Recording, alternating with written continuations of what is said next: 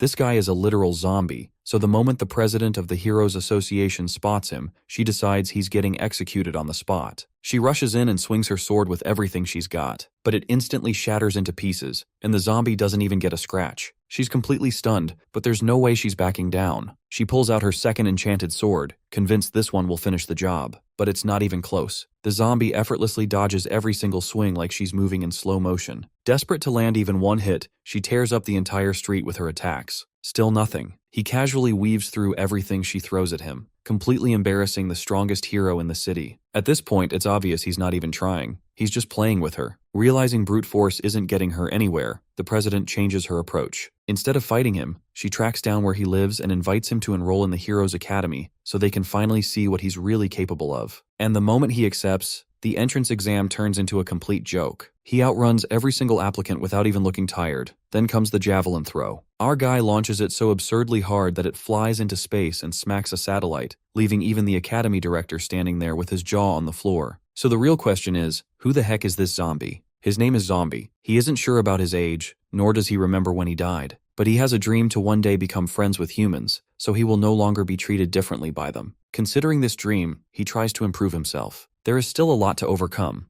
but by working hard, he believes he will succeed one day. He has actually helped a lot of humans in pursuit of this dream. He once stopped a plane from crashing into a football field, saving many lives. He also rescued children from a burning apartment, but in the end, everyone still freaked out because of his appearance. Originally, he wasn't like that. One summer day, there was a zombie apocalypse in his town. He was studying in school at the time. The apocalypse happened so suddenly that he didn't manage to escape and got bitten, becoming an ordinary zombie like the ones we are familiar with, until one day, humans started killing them. Humans burned zombies for fuel and also created a perpetual energy machine by exploiting them. Mr. Zombie was confused by the human-zombie hatred, but to survive, he decided to change himself and began training from that day. He lifted weights, ran, swam, and jumped around every day. He started resisting meat and survived only on protein powders for 3 meals a day. He continued to train at night until one day, he became strong and decided to live in human society by helping them change their perception of zombies. He wanted to live as a civilized, law-abiding zombie, like a normal person.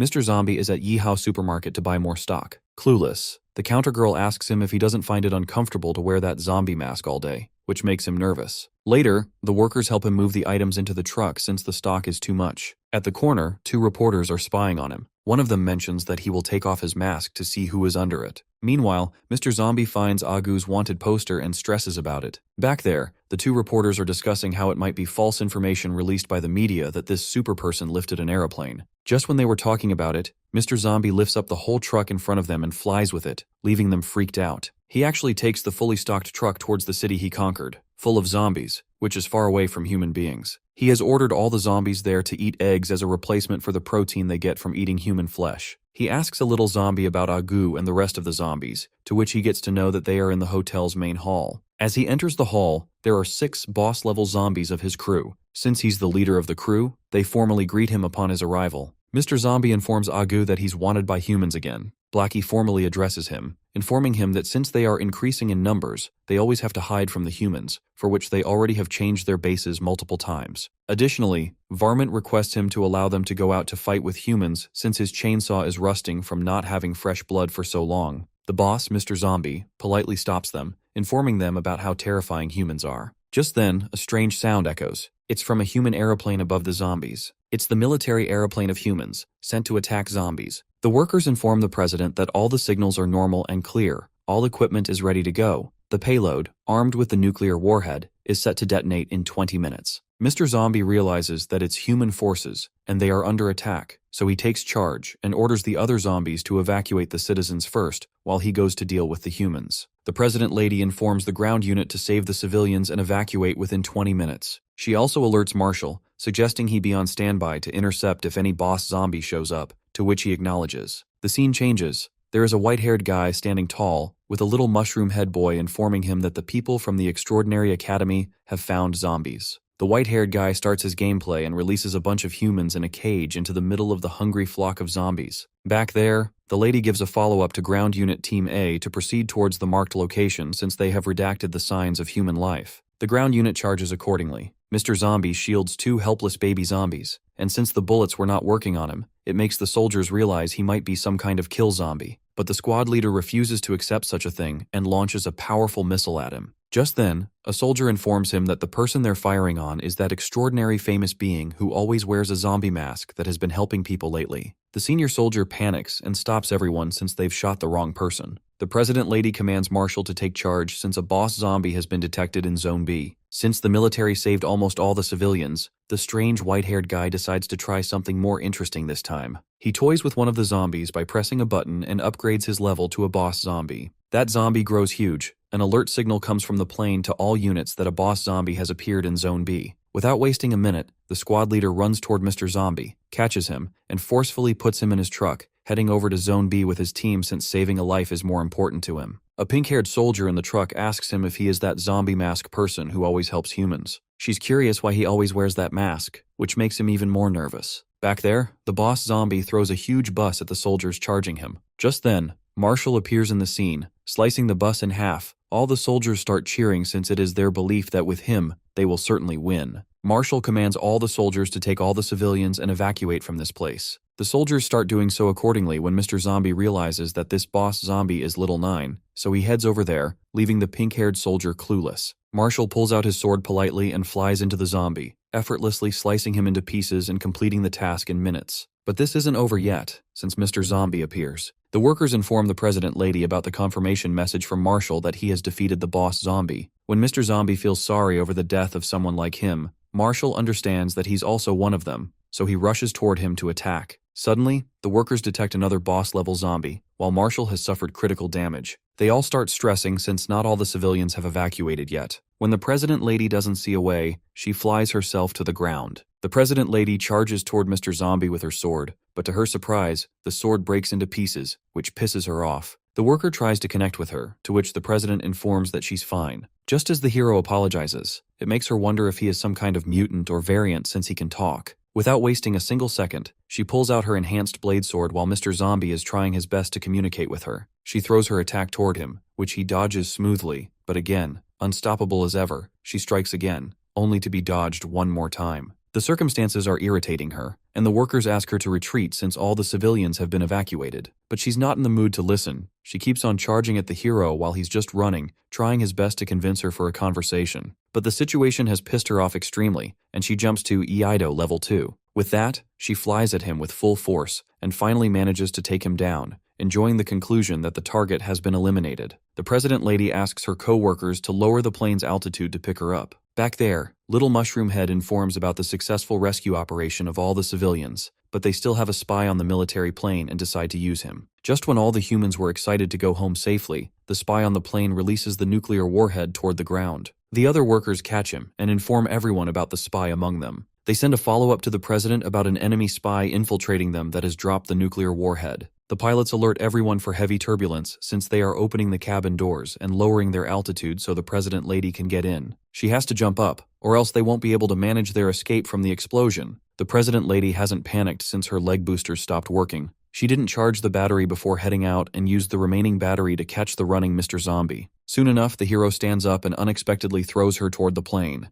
About the nuclear warhead, Mr. Zombie single-handedly catches the missile in the air, freezing everyone, which eventually blasts in midair. Mushroom Head is curious about a signal of life in the area of the explosion, but this is not the first time they have fought against those from the Beyonders Academy, and it won't be the last either. They will get them next time. In the plane, the President Lady is sitting alone while some workers passing by are wondering about her because it was strange how she spent her whole life fighting against zombies only to be saved by one in the end. Just then, a worker approaches the president, informing her about the misunderstanding she had about that zombie, who is actually a famous masked hero. They have confirmed that he has lived in the city for a while now and dislikes hiding his identity with a zombie-looking mask. Later, Varmint calls the hero to suggest not to worry about them since they got out safely and are looking for a new place to stay. Mr. Zombie confirms that he will find them once they find a place to settle down. After a while, the President Lady gets to know about Mr. Zombie's whereabouts and invades his house while he is working out. She commands her bodyguard to take everything from his kitchen, bedroom, and bathroom, while informing the hero that he has been accepted as a new member of their Beyonders Academy. They forcefully take him along with his belongings with them. Later, the pink-haired girl hesitantly questions the president if it is fine to just enlist him on their own since the academy has strict criteria for recruitment.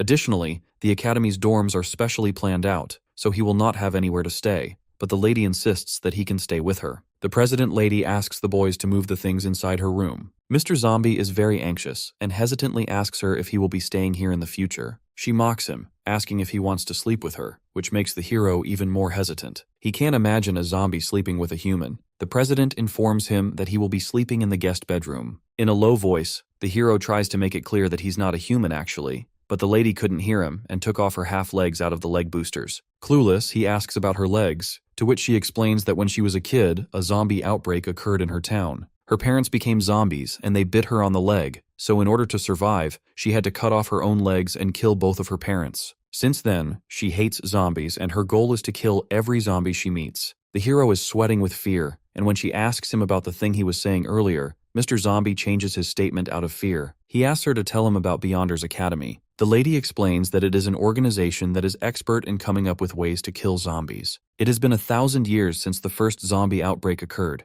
so in order to survive the zombie apocalypse, their sisters established the academy 2 centuries after the first outbreak. The academy's only purpose is to fight against zombies, and through the years, it has raised countless talents to help fight against the zombie apocalypse. This information hits his mind, according to his blurry memory, that he must have become a zombie at the start of the first outbreak, and he's now 1,000 years old. The lady suggests he report to the academy tomorrow, since she has already enlisted him through a back channel, and if he tries to run, the academy will investigate his motive for trying to run away. After that, she introduces her name as Violet. Side note, her name is Ziling as well as Violet, so don't get confused if we use one at a time, and mentions that Dawn will be the one to bring him to the academy tomorrow, for which she is sure that he must have already met her, but actually, he doesn't know anyone named Dawn.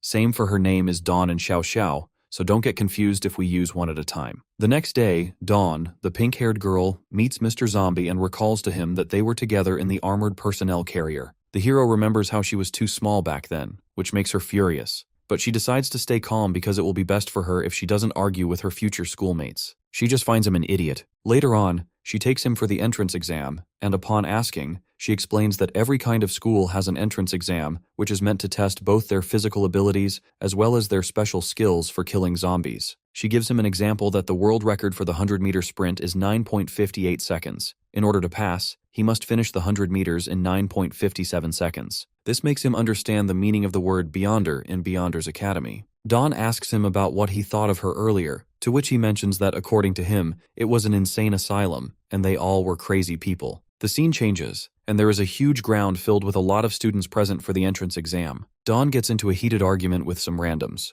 Mr. Zombie nervously asks her if someone who has lifted an entire aeroplane needs to take the exam, referring to himself, to which she explains that there are plenty of people in the academy who can lift planes. This academy is regulated by the old government, and everyone here has some sort of secret, and no one watches the news here. Soon enough, the sports department president Chen greets all the students, announcing that he will be the examiner for today's exam. He announces how it has been 800 years since their academy began. During this time, countless talents appeared and left. He mentions their ancestors who fought against the zombie kings back then, but he doesn't need these students to be able to split those mountains. Just as he continues, Mr. Zombie interrupts him with an innocent question about what will happen to a zombie if it is found inside the academy, to which President Chen explains that it will be torn from its limbs, then they will hang its corpse by the academy gate for everyone to see, and they will also neuter it. The hero is dead inside. Later, there are a bunch of training sessions for the students to practice fighting against zombies. Just like that, Mr. Zombie somehow got dragged into this insane academy and was forced to learn how to fight someone like him. Other than learning theoretical knowledge about zombies daily, there were also training exercises, which are making the hero sick. There were sessions after sessions. The examiner announces the next test, named Shot Put, and the students will need to hit 80 meters to pass, 100 meters to be qualified. The hero was trapped in the academy with a group of crazy people and is just trying not to attract any attention to himself by making sure to control his extraordinary strength. Soon enough, President Chen receives a message from President Violet regarding the newcomer named Zombie, in which she mentions that he's quite strong, but at the training sessions, he only manages to get a passing score in all the tests, which makes him wonder if he is pretending to be weak. Later, at the next session, a student hits the target with 32 km to qualify the test. The examiner invites Mr. Zombie since he's the next person, and when he is about to throw, the president stops him, mentioning that President Violet has already told him that this zombie-named guy is quite strong, but based on his current results, he has only managed to get a passing grade. President Chen doubtfully questions him if he's hiding his real strength, because all the people who manage to get in here try their best to be qualified, and no person dares to hold back. He suspects him of being a human, which makes the hero shake with fear. The examiner commands him to show his true strength, since he is not asking him to hit 32 kilometers like the previous student. But as long as he can beat a tenth of that, he will qualify Mr. Zombie, and if he cannot do that much, he'd assume the hero used some kind of practice scam on President Violet. Considering this fact, he will treat him like a spy and punch him. The boss zombie is now under full pressure. Although he doesn't remember much about his past memories, the people chasing him around when he first became a zombie must also be from this place. So in order not to become their fuel or an endless energy generation machine for them, he decides to throw it with all he can. Mr. Zombie raises his hand and throws the shot with full force, ripping the air apart around him. The javelin flies out of the earth and hits the satellite, causing a huge blast, leaving everyone speechless. Everyone freaks out upon witnessing his jaw-dropping throw. Mr. Zombie himself is clueless. He just tried his best, just as he was told to do, and now that he's qualified, he wants to go home. Dawn is confused by his decision because he can become a president with his current strength. She starts explaining to him about the authority he would have if he became president of a department. Using President Violet as an example, she mentions that Miss Violet can command armies of troops, tanks, aircraft, and long-range cannons. She even has access to nuclear warheads. Moreover, she holds the highest authority over a city of 30 million people. The mayor is just someone who helps her manage the city. She still has the final say. But the hero is not interested in these kinds of authorities. Later, Dawn takes him to the Department of Biotech, which is also called the Logistics Department. This is where all their weapons are made. There is also a family portrait of the former Biotech Department president, named Jamie, but they called him the logistics head.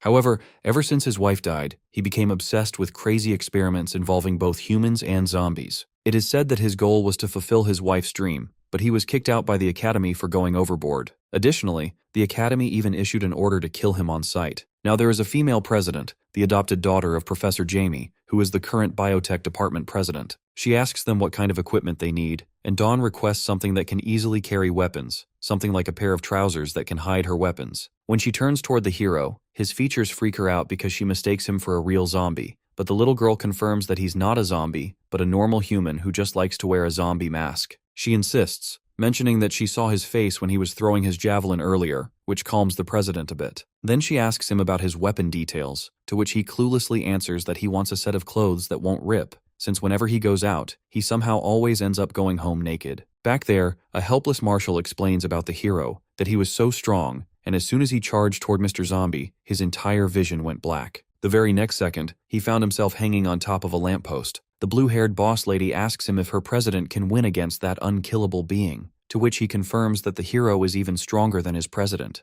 The boss lady curiously asks the name of that being. The boss lady is the president of the sword department, Zhang Lanqi. In the next scene, a theory-based zombie class is in session, where the professor teaches about zombie habits, how they discovered that zombies love eating eggs besides human flesh, so they must use their likes to their advantage. Their weakness, the head, is to be targeted when setting traps. Soon enough, an announcement calls all students to urgently gather at the gymnasium. President Violet is also there, advising both the hero and Dawn to stay mindful and not cause any trouble since they were both recommended by her. Lanky is present along with a crew member who thinks Mr. Zombie is a bit slow-witted, but cannot judge his strength just by looking. He asks his president for permission to go test the hero, and she agrees. Minutes later, the chief enters the gymnasium. Everyone bows to show respect. Dawn introduces him to the hero as the Mechanical Lifeform Department's president. The chief asks the president of the sword department not to cause trouble, so she leaves since the chief is more important to her than Zombie. She respects only the strong. The chief then appreciates President Violet, which makes the hero comment on the strange atmosphere, wondering if there's something between them. Dawn explains that the chief is Professor Jamie's masterpiece,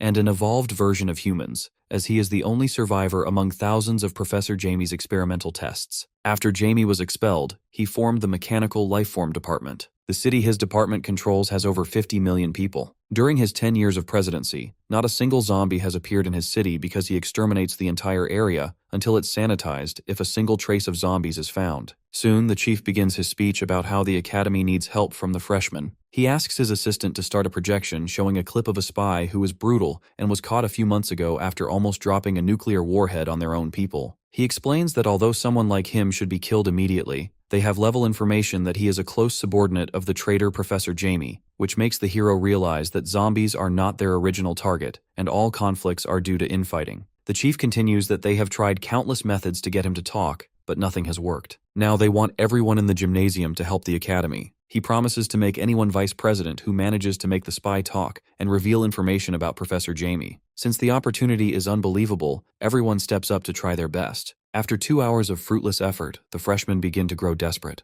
At first, the methods were normal, but they slowly turned much more unusual. Then the hero claims he can not only make the spy talk, but even make him sing. Dawn points at the hero, saying her friend claims he has a way, so the chief invites him. Mr. Zombie realizes that his subordinates have always been very obedient, but for some reason, in the past few weeks, they've been randomly losing control. Maybe this spy human can explain why. Just as he steps into the room, there sits a person in rough shape who refuses to say anything and won't betray his fellows. The hero gives him a slight cut on his hand, which makes the spy laugh. He mocks Mr. Zombie to at least use a little strength because he's not even afraid of that. The hero then asks him to stand up. The spy gets hypnotized and obediently spills his name when asked. Everyone is shocked by the hero's mind-controlling ability. The spy reveals that they dropped a medicine created by a brother named Faye onto the city. When zombies ate the medicine, they went crazy, and the humans were able to control them to a certain extent. This is how they used them to attack humans. Through the battles, they collected data on the Beyonders Academy. The spy doesn't know the reason, but was only tasked with gathering data on the members of the Beyonder Academy by controlling zombies to attack them. He even mentions a secret base where Professor Jamie is hiding, about 500 meters below H City. After that,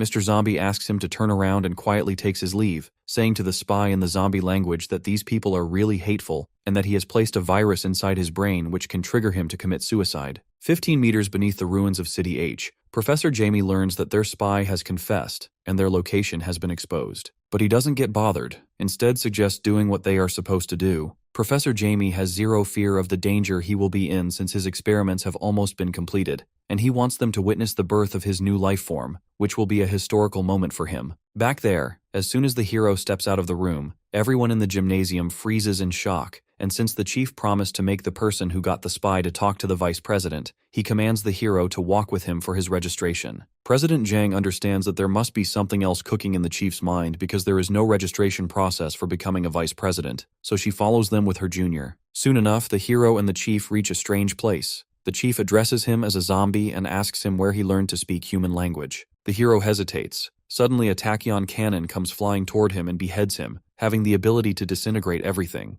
President Zhang almost gets hit by it, but thankfully her subordinate saves her. The chief calls the people back at the academy idiots for letting the hero staff into the academy, but Mr. Zombie couldn't manage to fool him. He thought the weakest part of the zombie had now been demolished, so he couldn't counterattack. But to his surprise, the hero charges forward with the speed of light and slams him into the wall. Then comes the lifeguard of the now helpless chief, who also gets destroyed by the hero in seconds. The president of mechanical lifeforms is now wondering how the zombie is able to move when his head has been beheaded. President Zhang and her subordinate are astonished by what they witness. Mr. Zombie throws a powerful punch towards the chief, but he dodges and pulls out his cannon, firing back. However, the hero is incredibly fast, manages to escape the cannon's range quickly. The boy with President Zhang is concerned about the chief, but Zhang Lanqi knows the chief's true strength will be revealed now and suggests moving further away from the area of effect. Mr. Zombie regenerates his head while offering a peace gesture, suggesting they have a conversation since he doesn't want to hurt anyone. But fueled by hatred, the chief calls out for his Model 1 and gears up in his full mechanical life form. The true battle begins as the chief charges towards Mr. Zombie, cutting through the thin air and punches him down. Without letting him fall, the chief throws him back into the sky with his fist. Now the hero is trapped in a whirlpool of punches, unable to defend himself. Finally, the chief delivers a powerful attack, slamming him down, and believes the zombie must have died. However, Mr. Zombie stands up again, revealing a stronger version of himself, leaving the chief in utter disbelief. Out of nowhere, the sky gets darker, baffling everyone around. They point at the sky and show it to each other with a look of terror in their eyes. Zombie now looks dead into the chief's eyes and declares that he's done being soft now. Lanky decides to leave at once. On the other hand, the mechanical life form doesn't get bothered by Zombie's threat. With that said, the fight between the two begins, while the Sword Department's president and her subordinate discuss how they have never seen this kind of zombie in the zombie database ever. As soon as they think they'd be safe by running away this far, something hits a building with great force and speed, passing just by their faces. The duo is shocked to see the chief lying there after getting hit by the building, while his arms and legs are gone. He yells out for 3 more models of his, but the hero kills them with an explosion. The chief then asks for the duo's help,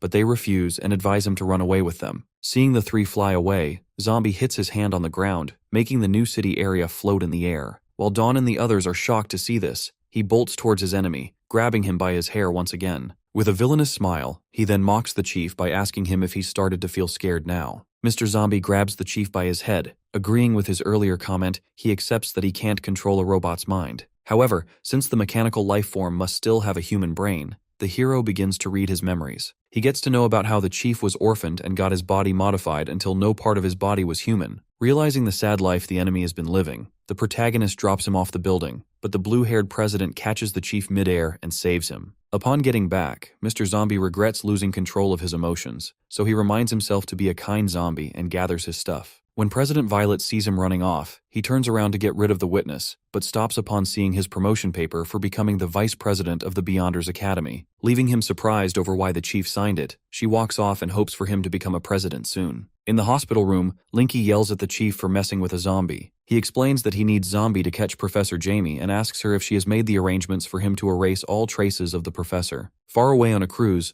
Zombie's crew fighters get to know about their boss being held hostage in a human city. Varmint, the creature with a chainsaw as a hand, decides to rescue their boss with the help of the zombies, whereas a purple-haired man thinks that their king is strong enough to fight for himself. Their conversation is followed by the announcement of the captain conveying the order of the command center, directing them to catch Professor Jamie at all costs. Back in the human city, Dawn and Zombie are wandering the streets when a group of commanders arrives and greets him with respect. Their leader then introduces themselves as part of the Central Command's 4th Division, the 56th Regiment, consisting of 12,000 people, and claims that they'll be taking his orders from now on. In order to test out if the commanders are really going to listen to his orders, Zombie asks them to kill themselves. However, when their leader pulls out a grenade, he snatches it from his hand and throws it away. When the two men in silver armor see this, they refer to the hero as an insignificant side character. They then come forward and say that they're from the Stainless Steel Academy, next to their academy. They are sent to help the protagonist in catching the target. On the other hand, the Sword Department's president and her subordinate call Chief Gang to help them out in Mechanical Lifeform's motive. Telling him not to pry into their academy's personal matter, the president begins to brief him on the details, telling how the hero is blocking the exit of the place they want to attack. When the man asks why they turned a newbie into a vice president and have him guard an important location,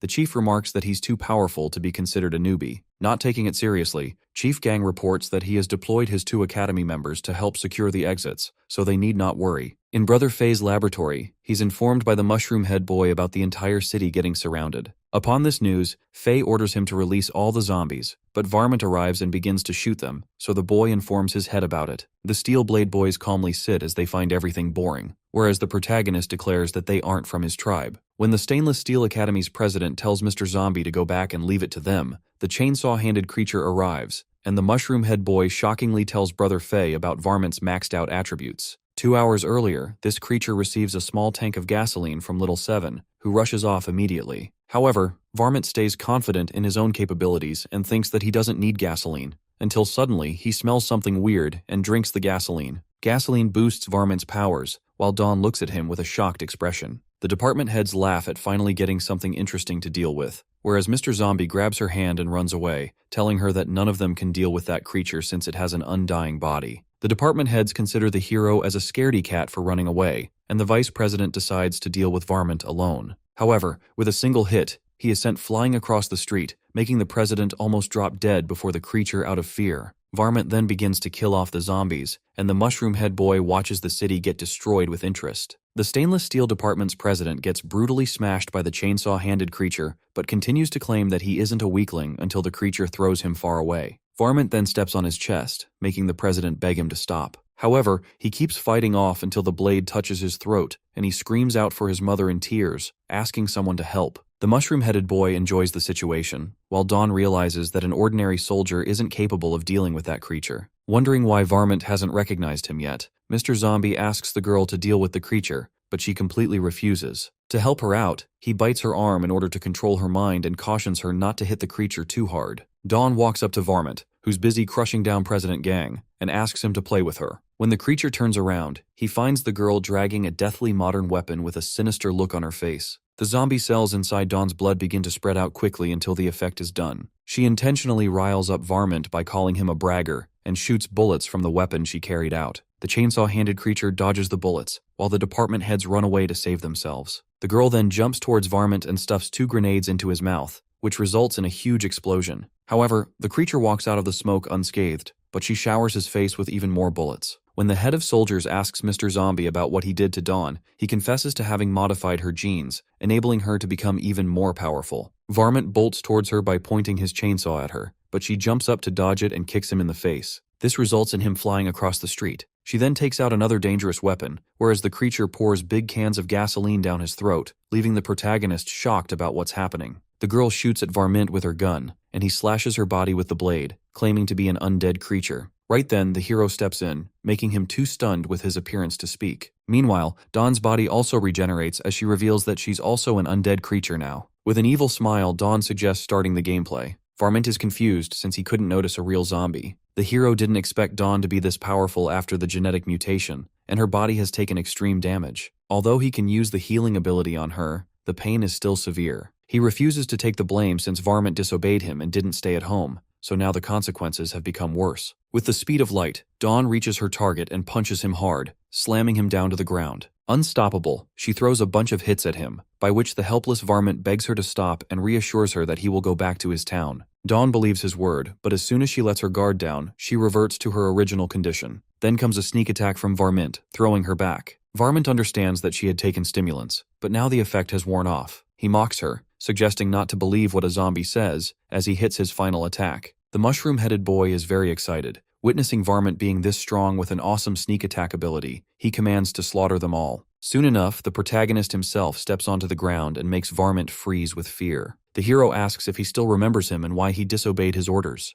Varmint recalls when a local in his town informed him about the gangster causing trouble who wanted him to be his underling. Later, he met the gangster, who was Mr. Zombie, and had a one-on-one with him. Mushroom-headed boy is continuously yelling at Varmint to attack the protagonist, but he is recalling how Mr. Zombie ripped his undying body into shreds, leaving him to dry on a tree for over 1,000 years. This memory has him shaking to death, and he takes off running, refusing to fight with the hero. The mushroom-headed boy is stunned, wondering how Varmint got rid of his control, since this is the first time anyone has ever been able to lose his control. Soon enough, Professor Jamie shows up and calms down the little boy, informing him that the Beyonders are about to come down any time. In the next scene, the helicopter has reached its target, and the pilots confirm their arrival to the president. Lanky asks the spy if he's sure that his brother is down there, to which he agrees by giving the additional information that there are 6 floors and the total area is over 11,000 square meters. Just then, one of the presidents jumps out of the helicopter, invading the area by demolishing it with his strength, which is even faster than taking the elevator. He claims that any problem can be solved by an absolute amount of strength.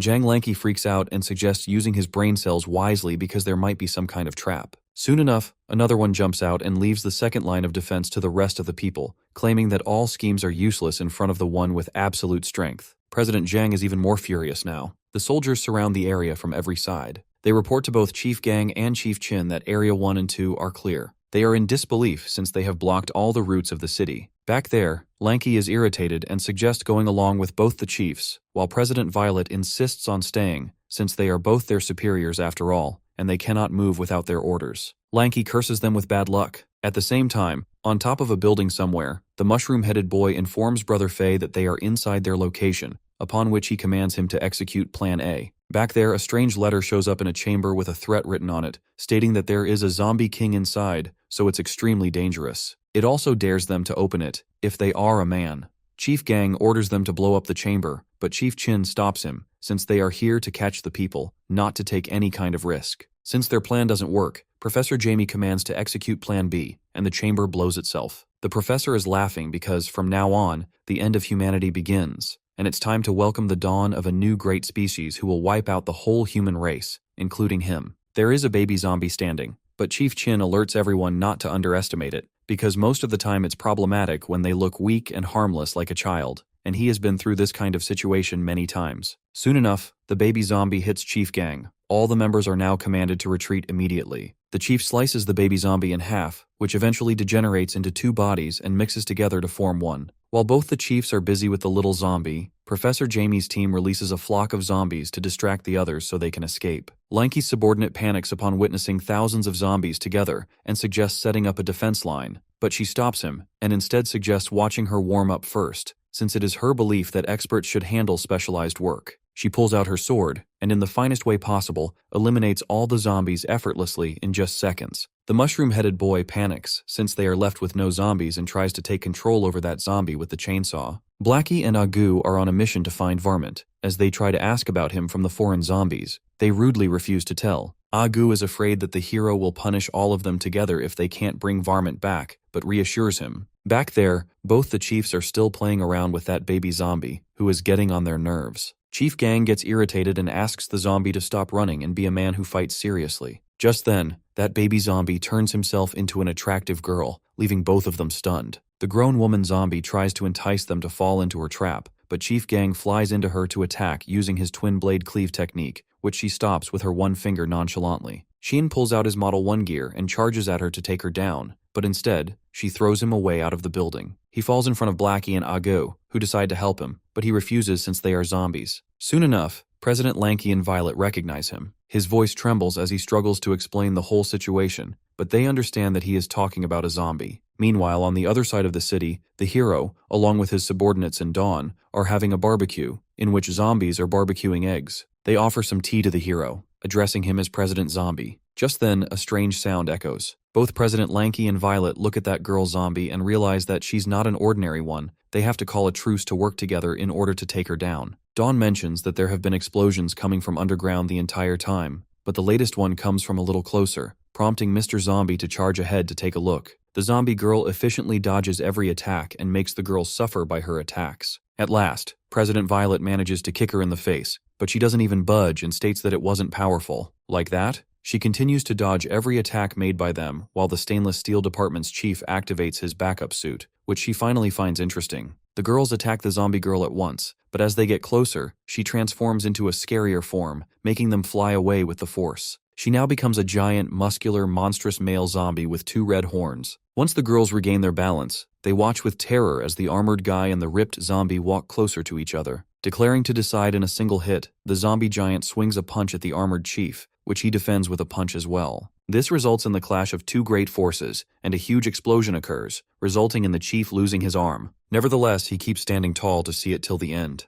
Mr. Zombie and his group, along with the head of soldiers, arrive at the place where the fight is happening. They are shocked to see when the Zombie King once again changes his form to kill Chief Gang, though he turns into a young boy instead of a giant, but with the same physique and features. The Mushroom Head Boy cautions Brother Faye that they've lost their control over the zombie, but he acts rather proudly about this. Nevertheless, the girls sneak attacks him, one from the front and one from behind, whereas the armor guy also lunges to attack. With a single flick of his finger, he throws all 3 of them off the building, and the girls fall at the feet of Mr. Zombie. The hero carries them both on his shoulders while his team looks at the two with great shock. On the other side, Chief Gang still doesn't give up, which makes the Zombie King annoyed. When President Violet reveals to the protagonist and others that it's the Zombie King they are fighting against, the Zombie King directs the army of zombies to attack them. The department heads freak out at the sight of the incoming zombies. Lanky asks Mr. Zombie to order everyone to run away since they can't compete against the zombies. However, the hero throws the girl down on the ground and screams at the large number of zombies, which results in them stopping immediately. Seeing the influence of the protagonist, the Zombie King gets confused about his identity. One after another, Mr. Zombie knocks down every zombie in his original form until it's the Zombie King's turn. He then declares the survivor to be called the King, and the fight between them begins.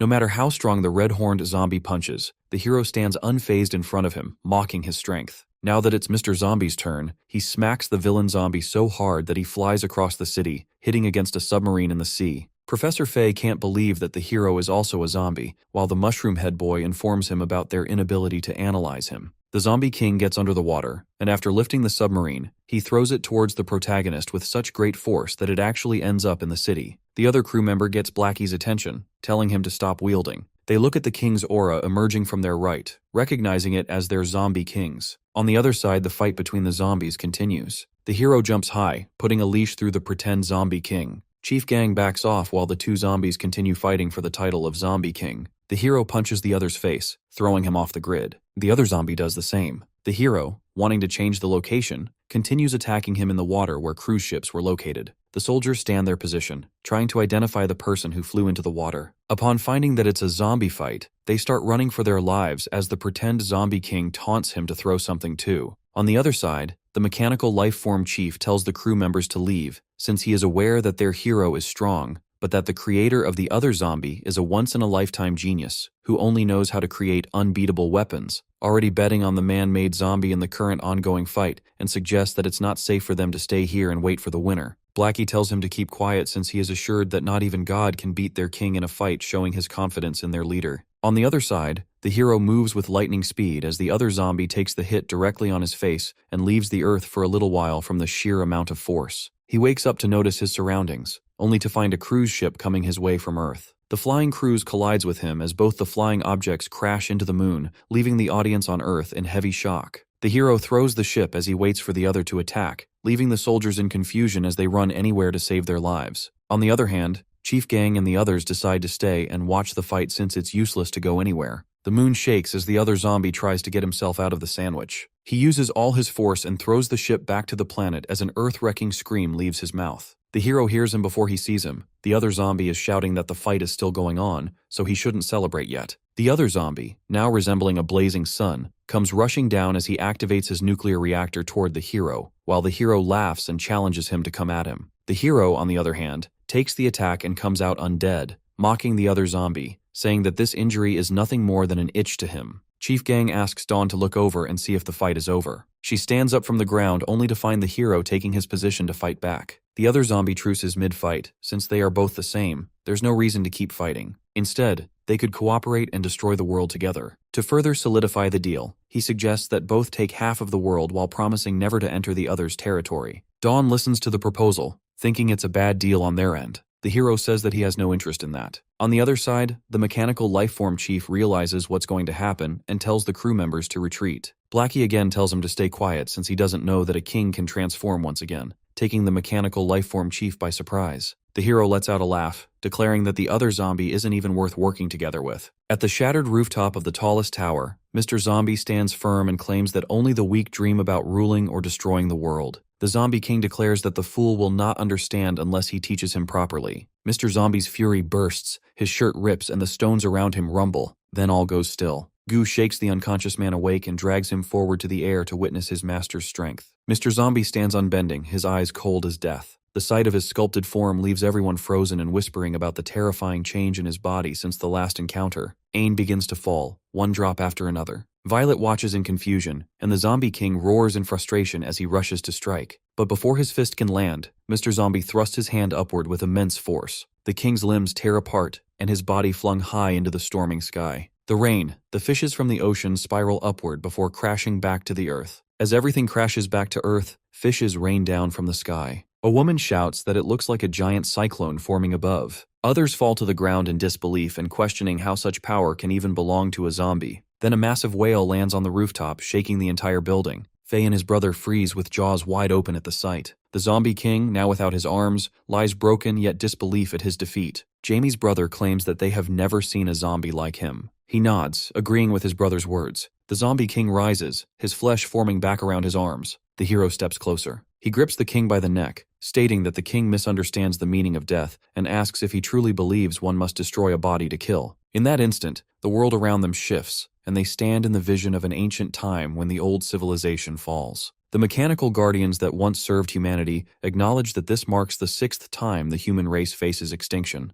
Zombies' grip grows even firmer and the air trembles around them. The king's vision blurs as energy surges through space. With a single snap, his soul leaves his body. Back on the ground, the hero releases the lifeless body from his hand, which falls from the rooftop and crashes into the ground. The crowd watches in shock, whispering if it is finally over for the Zombie King. Blackie claims that he must have been frightened to death after witnessing their leader's third form. The man beside him trembles at the thought. Jamie and his brother exchange glances while realizing that the battle has ended. His brother grabs him, urging him to leave quickly since all the coastal defense ships are already destroyed. Before they can move, a chill runs through them. Zombies' presence emerges from behind, making their bodies stiffen in fear. Jamie's brother whispers in disbelief, wondering how he even knows they are here. Mr. Zombie steps forward slowly, his expression calm yet cold, and asks if they wish to surrender at once, or if they prefer to join the dead body of the Zombie King. His brother surrenders at once. Jamie follows silently, and they both, who were meant to be executed on sight, are captured alive by President Mr. Zombie. Later, 2 women stand outside his office. One whispers in confusion,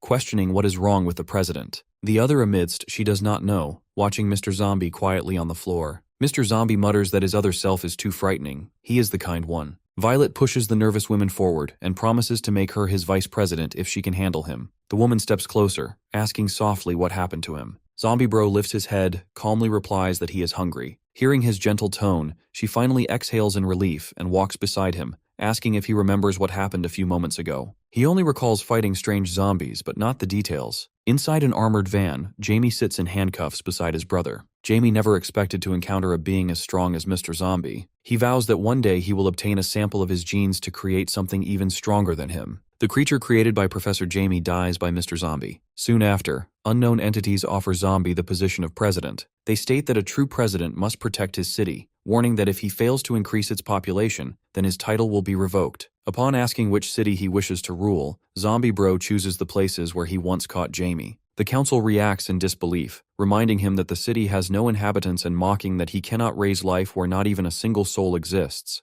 Mr. Zombie stands firm and refuses to change his decision. With his unwavering resolve, they approve his request. Zombie's single regiment expands into 4 and marks a new chapter in history. Humans and zombies working side by side to rebuild the empty city into a living home. From his high post, Mr. Zombie watches as his secretary reports that all citizens have arrived safely under his command. In the city, an officer's strict tone frightens a young zombie child who hides behind his mother's shirt. The officer assures them that the president's order is final and declares that all of them are equal under his rule, without any harm coming to them. They realize they now have a true home. Mr. Zombie observes that a race does not need war to prosper. His men nod in agreement, and one of them asks what to do with Varmint. Mr. Zombie orders to leave him hanging. At the main office rooftop, Varmint hangs suspended with bound limbs, pleading for forgiveness and promising obedience. Meanwhile, across the city, the local zombies celebrate their leader who grants them peace and shelter. Elsewhere, Violet crashes against a wall and coughs through the dusty disbelief in her eyes. A woman stands at a distance with a powerful weapon in hand. Violet stands still, her eyes locked on the girl before her, unable to believe that this is the same woman from earlier. The lady claims that she can still fight. Violet flies forward to strike from her back, but the woman twists her own neck completely around. She steps back while the lady draws out a dual gun and unleashes a storm of bullets. Violet dodges swiftly and swings her sword, stating if the woman wishes to become president, then she must prove her strength. She charges forward with a series of sharp slashes. The woman only grins wider, mocking her, but Violet's blade slices through her body cleanly, yet the woman's smiles never fade. Violet freezes in disbelief as the body regenerates before her eyes. The woman laughs again, standing upright with torn clothes still hanging from her. Violet steps back, calling the sight unreal. The woman throws a fierce punch that sends her crashing to the floor. She coughs and orders to stop the match. The woman halts, her body still radiating heat, and asks if Violet is fine, claiming she never meant to go that far. Violet stares, then asks if she truly is not a zombie after being bitten. The woman explains that she underwent a complete examination and everything in her body remained normal. Hearing this, Violet starts to walk away. Her secretary hurries after her and asks where she is going. Violet replies that she is leaving for H City immediately. Without delay, she boards her private plane and takes off. Upon landing, they head straight toward the main building. Her secretary is struggling to keep up. Inside the office, Zombie Bro is in a meeting with his close men, distributing responsibilities. He assigns the management of the city's treasury to his trusted secretary and declares that from now, all finances will be under his control. Violet burst on, breathing heavily. Zombie Bro asks what brings her and mentions that he was about to summon her for the city management report. Violet walks closer, grabs his head and forces him to bite her elbow. She leaves afterwards. Outside, her secretary questions how she could allow him to bite her. She declares that if it means gaining such immense power to survive any injury, then she does not care what the cost is. Meanwhile, Zombie Bro remains puzzled in his office but continues developing the city. Over time, the beings thrive, the progress of shops opening, even constructions and business rebuilding. At the other side, Inspector Chen examines Zombie's appointment letter with a sharp gaze, admitting that she cannot understand why the Academy chose him as a city president. Her guard speaks about the letter. She explains the appointment is part of competition among academies and stating that even without any slander, she dislikes Mr. Zomb. At the far north, mountains shine under layers of snow as a helicopter hovers above and a massive ship anchors by the frozen shore. The professor steps out, greeted by his research team. He asks about the report concerning the discovery of the ancient corpse. His assistant explains that during an experiment they uncovered a dried body believed to be thousands of years old. It is buried 500 meters deep in the ice, and they are currently lifting it using a crane. The professor instructs them to proceed carefully, warning not to damage the remains. The crane rises slowly, pulling up a giant block of clear ice with a human figure sealed within. The workers express astonishment, claiming that this may be the greatest discovery in human history, and waves them to lower it gently. He hopes this will bring new insight into their study of the ancient ones. From the back, a few unfamiliar workers approach. The professor notices their presence but remains focused. One of the operators continues lowering the ice when suddenly one of the strangers bites the worker's neck. The professor shouts in shock, realizing they are not part of his team. One of the attackers kicks him down and mutters about using him as a sacrifice. Before he can call for help, they drain the blood. Some of them sit back, while others carefully shatter the ice around the body. Just then, we see a lady breaking out of the ice and straight up asks the whereabouts of Mr. Zombie while everyone hails the queen. Landling reports that the hero is still alive and rebuilding his clan by mingling with the humans. Another attendant adjusted the queen's jacket carefully. Her jaw tightens at the thought of him living, and she mutters that she will not lose to him this time. At the provincial headquarters, several presidents gather to observe a restrained man they have captured. Violet states that she has never seen anyone like him, while another remarks that he does not even resemble a zombie. The man, discovered wandering near the North Pole and now lies chained to a bed as doctors attempt to control him. Violet orders a specialist to be called. Outside the building, armed officers stand in line as the hero steps out of his vehicle. The gathered presidents greet him, though some exchange mocking smiles. Our boy simply shakes their hands, content that his plans are progressing. Inside the observation room, the doctor invites him to assess what kind of creature the restrained man is. Mr. Zombie replied that he does not know his own true age, questioning how he can identify another being's origin. Yet he steps forward and inspects the bite mark on the man's neck. The man growls at him, but with a single motion of his hand, he silences him. He declares that the captive belongs to the blood tribe. The pressure from his presence forces others to stumble far back, and even the restrained man begins to tremble. As they all fall back, hitting the walls and collapsing to the ground, they question what has suddenly happened to President Zombie. Mr. Zombie seizes the captive by the neck and demands to know the whereabouts of the little red queen who once tried to poison him. The man trembles, pleading that he does not know. Zombie's dark aura fades and he returns to his calm state. The presidents witnessing the scene exchange uneasy glances, now fully aware of his strength. Mr. Zombie walks forward. One of them questions what he meant about the blood tribe. He warns them to stay cautious in the coming days, and begins to explain further, but pauses midway, admitting that he has forgotten the rest. Violet's eyes narrow in irritation at his careless memory, but he chuckles softly and promises to remember next time. Another president mutters in disbelief, calling it nonsense, but a single cold glance from Mr. Zombie silences him immediately. Meanwhile, rain falls steadily over the city. In an alley, they huddle under the torn umbrella, shielding their queen from the downpour. Nearby citizens scoff at their appearance, tossing a single coin toward them and mocking why beggars still exist if the government truly governs the city well. The queen shows frustration, but Landling quickly grabs the coin with desperation. She shouts at him, demanding why they even bothered to revive her if they have fallen to such a pitiful state. A woman beside her begins to cry, explaining the 1,000 years of hardships they have endured, pretending to be dead before Zombie Bro to escape his reach. She adds that they have lived in the same alley since then, and that Landling himself has changed. The queen's eyes harden as she mutters that once there was no need for war, but now she cannot even touch a strand of his hair. Landling insists that they revived her for a reason, and explains that they have obtained a crucial piece of information about someone who can help her become invincible. She demands to know who it is. He pulls out a folded paper from his pocket and reveals a picture. Inside the headquarters, near the massive machine, the prisoners remain chained and cuffed tightly against the metal structure. Zombie Bro enters the chamber with 2 others at his side. He gazes at the captives and questions why they have not been executed yet.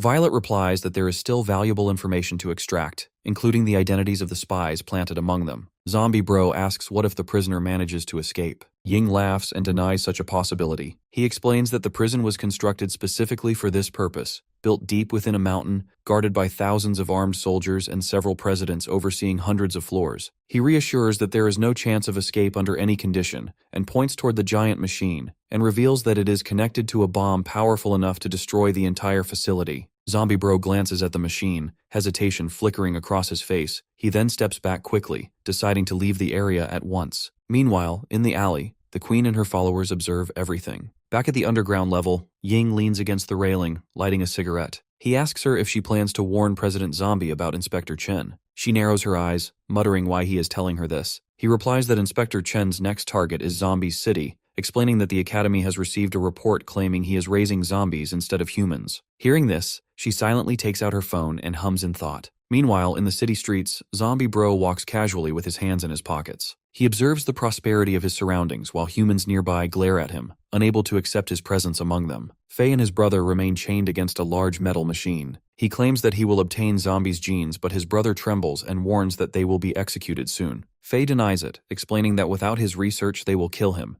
and before being captured he already ordered others to send his data to a place even he doesn't know. He calls their captors fools and promises that they will regret keeping him alive. His brother refuses to believe that anything stronger than our zombie can be created. Faye states that if they find a vessel strong enough to carry Zombie's genome, the rest will be easy. His brother keeps doubting, reminding him that they are trapped in the highest security base with no escape. When the food delivery robot arrives, Faye instructs the robot to follow his discussion and guard the vessels carefully. He asks where the Zombie King's corpse is kept, and the robot answers that it lies on the 200th floor under the watch of 2 chefs. At another place, Zombie's phone rings. A woman informs him that the gang has reported him to Inspector Chen, who investigates the president's life. She warns that Chen is heading toward Zombie's city, and if she discovers his true nature, he will be dismissed immediately. Mr. Zombie hesitates, but she shouts that she knows about the cities he made for zombies and ends the call. A chill runs through his body as he tries to think of a way out. His eyes then shifted toward the reflection of the makeup display across the glass wall nearby. At the same time, Chen steps out of the car as the secretary mentions that the plane is ready. She stands firm and determined to find a reason to remove Zombie's name from the president's list. Several vans loaded with makeup kits crash onto the ground from the sky as President Mr. Zombie lands firmly beside them. He walks toward the main entrance of his building while his secretary hurries to ask what has happened. Mr. Zombie answers that the Inspector Chen is arriving for inspection, and he orders that all truck supplies be distributed across the cities and that every zombie must disguise immediately. He warns that if she uncovers the truth, then they will lose everything they have built. The secretary orders their men to send the vans to every zoned city and tells everyone to use makeup if they do not wish to live on dirty streets or dark alleys. He then applies makeup himself, while Gu questions whether it truly works. He replies that the king must have his reason for this command. Across the zones, some shout to remind others that if they refuse to use these makeup kits, they will return to living under bridges like in their past lives. A mother with her young son pauses as he asks what it means. She realizes that the king wants them to disguise themselves as humans, so they hurry to collect a set and seek guidance. The boy asks her to try it first, but when his mother turns, her appearance changes into a graceful woman, leaving his son stunned. Back at the office, 2 giant creatures ask Gu what will become of them, and the secretary answers that they must act as the president's pets. Soon, they stand at the airport, waiting for Chen's plane while holding their rope. They wonder why the king ordered such a thing, but the secretary silences them immediately. In the zone city, Inspector Chen arrives with her guards. One of them remarks that choosing for inspection here first was wise. Chen explains that since there are few presidents in the province, their arrival likely leaked already. She moves deeper into the city, ordering that the best investigation begins not from the top, but among the civilians to witness the real face of President Mr. Zombie. Behind her, the guards whisper about her strong dislike for this president, yet before they finish, Chen turns and states that she already heard. She adds that since the overseer gave away authority to anyone for becoming a president, and only someone with leadership qualities deserves to lead humanity like her Lord Overseer himself. As they move deeper into the city, Chen orders them to begin inspection. One guard murmurs that it has been long since anyone saw the overseer, while the other replies that he will return once his exploration ends. At the airport, Blackie waits with the pets, glancing at the sky. He mutters that this should be the exact moment of her arrival, yet the side one suggests waiting a little longer in case of delay. On the street, Chen shouts in frustration and realizes that the people resemble zombies more than humans. She curses the president for building such cities and orders her guards to record everything as proof to remove him. Inside the office building, President Mr. Zombie shivering against the glass after finishing his meal. So Gu asks his side monster about the food he prepared. He admits that he made spicy scrambled eggs. Shock strikes as he explains that the chilies have triggered the president's berserk state.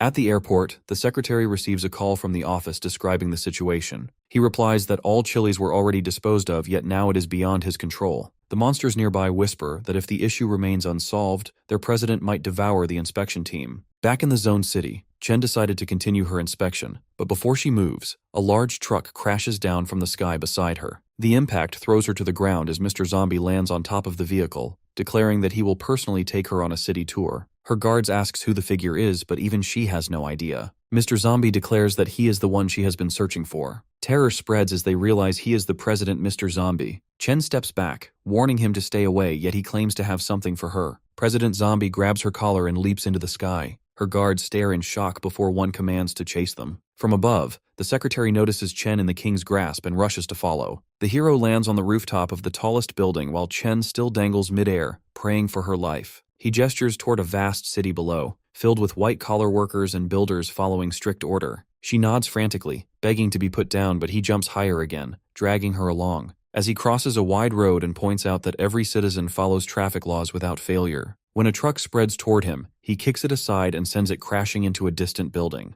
Her guards take a cab but witness the wreck, but Zombie's men are already rescuing the driver. Chen accuses him of killing, yet he calmly explains that his people never let civilians die. When the guards reach the street and call her, the hero tosses Chen back toward them. They catch her safely as he turns away, his voice declaring it his domain and daring her to challenge him. After hearing the challenge, the guards exchange looks of disbelief and murmur that whoever called this man weak must have been blind, for he appears more inhuman than ever. They whisper to Chen to leave at once. The hero warns them to depart before he changes his mind, yet Chen tells him to wait. She admits that he manages the city well, but as a president, strength must match leadership. His monsters tense, halting his steps. Chen questions his ability to protect an entire city, and her tone filled with doubt. One of the creatures moves swiftly, covering her mouth, but she provokes further with her eyes. Moments later, they are dragged to the beachside. The hero stands near the waves while Chen watches with curiosity. One of his men whispers that the air feels heavy with danger, and she demands to know why they are brought here. Gao beside her mutters that whatever happens now is her fault alone. Chen stares at Zombie's back and asks what he plans to do. As the wind shifts, the guards notice the rocks in the sand rising slowly into the air. Zombie Bro focuses his graves and closes his eyes, leaving them frozen in shock. He makes both the waves and the rocks freeze in midair. The air thickens with the energy while Chen feels the charged pressure closing around them. Before they can react, a thunderous burst throws them far across the sand. One monster catches a falling guard while the others crash onto the shore. When the smoke clears, they realize Zombie Bro is gone. Gu places a stethoscope on the sand and gestures toward the sky, urging them to look. Through the lens, she sees Zombie Bro standing on Saturn far from the Earth, and shock spreads among them as disbelief turns to fear. From that distance, Zombie Bro draws power into his arm and throws a single punch across space. The force strikes the ocean below, creating a massive explosion visible from space. His men step back, faces stuck but the shockwave as the waves rise like a towering tsunami. They rush to escape, and alarms ring through the tower building while the defense system activates in hastes.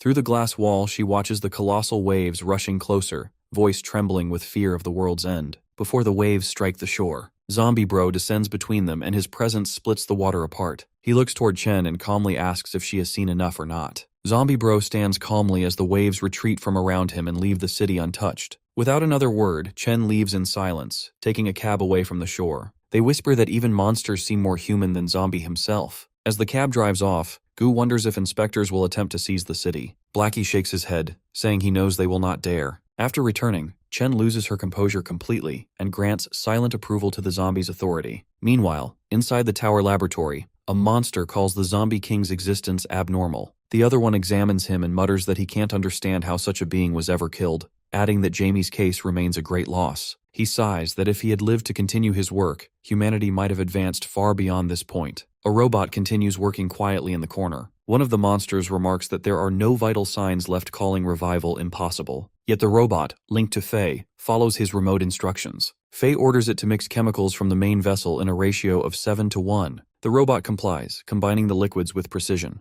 Though the Zombie King's consciousness is destroyed, his body remains intact and leaves a faint chance of restoration. Faye directs the robot to inject the mixture at the right moment. A monster nearby claims he will patrol the area, but the doctor scoffs that there is nothing to guard 3,000 meters underground. Before they can react, the monster notices the robot injecting the corpse. He slams it against the wall, demanding an answer, yet the ground shakes violently as the ceiling cracks open. The Zombie King rises from the table alive once more. Faye's voice echoes through the device, commanding him to kill everyone in sight and release them in exchange, promising even greater power than the President Zombie Bro itself. A plane flies above the massive hole in the earth, shaking through the air currents. The Queen suddenly kicks the entrance door open and stands at the edge as the wind howls around her. The plane tilts out of balance while her assistant shouts to calm the frightened passengers. Some soldiers press their guns at the pilot's head, warning him to stay still until their mission ends. The Queen speaks to her lieutenant that the enemy has early warning systems covering 100 kilometers, and this route is their only entry point.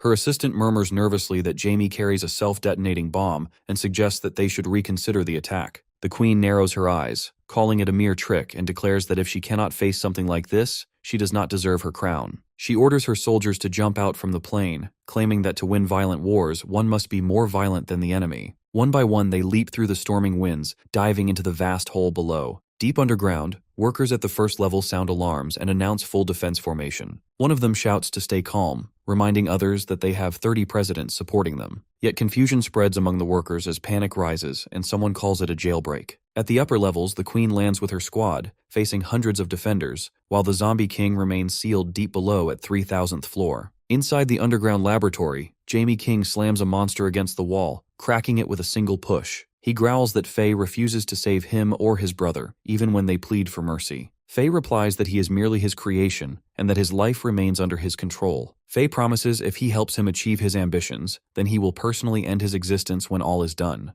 The zombie king stares at him, claiming that humans are far more terrifying than any other creature, and asks about a power equal to the president's strength. Faye assures him that his word never changes, and the experiment will make him stronger than ever before. The queen and her fighters descend through the levels, clashing with workers who try to defend the underground base. Some grip their weapons tightly and demand to know their identities, but their voices tremble in fear. Two powerful presidents observe from a distant corridor, unwilling to waste their strength in a meaningless fight. She steps forward and commands silence. Her voice echoes through the chamber as she offers a choice between two paths. Either they hand over Jamie, or she will make them experience her real power. One of the guards rushes at her with a metal rod, but before he reaches close, two sharp waves of energy slices through the air. His arm falls to the ground and he collapses in shock, unable to understand what just happened. Far below, beside the massive machine, Zombie King unlocks the restraints around Faye and his brother. His brother questions the risk of the bomb, warning that it will explode if anyone gets too close. Faye mutters that no system is flawless. He explains that once the power shuts down, there is a brief moment before the sensors reactivate. The queen appears and declares that anyone who cannot even touch a single hair of Mr. Zombie after his second phase does not deserve to become his vessel. Faye freezes at her words while Zombie King stiffens. The queen offers her own body as the vessel instead. Zombie King questions if she truly believes that she is stronger than him. She replies that not only is she stronger, but he may test it if he doubts her. He throws a powerful punch, but she swiftly counters with a strike across his face. The impact sends him flying back, crashing against the massive machine. He mutters that her power feels equal to President Mr. Zombie himself. Though, King stands again, rage flashing in his eyes, and decides to trigger the nuclear bomb mentioned before, vowing that if he cannot win, then everyone will perish together. The others behind him shouts for him to stop, but he ignores and approaches the bomb. Faye's brother calls out, reminding him that he once said he is unreliable. The machine begins to vibrate violently, its systems bursting in sparks, but before the explosion takes place, the queen raises just gestures at the nuclear and it reverts. Plus she uses it to crush Zombie King beneath it. Then she rushes again, lifting King by his neck in midair. Her grip tightens as she demands to know how he was killed by Mr. Zombie. When he looks her into her eyes, he spots the same terrifying spark that once belonged to Mr. Zombie. Realization dawns on him that they both are remnants of an ancient civilization. She squeezes harder before hurling him to the ground. The impact echoes through the chamber, ending King's chapter there. Thus the Zombie King is killed once again by Queen Red. She asks Jamie if she is strong enough to become his vessel. Jamie accepts her offer. At the office building, Violet rushes toward the president's chamber while Goo tries to stop her, warning that it is not the right time to meet him. She insists that it is an emergency and demands to see President Mr. Zombie. He refuses, calling it dangerous, but walks ahead to confirm by herself. Mr. Zombie turns his head with a glass of wine in his hand. A chill runs through her body as she sees the darkened form of him. She asks about his sudden transformation. So Mr. Zombie replies that he just finds it interesting to change things from time to time, then questions the reason for her visit. She informs him that Jamie escaped. He calmly remarks that someone like her could never stop Queen Red. She questions how he already knows something that happened only moments ago. He answers that whenever she uses her bloodline power, he just senses it naturally. Confusedly, she mutters that she must report this to the higher authorities. Before she can move, Mr. Zombie pulls her back, her shoulders pressing against his chest. He suggests she should stay a while to eat and let him show her the city. Her eyes widen as she forces herself free, warning him not to play games and reminding what he did to Inspector Chen under the same excuse. Mr. Zombie takes another sip of wine as she turns to leave, declaring that she has no time for his tricks during an emergency. But his voice stops her when he asks if she does not wish to know how he uses his bloodline power. His words freezes her steps. She turns slowly, realization dawning, and she teases that in that case, this lady will consider it a date. Meanwhile, in the hospital, doctors rush the injured men through the corridors on stretchers, as one of them struggles to speak. The doctor leans closer, realizing he is still breathing. The man gathers his remaining strength and requests to call the department head. Inside the laboratory, the queen sits calmly while leaning back. One of the presidents admires the creation, claiming it is his first time he sees such a perfect body. Jamie dismisses it as unscientific. Another one questions the danger of experiment and if his genes truly are able to strengthen their queen without harming her. His brother responds with confidence that Jamie's research stands at the pinnacle of all human knowledge. Jamie focuses on the monitor and explains that there has already been a successful enhancement before, although all those cases were aided by Mr. Zombie himself. Since their queen is not human, then there should be no problem. He adds that all they need now is Zombie's genes. Landling questions if he really expects them to approach Zimby for a single hair. He smiles and replies that he is not fooling about seeing anyone to their death. Another demands to know how he plans to obtain it, then for Zomb isn't generous enough to hand it over. The queen also glances at him in silence. His brother chuckles and reveals a small tube filled with green liquid, claiming that something like this cannot stop them. They looked in disbelief, questioning how he managed it. Jamie calmly explains while missing the chemicals that a woman once came to if she had turned into a zombie, and during her examination, he secretly drew a vial of her blood. He remarks that having a spy among the enemy is always useful. They show no interest in his explanation, and he orders them to begin the process. As afternoon turns to evening, at a restaurant, Violet sits across from Mr. Zombie while the chef places the dishes before them. She crosses her arms and comments that his power hardly matches its name, asking if it had any side effect or if he cannot revert back. She demands an answer. Suddenly he turns back into his normal calm state, which infuriates her. She shouts not to turn quiet after she gave up an important task just to go on a date with him. She shakes his shoulders, insisting him to stop pretending and change back. He pushes her gently, reminding her that she came willingly. Furiously, she turns to the chef and demands chilies from his kitchen. The chef nervously replies that every chili in the city has been confiscated by the department head. 2 months later, in the hospital, a woman sits near his hospital bed and remarks that it is her second visit to see him in the hospital. He speaks through the breathing mask, asking if she sent the message before he lost consciousness. She confirms that she used his satellites to send it as a red-level emergency as soon as she learned what happened. He answers that their opponent was not ordinary. Even the nuclear bomb was neutralized and reversed. He adds that she is not from this era for sure. Deep underground, near the damaged machinery, several fighters stand looking upward at the destroyed layers above. One remarks that no one could have imagined a whole city buried under this place, and that their technology was advanced, but still perished. Another nods, but before they speak further, one of them runs up to the leader shouting that it is an emergency. An old corpse lies at the stone steps while the fighters gather near it. One of them calls to head and reports that Professor Jamie, who was recently caught, has escaped again. Whispers spread among the team as the news travels quickly. The head explains about the corpse they found. He states that the body has more than 130 fractures already, plus every remains here is burnt completely, then asking why the corpses did not rot even after 1,000 years. He claims that they are empty shells with no value for research. A fighter besides him mentions that there are traces of a massive battle in this site with such advanced technology. He wonders what kind of monster could have caused this. The head brushes it off, saying there is nothing else worth studying, and asks about the emergency report. He replied that the academy recently recruited a new president who captured Jamie, but for some reason he escaped again, and many presidents were injured in the process. He orders us to move out at once. Before they leave, a fighter points at a strange mark on the ground, asking what it is. When he presses it, a bright projection activates from behind the corpses they found.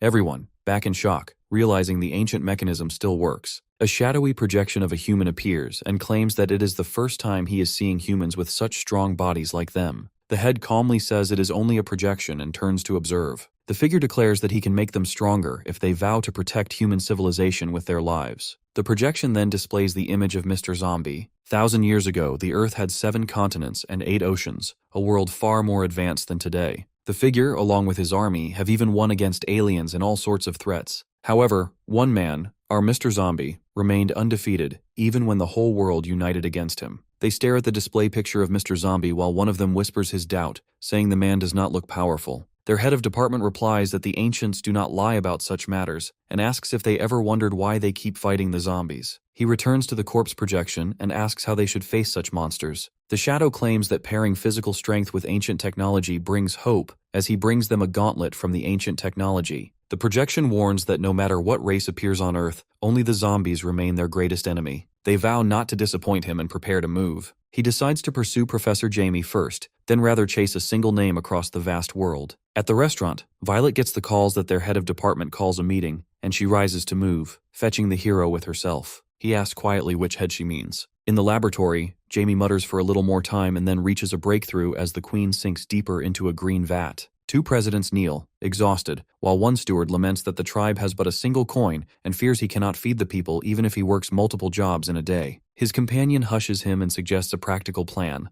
offering a plan to rob a bank where people move slowly. She promises that with their speed it will take only 10 seconds instead of 30. He finally nods in agreement. At the headquarters of Guangzhou province, subordinates report to the department head about all the presidents arriving, so they should start the meeting now. Hearing this, the department head immediately puts on his helmet. With his command, a row of black cars slowly set off. Alternatively, when the hero and Violet came to the headquarters for the meeting, a bank in his hometown was being targeted by some thieves. Lang Ling is squatting on the street, finding all of this very slow. Right then, a van stops in front of him. Thus, the Drama King signals his subordinate to start the operation. Getting in the van, Lang Ling and his team immediately grab their gear. Being confident, both the companions assure him that they have scouted a place having very few people, so Lang Ling shouldn't worry, because according to them, they are professionals when it comes to robbing a bank. While Blackie is being informed about the release of February's financial reports, the group of petty thieves begins breaking into Zombie's bank. Meanwhile, his staff informs him that the calculations are complete.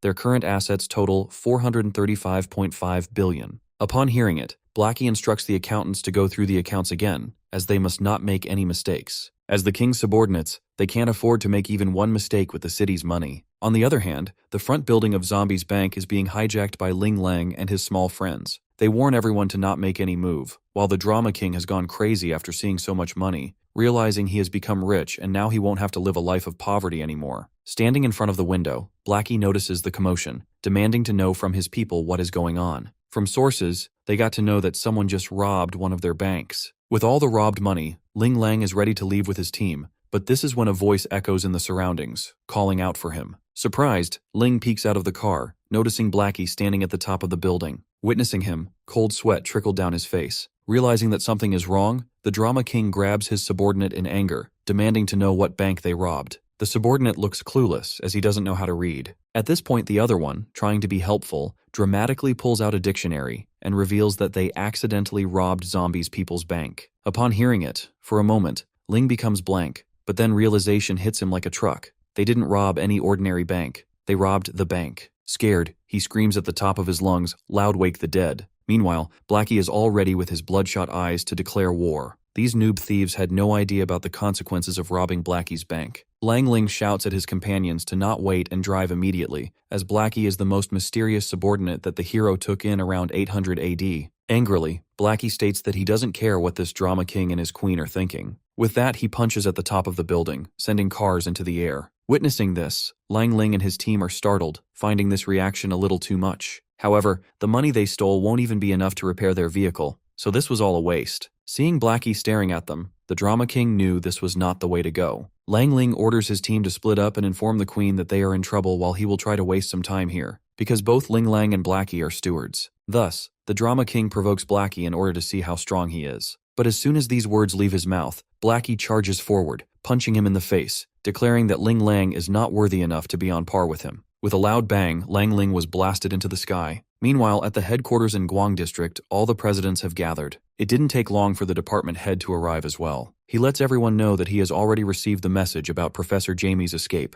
but before that, he wants to announce something more important than that. At this moment, the department head signals his assistant. Therefore, they pressed a button, raising a platform from underground, carting a golden arm. Knowing that everyone is confused, the department head explains that this is a piece of technology from old times. Upon receiving this information, some presidents are awestruck, while others look at the department head with envious eyes. Furthermore, he explains that his discovery took place deep within a canyon, but by the time he reached the site, any traces of valuable information about the ancient civilization had already deteriorated beyond recovery. This piece of information makes Ying from the Iron Club Academy excited, as this is an ancient technology. Though the department head suggests they don't use this against Professor Jamie, as it will be saved for an even bigger threat. Because, according to the records left behind by a projection of the ancient people, there exists an even far more terrifying monster that inhabits the earth. Additionally, the old-time people were destroyed by this very monster, resulting in their disappearance. Having said that, Violet confirms if this is true or some kind of sick joke, because is it really possible that there is a monster here that could wipe out the entire ancient civilization?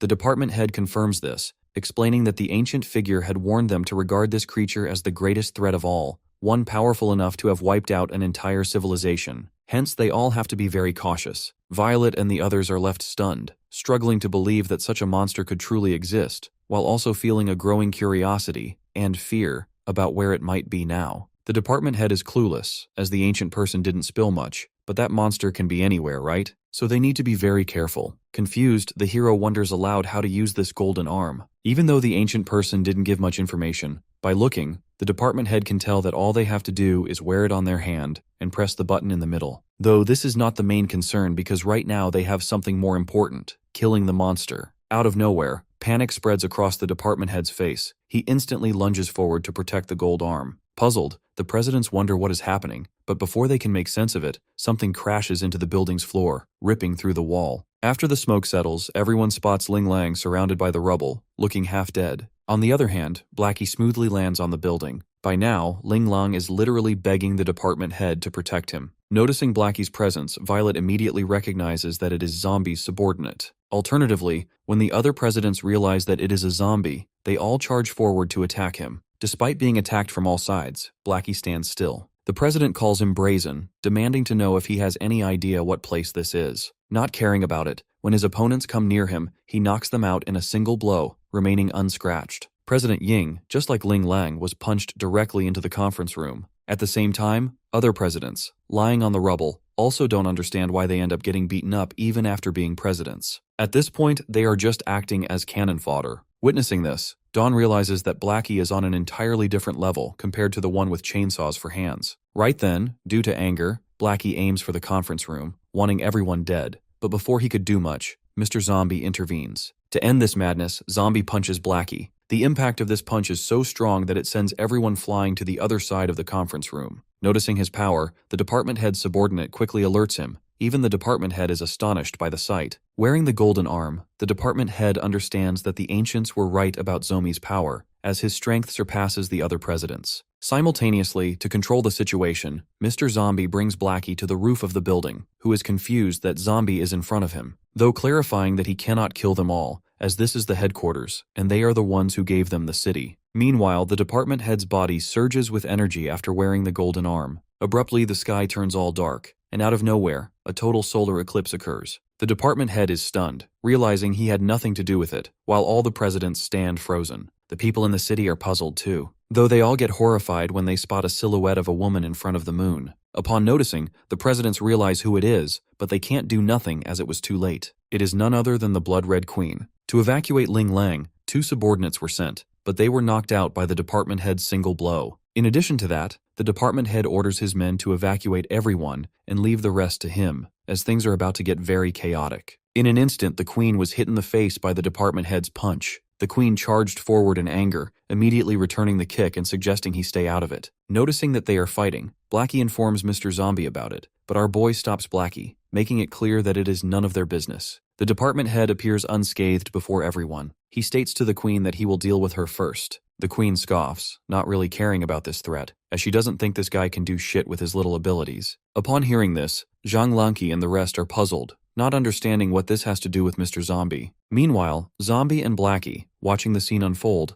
are also confused, as it seems like the department head has lost his mind. Just then, the department head begins to use the power of the golden arm glove. As the button activates the arm, a powerful energy envelops the arm. Seeing this, the queen swiftly charges towards her opponent. Soon both of them hurtle towards each other, just as they are about to collide. On the other side, the department head gathers all his power onto the glove and launches a full-force attack against the queen. With a loud bang, the two collide directly. The powerful impact sent Dawn and the others flying. Right then, with a crack, the glove that condenses the crystallization of ancient technology was deformed by the queen's punch. Immediately after, the vampire queen exerted her power again, and the department head screamed as he was slammed into the building. The queen snorted disdainfully while the department head grumbled, removing the golden arm, as this ancient technology is a complete sham. At this point, he regrets being dependent upon this piece of garbage and not fighting with his own abilities. The queen acknowledges that among all the humans she has met, he has the strongest physique, and if he was born 1,000 years ago, with this kind of technology, it is uncertain who would have been the victor, though she pities him due to the fact that now she has to finish him.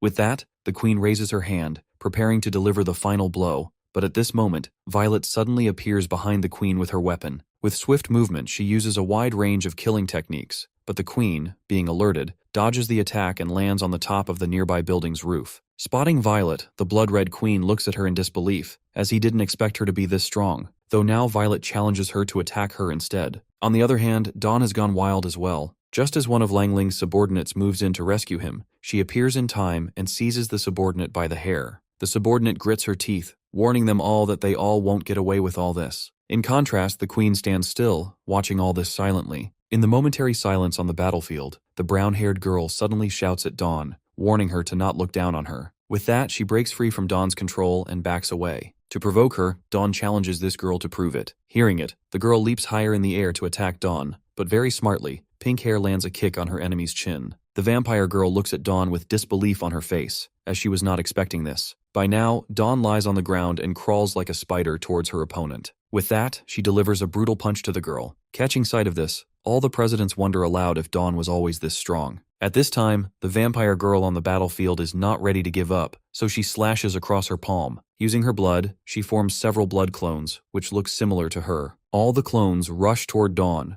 but she, being herself, easily identifies the real one and delivers a swift kick to the true vampire girl, making her realize that Dawn is indeed human. Because of this, all the clones instantly dissipate. Meanwhile, the vampire queen on the other side also launches an attack on Violet. Moreover, Violet swings her blade, creating a flurry of blade shadows that easily deflects the queen's attacks. The powerful force radiates from Violet, spreading across the entire area. The headquarters could even feel the vibration. This seems unreal to all the presidents, and her condition reminds them of something. Alternatively, the queen chuckles as she understands that Violet is also someone who has been strengthened before, but she is not the one the queen is looking for. The queen clarifies that she wants Zombie so that she can take revenge for the humiliation from the past. Right now, the queen's expressions turn into something dark as she elaborates that she has suffered 1,000 years for this moment, and she can easily torture Violet to death with her strength. Hence, the vampire queen suggests the girl stay out of this matter. Acknowledging the queen's current power, Violet admits that she wouldn't be able to defeat the vampire queen even with stimulants. However, if the queen is relying solely on that power to overpower that petty fellow, Violet strongly disagrees. Violet covers her face and suggests showing the queen something fun. Having said that, the vampire queen looks puzzled, wondering what fun this girl is talking about. Placing her hand on her face,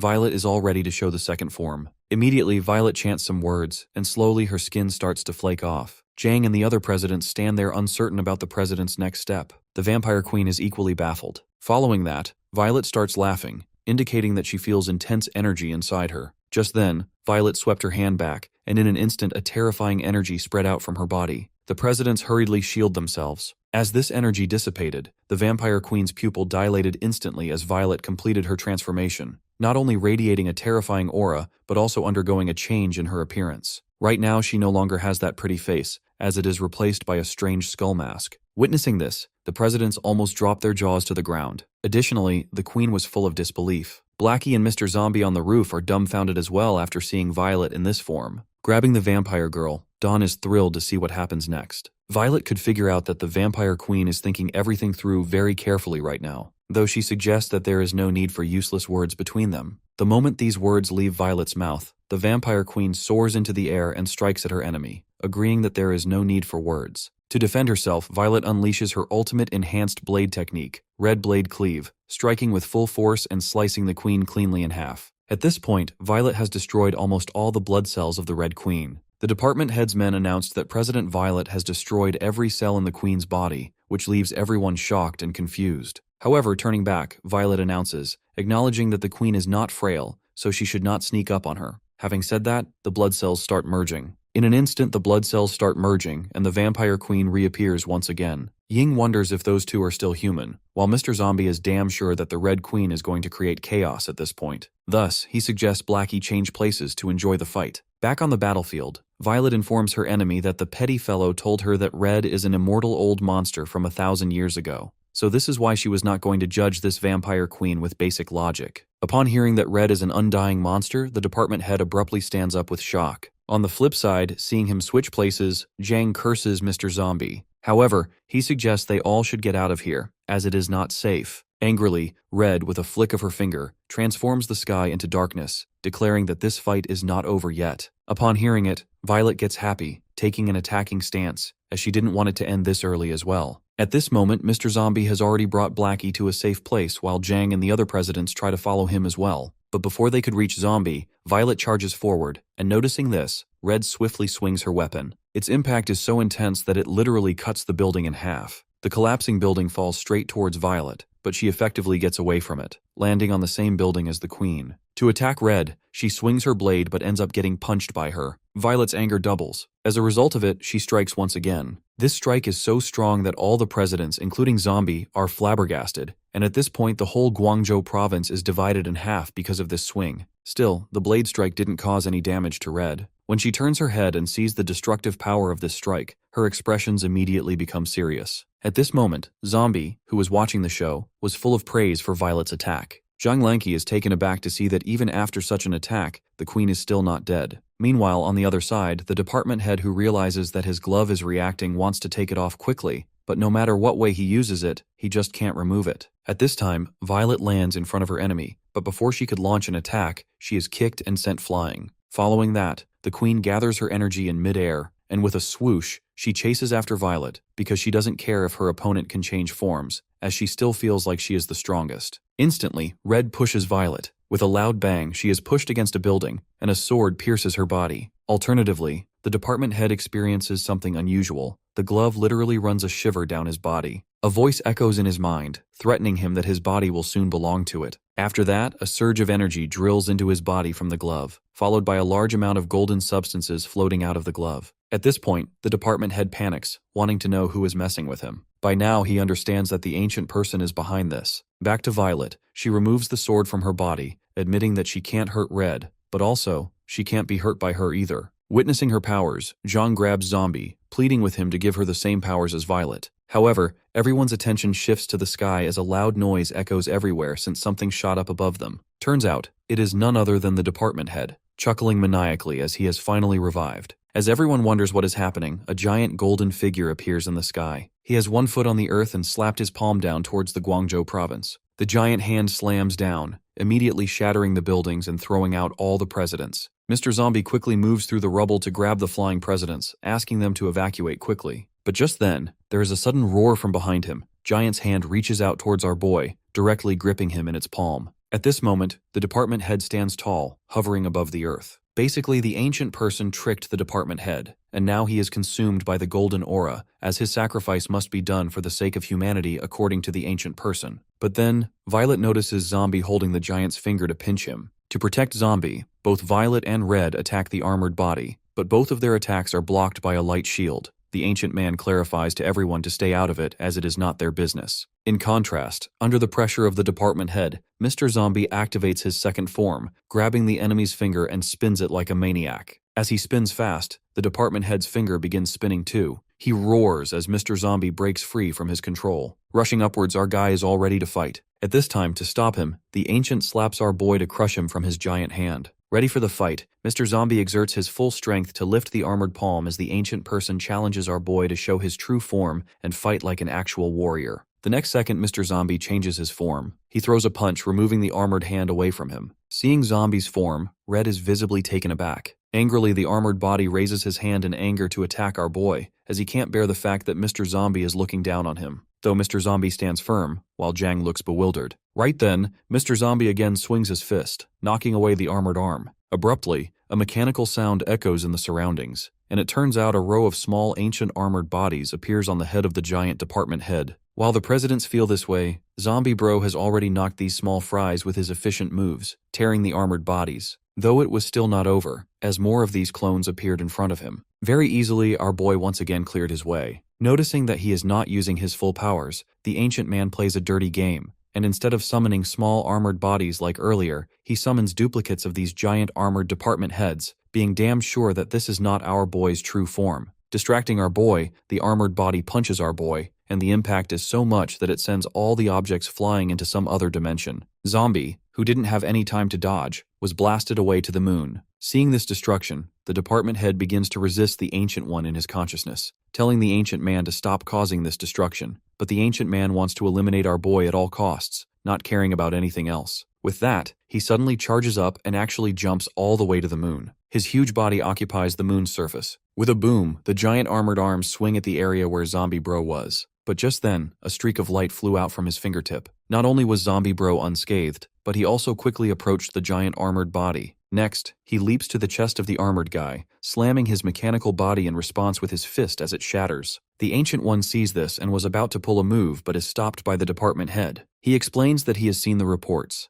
and after Zombie Bro became the city's president, he wasn't as evil as the ancient person says. The city under his care was as good as other cities. Additionally, it generated tax revenue and facilitated further development of humanity. So why can't they coexist, as Zombie Bro helps humans so many times as well? The ancient person tells the department head to be silent. He had always wanted to live peacefully, but after seeing Zombie's face, he knows he can't coexist with him in peace. According to the ancient person, the zombies were supposed to be an insignificant race, so weak that a single missile could have wiped them out. But then, one zombie appeared from who knows where, and now the fate of the entire human civilization depends on his mood. Therefore, they cannot allow such powerful creatures to exist. With that, the Ancient One once again gathers energy, and with a wave of his hand, throws the energy towards the moon. As the golden energy comes into contact with a giant mechanical body, its body begins to regenerate quickly. In no time, it turns into an ancient warrior mech holding a giant sword. In addition to that, behind him are several other warrior mechs also holding giant swords. When the Ancient One unleashed the Divine Punishment move, all the clones stabbed their giant swords into the moon,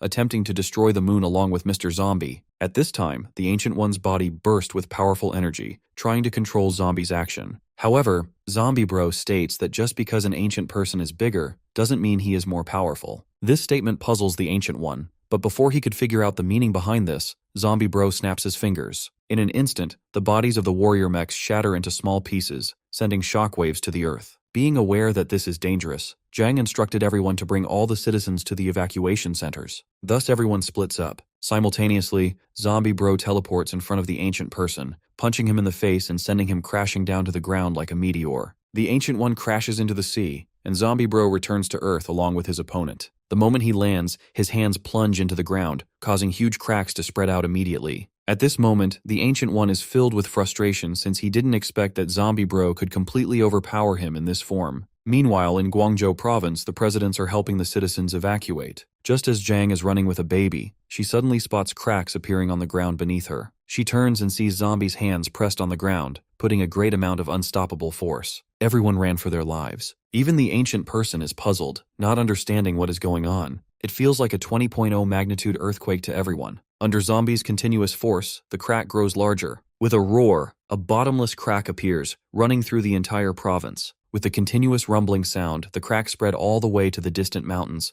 Eventually, the earth was split in two by none other than Mr. Zombie. Jang accidentally falls into the crack. Fortunately, Ying grabs her hand in time and saves her. Alternatively, the ancient person who had been punched into the sea resurfaces, but before he can even react, Zombie Bro appears before him and lands another powerful punch, sending him to the other side. Coughing, the ancient person tells the department head to see that this is the destructive power of Mr. Zombie. The tsunami that was caused because of the splitting on Earth stops suddenly, and on top of that, the hero stands, looking entirely different. This is his truest form that the ancient person was talking about. Everyone is shocked, including Red, as she never saw this form of our boy. Hence, she wonders aloud if this really is Mr. Zombie. At this time, the ancient person screams in excitement, as this is the same form that he saw before everything was destroyed. Leaping higher into the air and laughing maniacally, using the department head's life condenses a terrifying power of thunder. With that, the ancient person is ready to charge at our guy as he warns the department head that his body might suffer a bit. Right away, the hero merely raises his hand, and immediately the Ancient One is sent flying, while the energy ring forming behind him vanishes as his golden mech turns into a lump of iron.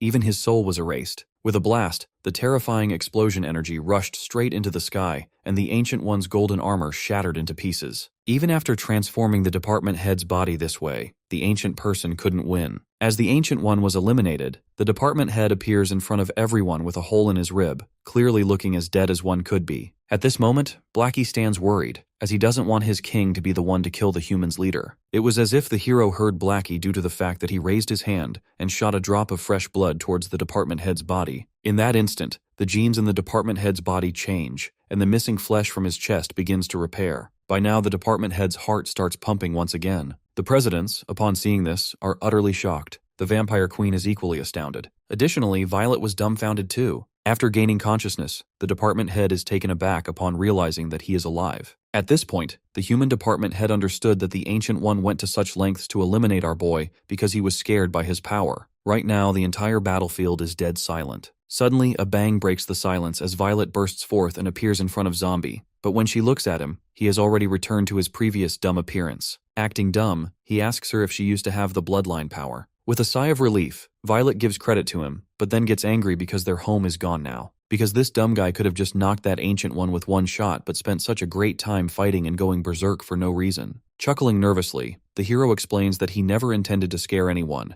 but Ling Lang has probably wet his pants, while the vampire queen is hiding somewhere with fear. This incident caused the southern continent to shift by 130 kilometers, completely altering the Earth's climate and creating a new, deepest ocean trench. 2 months have passed. Because humans were rescued in time, there were no deaths, and the hero architectural firm was only responsible for rebuilding several provinces that were ruined. However, now after knowing Zombie's powers and facing such strength, the department head's next move is uncertain. He instructs his assistant to buy a few trays of high-quality eggs, as he is going to H City to visit the new chief. At the Blood Tribe's new city constructions, Lang Ling is making the workers work fast, while his subordinate is confused about where the money came from. Right now, Gu doesn't understand why Blackie approves of giving Ling Lang a loan even though they are their mortal enemies. Blackie explains that the hero told them not to fight, or else they will keep coming back to rob the bank. Thus, they decided to loan the money to them at a high interest rate of 20%. Also, in exchange, they can repay the debt by working for them. But with that kind of interest rate, it would take at least 300 years to pay it off. This makes Go and Lang realize how much of an evil Blackie is. Alternatively, Ling Lang and his subordinate wonder where the Red Queen is. The Blood Queen never imagined that the hero had an even stronger form, and even back then, when she used the stimulant, he had only used a small portion of his strength to face her. Witnessing the form of Lord Zombie killing the old ancient person, the Blood Queen, who always thought of defeating our boy, realized that she can never ever face him and unwillingly shed tears. However, at this point, in the underground ruins, none other than Professor Jamie appears in front of the remains of the ancient person, declaring to never give up, even if it costs him his life, as he is determined to eliminate Lord Zombie no matter what. An alarm clock rings, but the next second, the alarm clock is smashed by a slap. After some time, Lord Zombie finally wakes up. Just as in his apartment, Lord Zombie thinks about what to do next, the doorbell rings. Upon opening the door, our boy finds Violet standing in front of him. She can't believe that being a leader zombie bro can be so lazy because he is 2 hours late. Hearing this, our guy slams the door and promises to be ready in a moment. The scene shifts to Zombie's inauguration, where Zhang is passionately giving a speech explaining that it is the start of the heir, so they will now grow their academy. Though they have faced many difficult times, now that Zombie Bro will be leading them, their academy will definitely shine. Just like that, everyone gives a very warm welcome to Zombie, who is their new chief now. On the stage, chuckling nervously, Zombie Bro acknowledges that everyone must be hungry, so he bites eggs for them, which makes them all stunned as they were not expecting that. However, Chen is now replaced and tossed aside. Meanwhile, in the department head's office, inspection head Chen runs, flustered. Panting heavily, he tries explaining that things have gotten serious, as the president is calling them. The department head assures the president that the situation was pretty urgent, but he was not trying to hide anything and was about to report to him about everything. After hanging up the call, the department head understands that the whole world knows about the incident involving the human accident. Inspector Chen is confused because no one disclosed it, but obviously it was pretty evident as a great chaos occurred, as even the other side of the world would know something happened. Upon seeing the posts, Inspector Chen gets to know that the northern news reports are posting that the southern continent had a war and it was caused by ancient humans. However, now there is an exchange meeting that is about to start. Too many things are happening at once. Though now, ignoring all of it, the department head is ready with the eggs. Standing outside Zombie's home at H City, the department head hopes that Zombie Bro will be okay with doing this job, as now he is even the president. When the door opens, his eyes widen with shock as he spots Violet in a playful outfit. His reaction makes her realize that he is thinking something dirty, so she tries to explain, but he screams in shock to even spot Zhang in the apartment. The department head can't believe that these two girls are engaged in such activities just because Zombie Bro is promoted. Now he has to report this to the higher-ups. Lying that he has to head back to the HQ for some work, he begins leaving. Yet, both the girls explain that they are celebrating that jerk's promotion and are dressed up this way because they lost in a game. When the department head doesn't believe them, they invite him inside, and to his surprise, everyone from the team is present there. Some of them are playing while others are preparing food. Everyone panics after seeing him, but the department head is glad that he has found everyone gathered in a single place, as he has something important to share. Now gathered at the table, the department head reveals that he is not the leader of the humans. It is true that this region has many provinces, but he is only the provincial head of Guangzhou province. To eat, the department head raises his hand to remove the helmet, and everyone looks intently to see his face. but disappointment covers their faces when he only removes the armor covering his mouth. The department head continues elaborating that the planet has 2 continents having 2 countries, and the place they are at right now is Country A. Long ago, the 2 countries worked together to eliminate zombies, but after that, even though they pretend to be united publicly, they secretly keep fighting for power. To control public opinion, they hold peace exchange meetings, but those are really just shows of military strength, not friendship. The main reason for their conflict is their different political systems. Country A is a federation with a stronger economy, while Country B is a monarchy with a stronger military. Country A has lost every exchange meeting so far. If not for their smart president, they might have been taken over already. The speaker thinks there's no point in fighting anymore. Since both countries are human, they should stop trying to dominate each other. Still confused, Zombie asks more about the exchange meeting, so Violet explains that it is an international sport among academies and can be called a global military exercise. It is held once every 4 years. It sounds very useless to Zombie, yet Zhang explains that the last round of competition was who could kill more zombies. There, a single province killed more than 8 million of them. Zhang wishes to do the same, making Zombie realize that this girl actually thinks he is human. In another environment, in Country B's headquarters, the Prime Minister shows 2 girls pictures of ancient technology that was used on the moon by Country A. Country B's intelligence department has found out that Country A is already using this technology, though if they become experts, then it will be an issue. Hence, the Prime Minister requested both the girls to join the event and investigate clearly, keeping aside the matter of their sister, as Country A's president will be coming here for a visit next month. Though the king has some issues with their sister's rebellion, the Prime Minister assures them to ask the royal family to forgive her. Hearing this, the girls couldn't say much and agreed with the Prime Minister. On the other side, Professor Jamie found the remains of the Ancient One and brought them to his secret research lab. His aim is to revive the ancient person with the Char 47 solution. At this moment, the mushroom head is nervously staring at the computer, informing us that component 1 is powered on, and, with companions 2 and 3, the components have been on too. Glancing at the ancient person's remains, the mushroom head wonders if they can really revive it or not, as the corpse is already fried up. According to Jamie, they can achieve everything when it comes to the field of biology. Thus they start the process. Unexpectedly, the laboratory was enveloped with blinding lights, making it hard for everyone to open their eyes. At that point, Mushroom Head once again expresses his uncertainty, though he knows it will be a miracle if this experiment gets successful. As the solution gets injected, the ancient body emits a strange stream of energy. As the dust settles, they see a bald middle-aged man sitting on the testing chair. Faye's brother charges forwards and demands from the baldy to know where the ancient person went. Crying, the middle-aged guy assures that he is the ancient man and is an engineer who doesn't know how to fight. The Four Eyes don't believe it, as the armored guy looked so cool in the picture, but as a mecha armor designer, the engineer made himself look cooler. Looking at Jamie from the glass, the engineer talks to him, explaining that their starting points are different, but they can work together. Jamie doesn't care about this offer, as Baldy has already been defeated by Mr. Zombie, so he calls this research a mistake and tells him to leave, as he needs to continue the research. The engineer reveals that they had already researched zombies' genes 1,000 years ago. Jamie's current method won't work, more than his strength. His endless power is scary. And because both Baldy and Jamie are smart, they both can work together and fill in each other's gaps to create a new Mr. Zombie.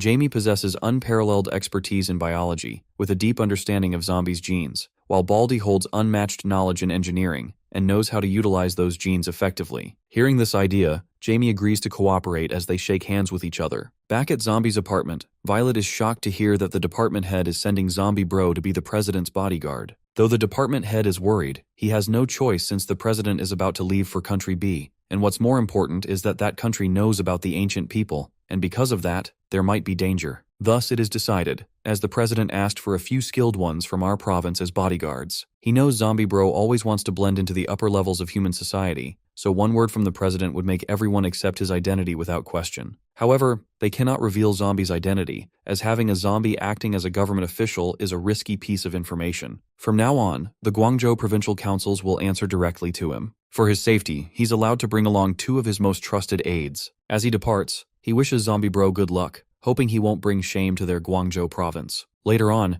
Mr. Zombie talks to his people about this, asking who can come as helpers with him. Blackie can't go, as the end-of-year financial inspections are coming. Same goes for Gu and Agan. Not having much of an option, our poor boy has to go with these 2 dumb creatures. Now finally, Mr. Zombie arrives at the location. People from other provinces were already there. One of them mocks our boy for coming late. Also, he expresses his confusion about why the president trusts Guangzhou province people and why the old chief is replaced, stating he can beat 10 weaklings like Mr. Zombie at once.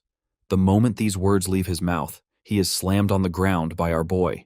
While Violet is done with this violence, Zhang stands with pride. Later on at the president's office, he explains that the department head has already informed him about Zombie's strength, so he asks what Mr. Zombie would do in case of danger and how he plans to protect this position. Mr. Zombie feels that he will not be in any danger. His confidence makes the president impressed. At the same time, in the ruins of a city in County B, an extremely beautiful girl is sitting at the top of the roof of a building, surrounded by rubble, with the entire area lying in devastation. Ashi informs the beautiful girl that the zombie army is ready. Upon hearing it, the Ice Queen thanks him for his hard work. Also, she wonders aloud why humans keep fighting with each other, even though this world is so beautiful. Ashi has no idea, as he is not human, but he guessed that maybe it is because of resources or something. Though, this girl believes that this is only because of selfishness. Now standing in front of the army, the Ice Queen announces that President Country A is coming over and their mission is to kill him. She knows many people don't know what they want to do and admits that there have been many problems caused by the zombie outbreak. Yet zombies were never worthy opponents for humans. In front of their technology, they were never worth mentioning,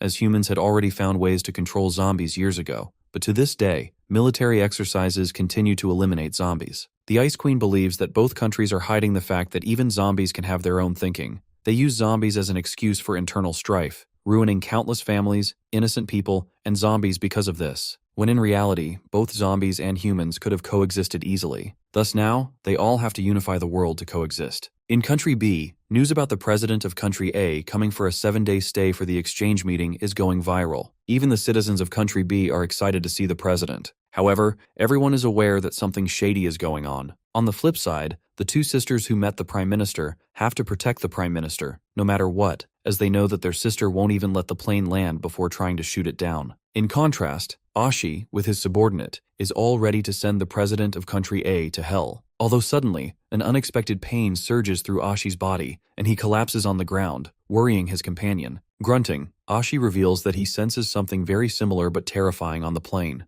Ashi's friends help him walk, while he, in a weak and trembling voice, tells them to proceed with the plan. On the other hand, the reporter of Country B reports that the plane has landed in their capital airport, and the governor of Hadi State will be coming to greet the president. However, the moment the plane door opens, our boy comes out. In an instant, Ashi tells them all to not attack at all. Even the Ice Queen, who is observing everything, announces to everyone to stop as she recognizes that this guy is not president. Everyone watching the news was confused, wondering who this guy was. Therefore, just like that, our boy was introduced to the world for the very first time. It remains uncertain what will happen to Zombie, who has become entangled in the undercurrents unfolding behind the scenes. The two sisters are puzzled too, not understanding who this guy is, but then after seeing the list, they understand that it is Zombie, the president's bodyguard, who they both are finding very strange. In the plane, the department head praises our boy, as he is the perfect person to use a shield, as they want to see who has the nerve to attack him. Violet is shocked to see the department head playing a selfish game of using our boy as a meat shield. However now, Mr. Zombie has to block in front of the president when he comes out later so that snipers can't get a clear line of sight. All these formalities seem useless to our boy, as he can catch a missile for them, but they are putting in so much effort for a single bullet. The department head instructs him to endure it, as the president is a normal person who can't stand any weapon. Not having any choice, our boys listen to him. Hence, when the president comes out, everyone gives him a warm welcome, including the governor of Hadi State. Moreover, the president is now tired from his travels, so they are now moving to the hotel, and the interviews will be held later on. Observing from afar, the Ice Queen is damn shocked, not understanding if she is imagining things, because for a moment, she truly felt a wave of oppressive power, their eyes fixed on the image of the president's bodyguard. Snow questioned why their elder sister has not taken any action yet. Her sister replied that this is the best opportunity their sister has missed for assassination. Snow explains that the car they arranged is already equipped with listening devices, and they will know everything with enough time to act. As the president approaches the convoy, the governor of the city gestures respectfully toward the car prepared for him. The head gives a quiet command through the earpiece to Zombie, instructing him to change the car immediately and to cut off all external communication. Meanwhile, Snow questions if they should deploy extra guards, since the president does not seem to bring any bodyguards. Rain states that she saw 2 women with them, but her sister interrupts, reminding her of the last exchange meeting when both of the women were severely injured. The screen operator reports that the president has changed vehicles and did not board the one they prepared. Big Sis demands the president's current location. The operator reports that their communication signals are jammed. Back on the road, Mr. Zombie opens the car door for the president and instructs the driver to take a hidden route toward the hotel. He orders the ladies to travel through the original path as diversion. Meanwhile, a sniper hides on a distant rooftop, asking her elder sister if he should continue the assassination. Because of the jamming interference, he mishears her command and believes she said their weapons are broken. He tosses aside his gun, draws his knife, and decides to eliminate the target himself to claim the credit. A man beside him questions why they remain so cautious when the president is already under their protection. The head replies that the real threat is still the troublesome doctor and the underground organization they have yet to eliminate. Inside the car, the president asks Mr. Zombie if he is confident in protecting him. Mr. Zombie nods silently. The president remarks that he is counting on him, but adds that he still wonders if Mr. Zombie might one day develop a sudden desire to destroy humans and rule the world. He shows disinterest, while the driver beside him remains tense. Back at the headquarters, the team reports that they cannot reach Xiao. The woman senses something wrong as she storms out of the control room towards the field. On the original route, inside the car, Lanky suddenly frowns and asks if she just heard a strange sound. That's when Xiao blows their car away a punch. Violet and Lanky fly across the air, confused about what just happens as the car parts scatter around. She questions what thing lands before them. The two women land on the rooftop. Xiao stands firm, claiming that he will let them witness the power of the zombies. He pours corpse oil and lights it with a flick, sending sharp flames forward. Snow shouts to not touch the inextinguishable flame. Violet questions their presence. At headquarters, the elder sister commands the monster through an earpiece. She orders to bring Xiao back before his deviation ruins their plan. He steps forward but stops when he sees the president's bodyguard in the car. Back at the scene, Lan summons countless swords. The zombie releases smoke covering the air. She tries to move, but he slashes her with his blade. He calls for the next one. Violet rushes to her after seeing her bleeding against the car. Snow calls out to take Lan to the infirmary. Snow and her sister rush toward the zombie. He warns that if they were not the younger sisters of his big sis, he would have already cut them into pieces. He claims to teach them a lesson on her behalf and spreads circles of corpse oil, then throws the lighter. Flames roar as he turns into a blazing fire zombie. Shio stands with the raging fire in his burning form. Snow questions in disbelief. Her sister tense beside her, and Violet stands silent behind them. He declares that they are favored only by the elder sister, otherwise they are far from invincible. One of them turns slightly, demanding why she does not take Lan away. Violet remains silent as her body begins to change. Lan's cold voice cuts through, claiming that she has taken enough credit. Now it is her turn. She rises in the car and both transform into their dark forms. Snow and her sister freeze in horror. Lan tilts her head, telling Violet to let her experience their chief's genes first. She draws her weapon. Snow questions if they are even human, while Xiao raises a brow, recognizing the familiar bloodline. Lan gestures to him to come forward. He charges, calling her to play with him freely, and fires a blazing flame bullet. Lan inhales the flame and swallows it completely. Lan strikes Xiao with a swift kick, sending him crashing far. His big sister's voice commands through the communicator, ordering him to respond if he can hear. Xian claims that he is too busy to answer right now. Meanwhile, at the hotel entrance, Mr. Zombie receives a call from the head. He reports that the ladies are in trouble. Mr. Zombie questions when the communication is restored. He asks if the president has reached the hotel safely. Mr. Zombie asks if the place is secure. The head assures him that it is their own territory and requests him to check what is happening at the scene. Mr. Zombie walks out to reach them. The scene shifts to the past, inside Professor Jamie's laboratory. She questions what Lan is doing with the green sample injection. Lan replies that she does not care about any warning and declares that she will become like Violet in her absurd mode. She adds that she will not let Violet stay superior to her. Even as they try to stop her, she injects the untested green serum into her veins. That single act explains the reason for her current transformation. Back to the present, Violet warns her to control her emotions before it worsens. He finds the situation interesting and roars, releasing a massive flame, forming a tornado of fire toward her. Lan blows the entire flame back at Xiao. The blaze warps around him and sends him flying upward before he crashes hard into the ground, carving a deep pit. Lan lands back on the ground, claiming that she feels incredible. Xiu struggles to his feet, shouting what kind of creature she is. Violet warns her again to control before completely losing reason. Rain grins faintly, watching the chaos, and Lan declares her intent to devour the zombie whole. Snow and her sister steps back in disbelief, unable to comprehend what has just happened to Lan. Sai stumbles backward. A faint voice echoes through the static. She orders him to abort the mission, warning that something terrifying is approaching him fast. The hero descends through the air, but before his landing, a fellow operative grabs Xiao by the collar and pulls him back with force. Xiao jerks free and refuses to retreat. He insists on staying. At that very instant, Lan releases a lightning burst from her palm. The sky flashes with blue thunder, striking forward in a violent wave. Yet before the blast reaches them, Xiao and his fellow vanish from sight, their figures transposing in a blur. The thunder explodes across the bridge. Snow and rain are thrown off balance. They crash beneath the shadow of the bridge. The ground shakes as the structure tears apart. From a distance, Violet crouches behind a broken wall for cover. She mutters that she never expected the residual power to be this strong. The bridge above groans under the pressure and a massive hole splits open at its center. Through the falling debris, the hero lands heavily upon the fractured surface. Snow and Rain struggle to rise from the ground. They look up at the hooded figure standing amid the smoke. Zombie slowly turns toward them, hidden beneath the shadow of his hood, yet his cold glare locks into their eyes. Under the hood, his eyes glare sharply, revealing a handsome face with dark hair. Lan releases a storm of blue light. Instantly, Lan's dark, absurd mask shatters and Violet returns to her normal state. Snow and her sister glances in disbelief, questioning how it happened. Zombie's face darkens again while Violet rushes to catch Lan as she falls. They tense at his appearance, unsure of what they are witnessing.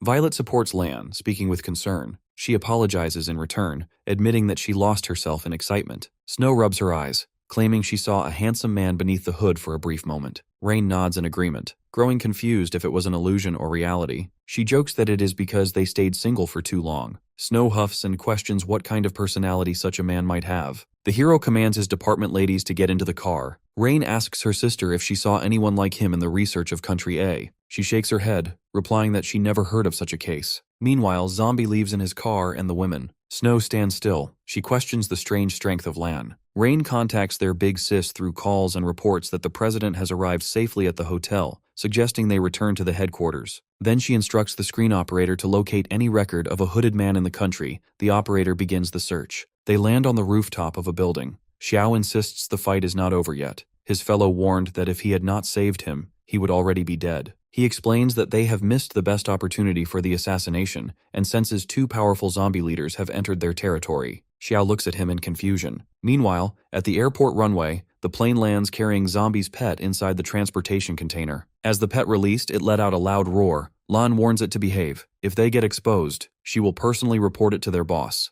The creature starts barking like an animal. Rain and her sister exchange looks, taunting that their pet seems quite special, while Lan averts her gaze, informing Violet that the official meeting will begin in 2 days, while Snow realizes that they have never dealt with them before and doubts that they never expose the true source of their power. Rain asks the arrival of the professional one. Snow replies that he should already be at the headquarters by now. 2 days later, the president finally begins his visitation meeting. News reporters broadcast live as he arrives at the largest mall, inspecting their business model. People crowd the area, clicking pictures with their phones. The reporters announce that the president might even sign business contracts and later visit several technology companies alongside governors. He even meets with Her Majesty the Queen. At the headquarters, Snow asks her sister if she is truly sure about seeing that hooded man transform into a handsome one. Rain refuses to doubt herself. Just then, the professional man enters the room. He asks whose memories they want him to extract. She gestures to the wide screen displaying the president's bodyguard's picture, stating that the conference has ended so they must act quickly. She explains that there is no record of him among any major figures of Country A.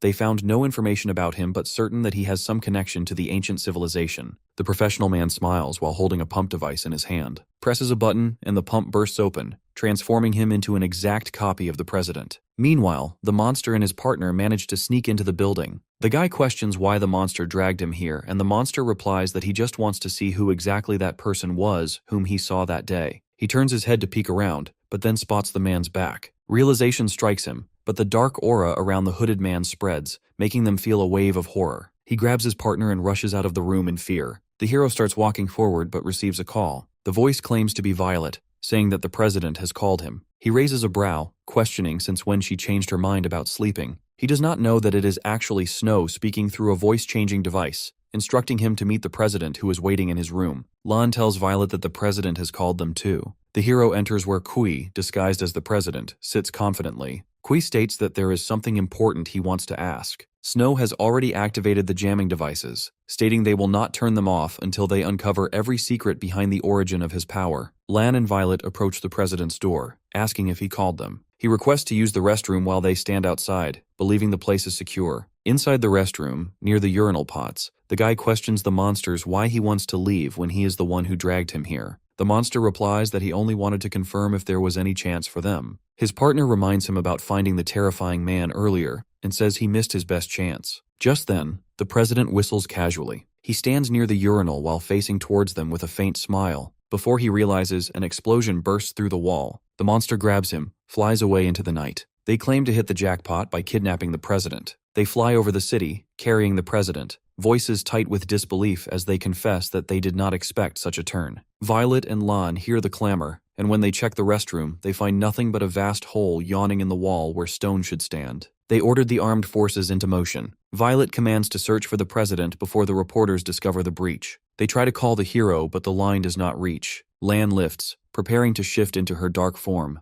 Violet vows that if the transformation goes unchecked, she will strike down every living thing here. Lan asks what they must do next. She kneels, producing a small key that belongs to the president, and loosens the belt that holds their tethered beasts. She orders the creatures to track the president. Oddly, the beast uses his inmate to create an opening by slamming him to the wall. He then flees off to find the president. Within seconds, they confront the kidnapper, asking to hand the president if he wants to live, but the creature ignores the zombie boss and rushes towards his headquarters. Violet and Lan rush to chase them, but the monsters are faster. At the ruins, the armored zombies under Big Sis glance forward as the monster lands with the president slung over his shoulder. The monster shouts for them to be prepared and warns that two powerful zombie monsters are chasing them. The air trembles as the beasts land before them. Soldiers tense up, realizing they're facing the zombie bosses. One of the beasts offers to hand over the hostage to avoid a war. Guy questions why they choose to side with humans. He taunts, asking if he has forgotten that he himself lives among them. Guy claims his own vision is a far greater survival plan. Lang recounts his own past. He was once just an ordinary crow, cleaning up corpses and waste for the human world. He says he wished to become human, to walk on the same feet as them, but humans destroyed him with their bullets. When he was dying, his boss saved him and gave him a name called Lang. At that moment, Violet and Lan land nearby, complaining that they are too fast. Xiao flares up at their presence, shouting that this is not their territory. They should not underestimate the zombies of Country B. Lang's body shifts back into his human form, as he remembers Zombie's words that whether he becomes man or creature depends on what he chooses to be. He mutters that they have no intention of negotiating either, which makes the women frustrated. Xiao releases a massive tornado of fire wrapping around Lang. She warns their beasts to stay cautious of the zombies' strength. The heat and wind from the fiery storm force women to shield themselves. They decide to focus on finding the president, leaving the battles to the two of them. Inside the firestorm, the fire zombie lunges forward to strike Lang, but before the blow lands, Lang delivers a hard punch that sends the attacker flying through the ruins. The shockwave is powerful enough to shatter the buildings, crumble further, and fling nearby soldiers in the air. Guy tenses at the sight, muttering that the display is too exaggerated. The other stares in disbelief. Rage sparks in Gui's eyes. He swings his dagger toward Lang.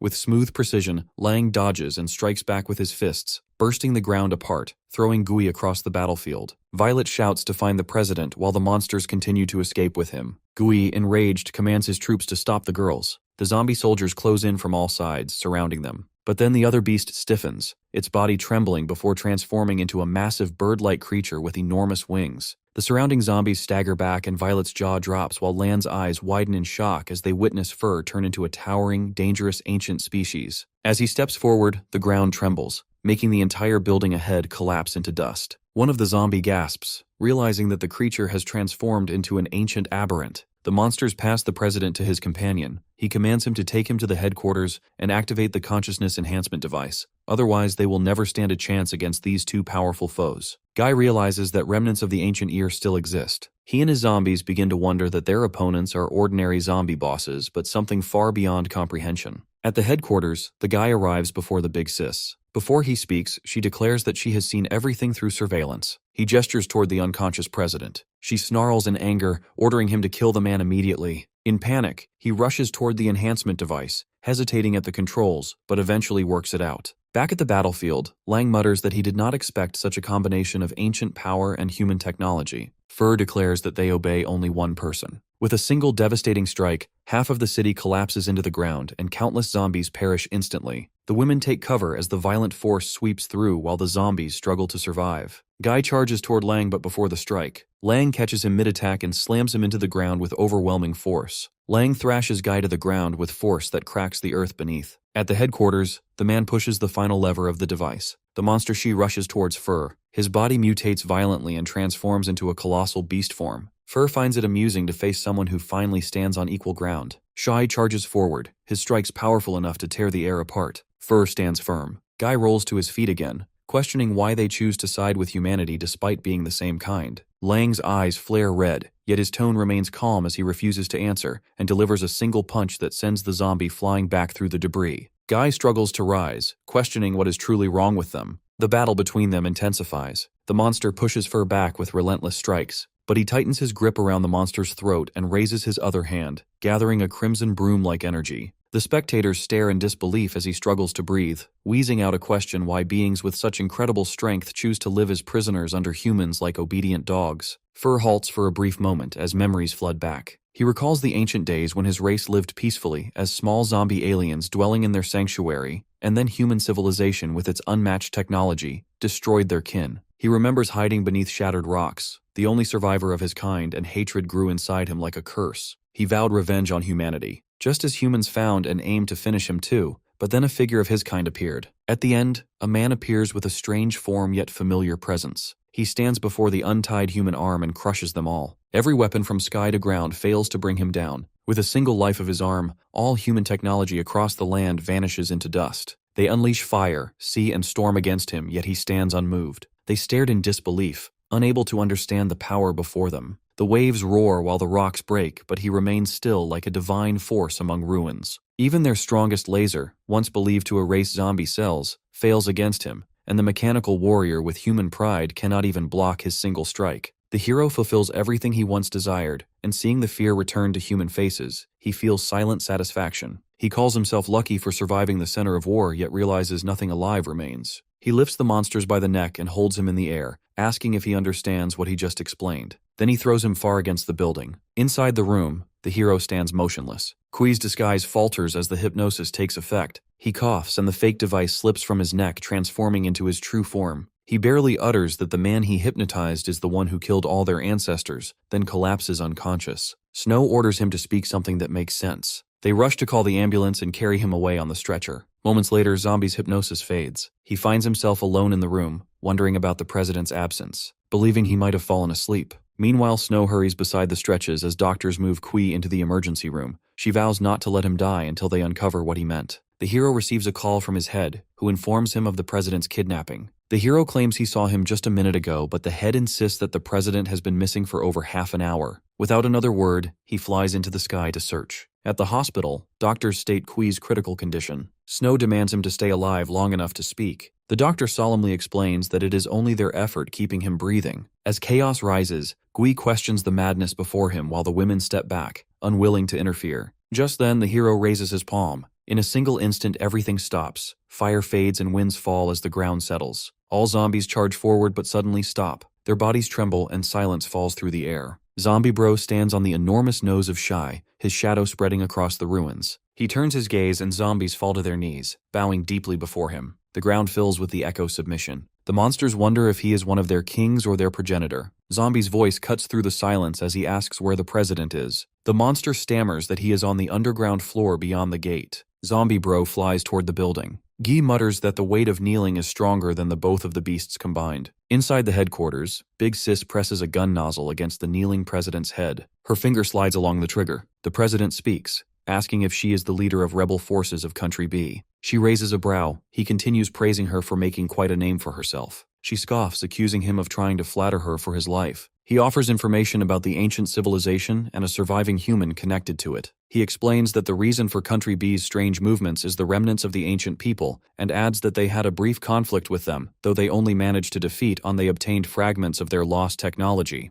He states that the true reason for inviting him is to gain more knowledge. He then proposes a deal to let him go. In exchange, he will give her the information she needs to destroy the country. Her expression twists in fury. She screams that he must think she is a fool and tightens her grip on the trigger. Just as she fires, a rish of movement fills the room. Zombies bursting in, grabbing her arms. She struggles, screaming why the zombies are restraining her when she has been the one feeding and sheltering them. As the zombies force her down, she shouts to know who he is. Zombie Bro stands above her, his voice calm yet commanding, states that he never imagined the lead of the zombies would be a human girl. He states that he has no interest in ruling and forbids her from killing the man. She demands to know why he is protecting the president. The president shouts to her zombies to release her, but they do not respond. Their eyes remain fixed ahead with unshaken obedience. Shock spreads across her as she realizes that her zombies are being controlled. Zombie gives a single order to release her and warns that they are civilized beings who do not commit massacres. As they walk out, Violet and Lan rush forward, asking if the president is safe. The president laughs nervously, saying that he did not expect his visit to turn into such chaos. Behind him, Zombie Bro lost in thoughts, wondering how this man appeared here when remembers speaking with him elsewhere, but her thoughts fade. The tension settles as the long day ends.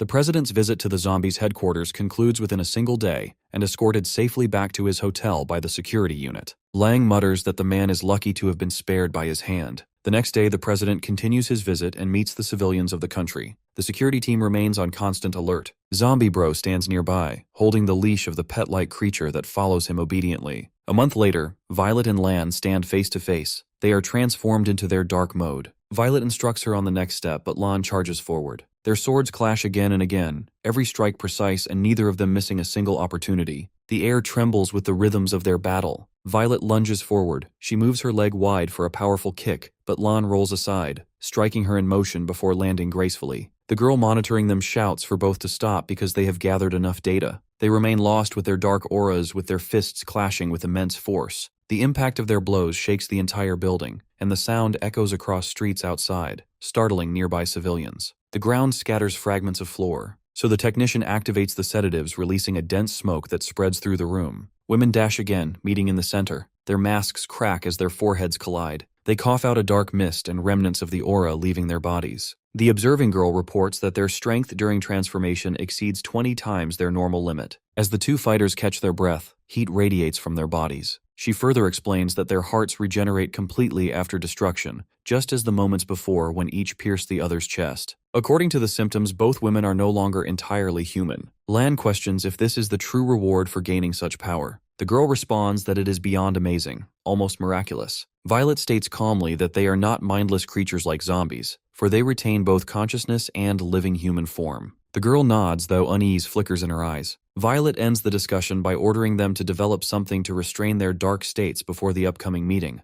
warning that otherwise they may lose control and kill everyone. A period of peace settles over the city. Zombie Bro is enjoying his fried egg when a sudden knock at the door. He opens it to find Violet standing outside and commanding him to come along to meet the president. In the laboratory, Professor Jamie is observing the experiment before him. One of the specialists adjusts the tubes filled with shimmering liquid. Faye's brother questions why the substance inside appears more biological than artificial. The scientist explains that the minerals of Earth cannot contain such mighty biological forms. He continues that these metallic liquid particles float freely in space and constantly change shape, yet remain strong enough to crush an entire planet. Mushroomhead questions if such a thing could have existed on Earth in the distant past, and claims that it seems far too advanced for any known technology. The scientist replies that the civilization before them possessed technology far beyond imagination. He explains that humans of that year rely on technology for everything, yet despite achieving the highest pinnacle of advancement, still they could not triumph over Mr. Zombie. The brother asks if those people ever managed to defeat him,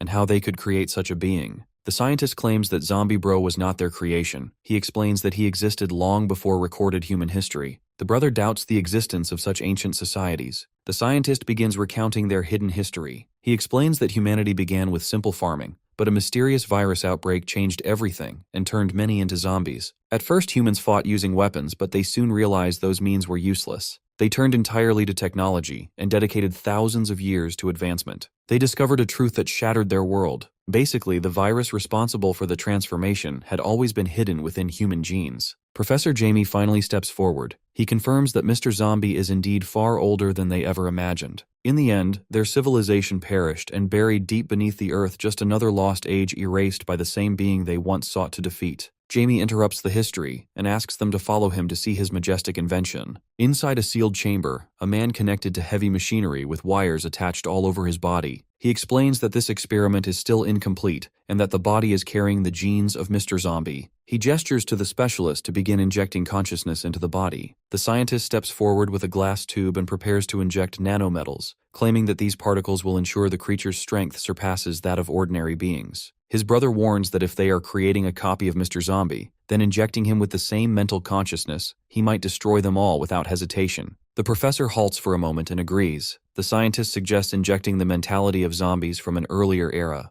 The brother shouts that doing so will only make their efforts meaningless. Professor Jamie mutters quietly that as long as the creation comes to life, and will leave the rest to fate. Far at the ocean bay, massive ships anchored across the sea line. Mr. Zombie stands there, questioning why he has been brought to this palace. Violet tells him to look for himself. The largest ships line up at the far end of the docks. The president beams with joy upon seeing Mr. Zombie. He steps forward, expressing gratitude for saving his life. He claims that having someone as powerful as Mr. Zombie is a blessing for his nation and announces that he has prepared a grand gift. The president gestures toward the ocean and asks what he desires, promising to fulfill anything he wishes for. He offers the entire naval fleet as a gift with aircraft carriers and warships. He announces that Zombie's rank is now elevated to chief advisor, meaning that half of the nation's civilian protection will fall under his command. Mr. Zombie responds with a quiet acknowledgement. Violet remarks that his reaction is far too calm for such an announcement. The president proudly declares to the crowd that Mr. Zombie is now the advisor to their naval division. The fleet cheer as they congratulate him. At a distant point in the sea, on a vast ship,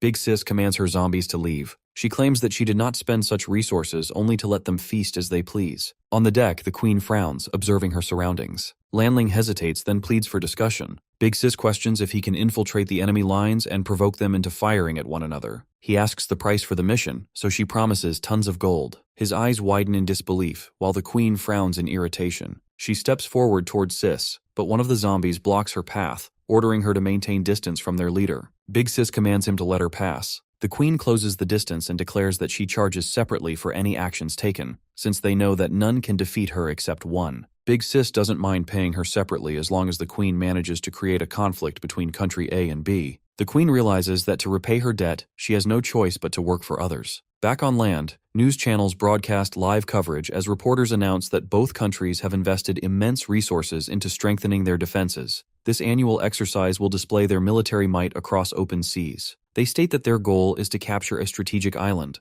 a contest to prove superiority. At the island, they broadcast as the chief and his generals gathered near the coast. Lon stands ready with the ball while Zombie dresses in casual shorts. Mr. Zombie asks about Violet's leg, and a man explains that it is an artificial limb through biological technology. The whistle blows and the match begins. Lon serves the volleyball high, making the crowd cheer as the plates exchange powerful strikes. Reporters comment that the match feels more thrilling with such skilled women on the field. Violet strikes the ball with immense forces, sending it across the court. Snow counters return, but Lon quickly hits back with strong strength. The ball suddenly collides against Zombie's head while some wince at the impact. A woman stares Zombie silently. A referee standing near the court claims it as 1 point for the opponent. At a distance, two women stand among the crowd. Niai warns her not to get discovered by Mr. Zombie. Butterfly states that it has been long since she last saw him. She notices how calmly Mr. Zombie allowed the ball to hit him in his normal form, otherwise his transformation would have turned the entire field into chaos. The other woman admits she did not expect to see him here and says that it is their first encounter.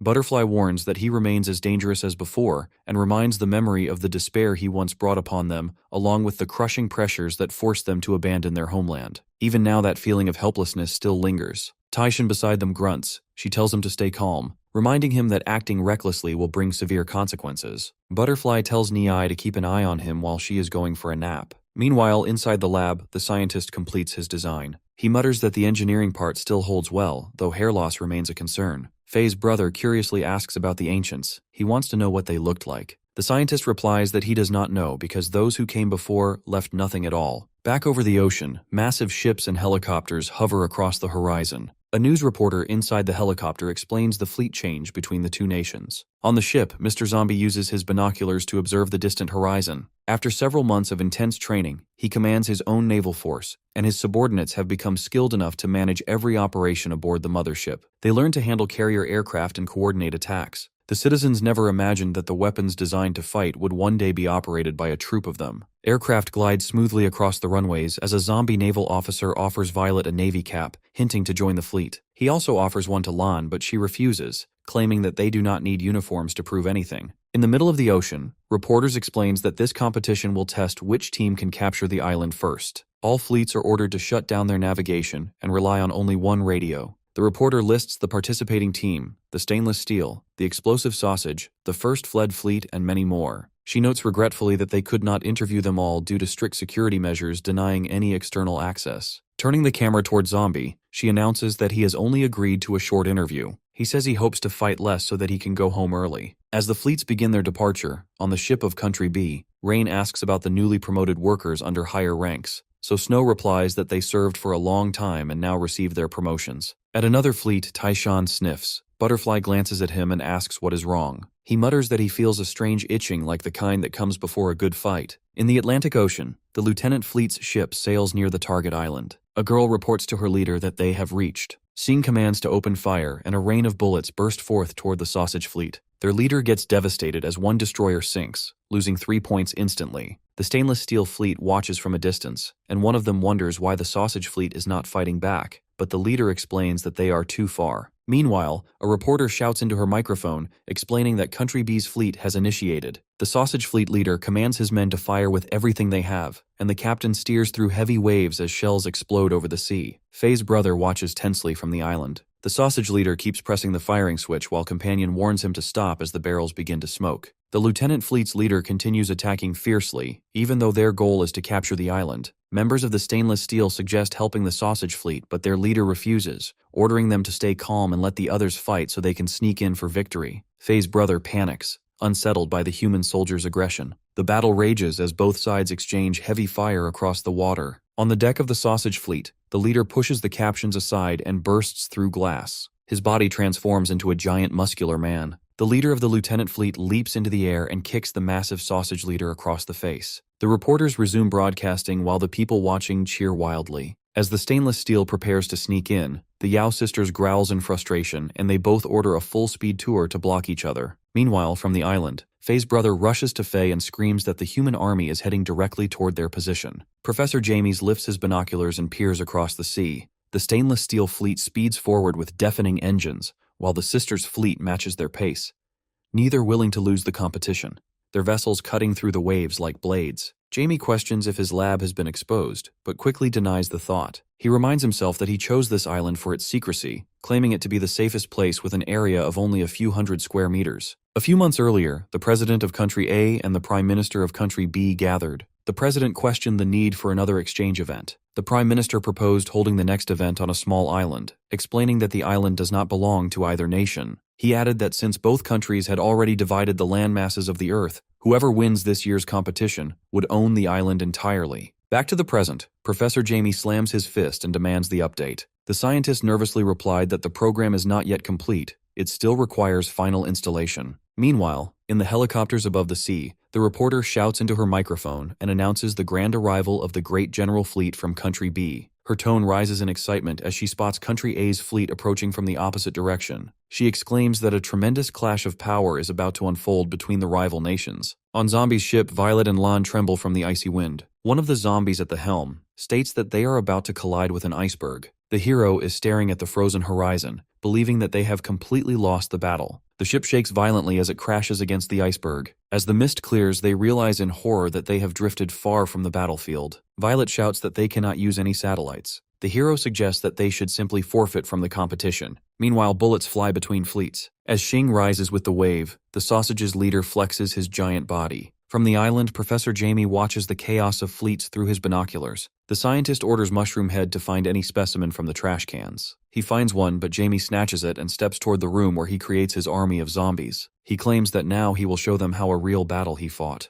On another ship, Lanling asks if they should start. The Queen commands to open fire, bursting through the ocean with waves. But a real artillery shell explodes in the water, shaking the entire deck, and the captain of the opponent shouts to change the ammunition. Tai Shan orders the captain to move the boat closer, but the leader shouts for him to stand aside. Before the man can finish his words, Tai Shan lifts him into the air with one hand. The man struggles helplessly and demands to know their true identities. Lanling shouts that they are about to get exposed if they strike again. Both leaders command their crews to ram each other to pieces. Back in the ocean, the ships rush toward each other. The officer warns that they are about to collide. The Queen kicks Tai Shan with full force, but he lands firmly and moves his arm while an artillery rocktail forms. The reporter announces that one of the combatants had flipped Country A's ship using a massive storm. Tai Shan intertwines his fingers and the artillery snail spins rapidly, trapping the Queen inside. The reporter mutters that the man's identity is confirmed, but the woman trapped inside the shell from Country A has no official record. Farther away, the ships of the sisters' fleet keep moving at full speed. In the stainless steel ship, one of the crew notices movement on the island ahead. The leader takes the binoculars and freezes as he sees countless giant monsters crawling across the land.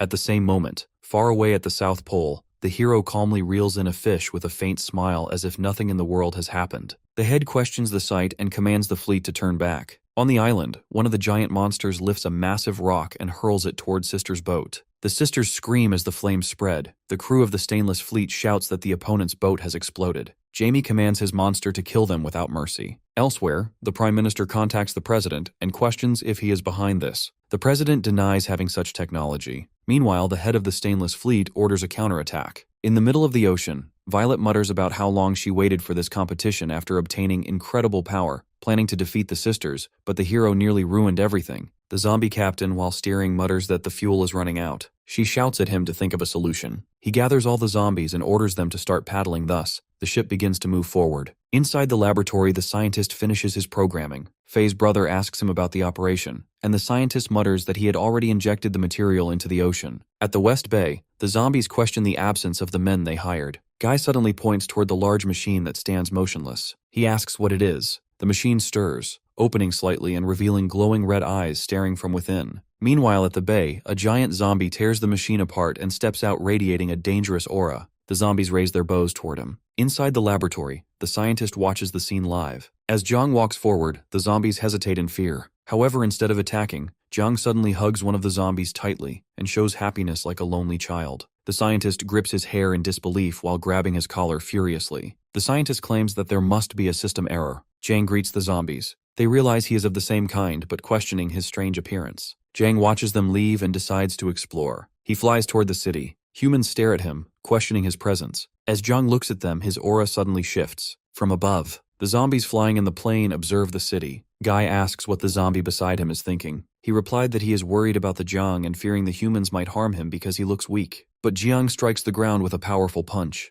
The earth splits open. The scientist and Jamie watch in disbelief as the roaring wind shakes everything. As everything rises into the air, Jiang stands still. In the middle of the ocean, Lan commands her zombies to swim and crawl toward the competition, but she suddenly senses something unusual in the southwest. They all stare as a massive piece of land that floats across the sky, their eyes widening in horror. The queen jumps into the ship. Niai explains that they belong to an ancient human civilization and are here to study the true strength of Jiangxi. The queen still does not understand them, but looking at Tai, she warns that they have ignited her fighting spirit. Taishan quickly moves to shield Butterfly, but the air trembles, forcing everyone to stop as they witness a vast fragment of land hovering above the ocean. Zhang rises again from his position, and his presence grows darker. Jiang transforms his body, far stronger than before. He charges forward, the ground collapses, everything in his path turns to dust, and even the plane above cannot withstand the pressure. Humans are thrown through the air while the zombies aboard the plane fail to protect their leader. The wind shifts into a violet tornado, forming a massive sphere around him that bursts in a deafening boom, sending everything flying into the sky. When the blast settles, Zhang stands at the center of the vast crater. The nearby fleet stares in disbelief. Taijun declares that this is the man they were warned about. After the explosion, the land lies flattened and more than 30 million people vanish in an instant. News channels broadcast emergency reports describing how an entire landmass disappeared without a trace. The reporter rushes in helicopters to capture the scene live. Meanwhile, a zombie monster hides behind a broken rock shielding his leader. The other zombies nervously ask what he is doing. Zhang states that they all deserve to die and senses something. He murmurs that perhaps a few humans still remain. The hiding monsters tighten his grip around the woman, covering her mouth to keep her silent. The zombie claims that the scent is his own because of handling humans lately. Another zombie subtly gestures to keep the woman hidden. Zhang grabs the zombie by the neck, lifting him high into the air. He grips the zombie's throat tightly, and his fingers sink into the flesh. He asks if they are not the same brothers. Zhang remains cold, saying that he will create more like him after killing him. The one being choked gasps that they cannot be contaminated by humans. Zhang demands proof, so the zombie reveals that there are still millions of humans alive near Guadalcanal. Without another word, flies toward that direction, leaving destruction in his wake, leaving the zombie behind. Moments later, a helicopter descends nearby. Big Sis steps out, claiming that she can't let Jiang continue this rampage. The reporter looks at them in disbelief, with the live camera broadcasting as she rushes to the camera and warns everyone to hide before the terrifying being arrives. Meanwhile, on the high hill, a man is live streaming, trying to gain attention by promoting a whitening face cream beside a beautiful woman. Jiang descends from the sky and his landing shakes the ground, sending rocks flying. The woman falls in shock. Jiang lifts his hand and with a single motion her half-body is erased from existence. The man tries to flee, but he grabs him and raises his hand while a dark pulsating energy forms in his palm, glowing with destructive force. Zhang gathers the dark energy in his palm, and the live stream continues to broadcast every moment. Among humans, horror spreads as they watch the broadcast in disbelief. Zhang releases the dark, which makes everyone dissolve into clouds because of nanometal particles. Screams echo through the cities as panic spreads everywhere. Zhang closes his fist and the sky erupts with a massive explosion. Shockwaves sweep across the land while the humans cry out asking what those particles in the air are. In front of the camera, a zombie cries that hiding will not save them. At the ship, Taishan admits she cannot fight against him. Butterfly snaps that they must stop Zhang from killing humans. Lanling rushes out, shouting that someone is destroying the cities. Taishan offers to go with her, although he knows both don't stand a chance. The queen agrees to move together. The reporter from the helicopter continues her frantic coverage, reporting the horrifying massacre and announcing the cancellation of the exchange meeting, declaring an immediate state of emergency for all combat personnel. Violet orders her zombies to prepare the helicopter for her. The report states that investigations reveal the disappearance of entire landmasses is connected to this mysterious being, estimating nearly 100 million deaths. On the ships, Taishan questions Lanling about Jiang's hatred for humanity. The woman replies that humans killed his family, even the young ones. Inside the office, Blackie and the other zombie monsters keep watching the man in Zhang's grasp scream for mercy. Zhang leaps into the air, his force breaking the streaming phone as he vanishes into the clouds. At the laboratory, the scientist claims that his experiment has succeeded. The scientist connects a microphone to the building's main screen and begins to speak, drawing everyone's attention. He plays recordings of the hero destroying humans, presenting him as the enemy of mankind. He explains how the hero once brought destruction, and assures that human life will continue since he buried fertilized human cells deep underground to preserve the specimen for future generations. He advises everyone to return home and say their farewell to their families before the end. Meanwhile, at the South Pole, the hero sits quietly on a frozen block of ice, unaware of the chaos spreading across the world. News channels continue broadcasting the chaos across the country, showing the disappearance of people, nations collapsing under panic. Riot breaks out as humans set fires. The military releases tear gas to control the crowds, but violence only grows. Helicopters arrive over the burning city. As they step out, the guy explains that to stop Zhang from erasing humanity, they have formed a boundary where they sent thousands of generals and soldiers to obstruct him. Niai gestures to advance, but the officer halts her, warning not to cross until their main commander arrives. Moments later, Taishan orders them to move through the moment he lands. Violet and Lan leap down from another helicopter, introducing herself as a part of the Second Fleet. They activated the emergency protocol barriers. Violet's eyes shift toward the Queen. Butterfly asks if they know each other. The Queen replies that they fought once before. Lan then points forward in fear. A pile of the bodies of soldiers and generals scattered across the battlefield. Their faces pale as they see Zhang dragging the last body, tossing it into the heap, blood seeping into the broken ground beneath him. Above, more helicopters hover, and heavily armed soldiers jump down, shouting commands to take over the operation. Zhang sits among the corpses with his dark aura, as the soldiers form a circle around him, unaware that are already standing at the edge of death. The armored soldiers stood firm, while the crowd cheered loudly and chanted for soldiers to kill the creature. The air turns heavy as Zhang's laughter deepens. Dark clouds roll across the sky, casting shadows over the battlefield. The wind grows violent, forcing the soldiers to struggle for balance. Then silence falls. The air stills. Zhang's body transformed into a heavily armed form resembling a human soldier. The troops underestimate the change. Lan shouts for them to stay back and warn it is too dangerous, but they ignore her cry. As they are about to get close, Zhang barely tilts. The whole battlefield gets crushed by his invincible forces. Blood rains down as the soldiers collapse lifelessly to the ground. Even the distant humans freeze in terror at the sight. The Queen shouts for everyone to retreat. Before she can move, a black streak pierces through her chest. She falls to her knees. Violet's form changes into her dark mode. She jumps toward Zhang with a swift dash, but his single strike shatters her transformation and throws her violently to the ground.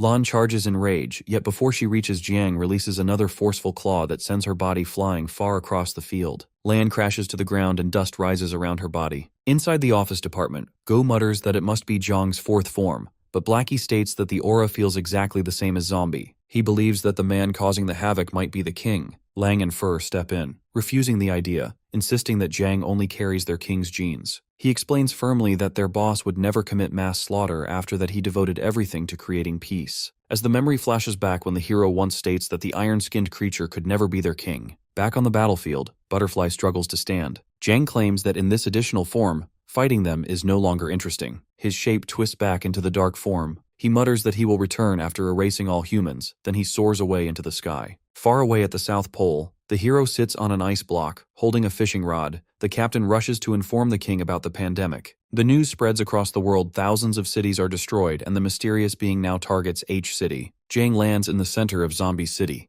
In the office, Lang shouts at Blackie, asking to let him fight, but he stands motionless, murmuring that they are nothing before Jiang's strength. Jiang watches humans and zombies living together in the city. One of Country A's zombie soldiers steps forward, reminding him that this land belongs to him, thinking he is Mr. Zombie, but Jiang denies knowing him. Jiang sends the zombie monster flying far. Just then, a shadow drops. The hero lands on the rooftop, his eyes fixed on Jiang. The president urged the people to not lose hope. His words echo across the trembling city. As the zombie monster pushes hard against the strike, the hero catches him, though Lang falls down. Mr. Zombie orders the country monster to retreat and evacuate the people, claiming that he will handle Jiang alone. Above the ruined streets, a helicopter appears, broadcasting live. Jiang gathers immense energy, then charges at Mr. Zombie with a powerful strike. Mr. Zombie catches his fist with ease, slamming him down onto the ground as humans watch him freeze in shock. Jiang crashes deep into a building while Mr. Zombie launches another furious punch, sending Jiang flying high into the sky, vanishing into the clouds. Jiang was even over upper space by the strike. Amid the panic, Blackie and the zombie monsters pulling humans away from the crumbling area.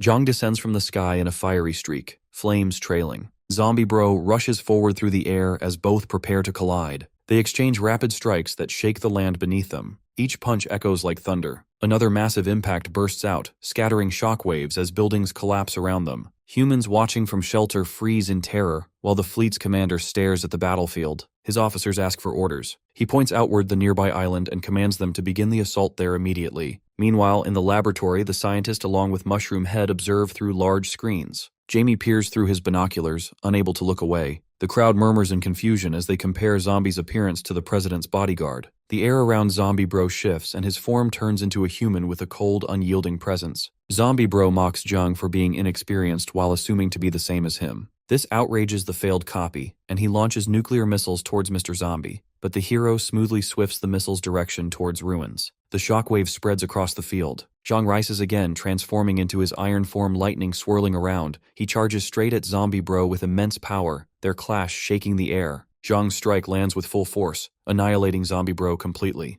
The ground trembles as a final explosion bursts out. Civilians kneel in despair while the scientist shouts in triumph. But then the dust clears, and floating in the air are the small glowing cells that are slowly emerging together as bones begin to form. Zombie's body regenerates piece by piece. He rises tall, his cold eyes fixed ahead. Zombie reveals his new human form. Panic rises as someone recognizes him as the same figure from the ancient recordings. The crowd realizes that both beings before them are monsters, uncertain which side is safe for them anymore. Violet and Lan rush forward, declaring that the ministers have confirmed Professor Jamie's presence on the island. He is the one responsible for this creation. Zombie Bro lands firmly. His aura glows in blinding light as he strikes and releases a massive blast that shakes the entire Earth. Jiang resists the shock but is pushed away violently, soaring into space. Zombie Bro charges after him while his power surrounds the air like a storm. Their clash reaches beyond the clouds, shattering the silent rings of Saturn. Niai orders everyone to retreat before the planet collapses. Jiang crashes back to the Earth with burning force. He then uses his magic and revives the bodies of fallen generals from the ground.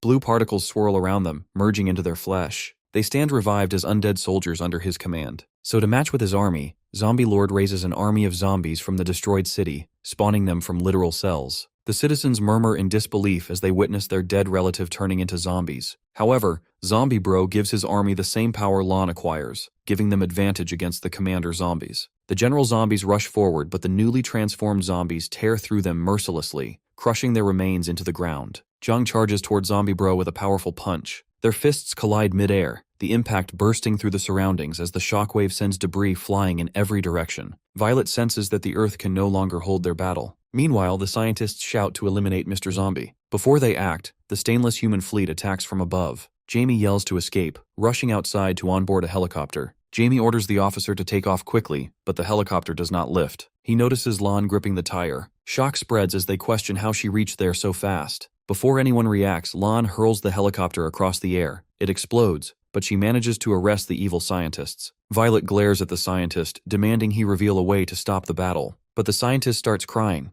claiming he knows nothing. Lan tells her to leave it to her. The scientists crawl backward in fear as Lan moves closer, swiftly draping her nail across his sleeve. Violet asks if Lan can truly do this, though Lan is affirmative, but she declares that the effect does not last for too long. Lan commands the controlled scientist to explain how to end the battle. He gestures toward a suitcase, explaining that pressing the nanochemical button inside it will erase Jiang's metallic body. Violet opens the suitcase and looks through its contents, commenting that she has always been curious to see what ancient beings carry within their belongings. At the battlefield, Zombie Bro mutters that even he did not realize his powers could reach such a level. Meanwhile, Violet presses the button, but she is confused when nothing happens. The scientist watches with disbelief, stammering that it should have worked. Jiang, still standing, as electric charges ripple across his body. The scientist presses the button again in panic, but it fails. Although a thunderous wave bursts across the area as Jiang's mechanical body halts momentarily before the living genes within his body regenerate, rebuilding his cells. The dust clears and reveals Jiang in a complete human form. The fleets scream in horror as they realize he no longer needs the metallic shell to survive. From the island, the scientist stares blankly at the screens, muttering in shock that it defies every law of science. Niai questions where humanity stands when such power exists beyond their reach. Violet and Lan exchange a look, claiming that what they witness feels too fictional to believe. Jiang shifts into his true human form. Mr. Zombie's army rushes towards Jiang. The unseen force bursts outward and every zombie shatters into dust like particles, vanishing as if they never existed. Blackie stiffens at the sight, seeing the identical face of his own master reflected in Jiang. He turns to the hero and pleads for him to stop, warning that if this continues, the entire world will vanish. The hero slowly raises his arm forward. The air distorts around his movement and bends with immense pressure. His body begins to change. The fleet step back in horror. A deep red aura swirls around his fingers. The energy expands until the entire sky glows crimson. The planet itself begins to shift color, oceans turning to blood. Jiang's voice lowers into murmurs as he admits he has never seen this form before. Zombie's hair lengthens while his eyes transform into glowing crimson orbs. Thunderous crimson lightning strikes across the clouds while the fleets below stare up and pleading for mercy. Jiang suggests that if the hero wants him to vanish, then he must explain the origin of this power first. The hero answers that he created it after erasing every iron-plated human civilization. Jiang wonders aloud if this might be his true form. He moves forward to battle, gathering immense force. The hero replied that he cannot allow that. Before Jiang can strike, the hero raises his arm slowly, spawning a tiny orbit that traps the entire universe as it flashes, leaving everyone bamboozled as they are getting swallowed. The citizens sensing spinning as the earth convulses beneath them. Then the hero crushes the sphere and the color drains from the sky. The ocean regains their blue while silence spreads across the planet. Niai and the general collapse to the ground. Amid the settling calm, the hero still grips Jiang by the neck, who seems amused while his lower body is missing, or rather torn apart. The people around the protagonist slowly came back to their senses as Violet asked what had just happened. Lanchi answered that it felt like she had been pinched to death. Jiangxi's mechanical clone tells the hero that he still held deep hatred for humans within the depths of his heart. Jiangxi's sixth and final form asked whether the clone had always been out of his control. The mechanical clone explains that he was perfectly happy living within him, but the hero had given him away to others, despite never considering separating from his true body, which was the perfect vessel. But he was the one who shared his mutant genes with others like Dawn, Violet, then Lan Chi. So he must have already calculated that something like today would happen in the near future, because in the end, it all happened with his permission. All those humans followed his rules after attaining unimaginable power inside them. He knew that once humans gained such abilities, they would eventually start bloody wars over powers like his, subtly implying the ancient man's use of his genes. The mechanical clone assured him that no one could handle or control him without his permission, since he was only a single strand of his strong genetic power. When he finally gained freedom, he chose to spread his hatred toward humanity. He pointed toward the ruined buildings, saying that his true form also wished for the destruction of humankind. It was he who wanted to destroy civilization because deep inside, he still held immense resentment toward humans. After a long moment of silence, the hero asked if he was finally done with his lecture, but the mechanical form continued, saying that he had already killed half of the humans left on Earth. If the hero thought he would save the world by protecting the remaining ones, he was wrong, because they would always despise him. In the end, they would betray him. That was why it was better to kill the rest than just move on. When the true form refused, the mechanical clone questioned what he planned to do regarding the humans already killed, since he could not resurrect them without turning them into zombies. So it's better to kill the rest of civilization like he always wanted. This finally stirred a reaction on the hero's face. He ripped his own heart out, leaving the others in utter shock, and crushed it. Rays of light followed, spreading across the earth as fragments of bone began forming, organs settling into place, finally flesh building an image, the return of the blondie who had died earlier. The hearts were scattered across the earth, but it began to reform. They slowly took the shape of bones. Finally, a thin layer of flesh spread across them. One by one, the bodies of the dead were reconstructed, those who had once served the protagonist, along with the other missing crew members who had perished on Earth. Confusion spread immediately as the once dead individuals awakened, causing a huge commotion throughout the world. The hero, still holding the mechanical form, asked what more was required as proof. The mechanical figure declared its surrender. It dissolved into thin air, leaving only a small trace of zombie gene resting in Jiangxi's palm. Soon after, one of his formerly dead subordinates approached Violet, asking whether she had managed to defeat the ancient man. The black-haired girl had only instructed him to keep watch over the still-bound trio, which included the psycho doctor, the mad professor, with their assistant. The elaborate scheme orchestrated by Dr. Jamin to manufacture the mechanical form from the protagonist's genes was completely destroyed. The theory suggesting that traces of hidden resentment within the hero's heart had given birth to the clones was ultimately proven correct. Yet the loneliness that had fueled his silent anger had been shattered. By crushing his own heart, that lingering hatred was extinguished, symbolizing the final steps of his painful redemption. Hours later, the two girls flew toward the protagonist, only to find him still standing exactly where he had been. For a moment, they wondered whether he had truly died or if the battle had simply broken him. A faint creak from his body startled them. They asked whether he was all right. Lanky hesitantly asked if he would now transform into an original zombie, since everyone had witnessed him destroy his heart. The protagonist tore open his chest once more, revealing a new heart already growing inside. He calmly explained that this was merely the replacement forming naturally. The girls sighed in relief, yelling that he should finish the battle quickly instead of making things harder for their president to think well of him. Just then, tiny fragments within his regenerating heart shifted slightly, as if responding. The hero instructed them to take the remaining nanotechnology with them, warning that many unpredictable events might still occur in the future. Gradually, the world found itself slow, while the protagonist began rebuilding civilization once again. A new dawn rose over the city, marking what seemed to be the end of the protagonist's long redemption arc. The president sat in his seat aboard the plane, summoning Lan Chi along with Violet to him. When they arrived, he immediately asked where the protagonist was. As he scanned the structures destroyed by the hero, the black-haired girl quietly admitted that he had not returned after the incident, so his current whereabouts were unknown. The president released a long, declaring that with the way events were unfolding, great unrest would soon settle over them. It was feared that the situation could spiral so severely that society itself might collapse. Meanwhile, the ancient man, his assistant, Professor Fei, were held under heavy police custody. Outside their transport vehicle, loud protests surged. People flooded the streets holding oversized posters, shouting against the government. The corrupt professor was proclaimed innocent and hailed as the savior of humanity, the last hope, written across banners. Public sentiment had shifted so drastically that the hero was vilified, while the villain was transformed into an icon of hope. The professor smiled as he listened to the chants, nodding in satisfaction, agreeing that he was the true representative of humanity. In the growing chaos, the mechanical clone's earlier words proved accurate. The humans did not respond with gratitude. Instead, they felt betrayed. Fear drove them to curse the hero's name, praying anxiously against him.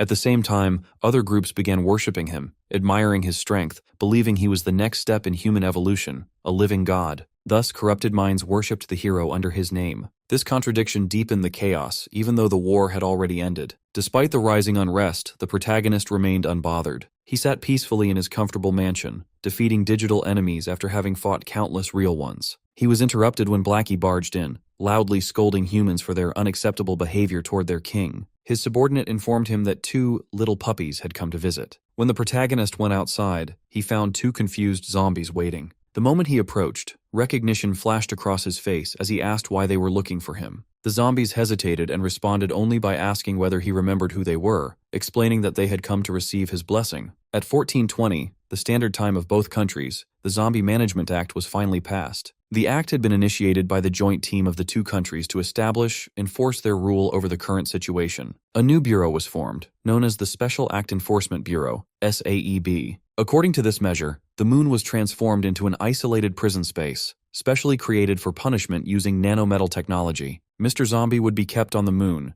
SAEB would monitor him to ensure a healthy survival of human civilization, over which both countries would hold full authority. Planes plus ships moved at a steady pace as the gray-haired zombie announced that the number of humans outside their country was gradually increasing by the minute, questioning if the entire top-level combat force of the nation had been brought for this operation. Ajiao pointed out that it was fortunate they had already spoken with the king earlier, because all conscious zombies had been relocated to Planet H due to the discrimination they faced in human countries. Another zombie, peacefully drying clothes, agreed that it was good they moved, since rent in human areas had been rising day by day. A girl lying in a hammock, saying that humans feared their king but could not act against him directly, so they targeted ordinary zombies instead. Just then, the gray-haired zombie on patrol alerted everyone, saying something was happening outside their borders. He exclaimed that humans were finally attacking. The bloodlust in the soldiers' eyes was visible as they shouted that the act had already been passed. They were there for one mission, to eliminate them. Suddenly, a purple flash lit up the sky as Violet lands. She rushed at lightning speed, but was stopped by a sudden attack from Dawn.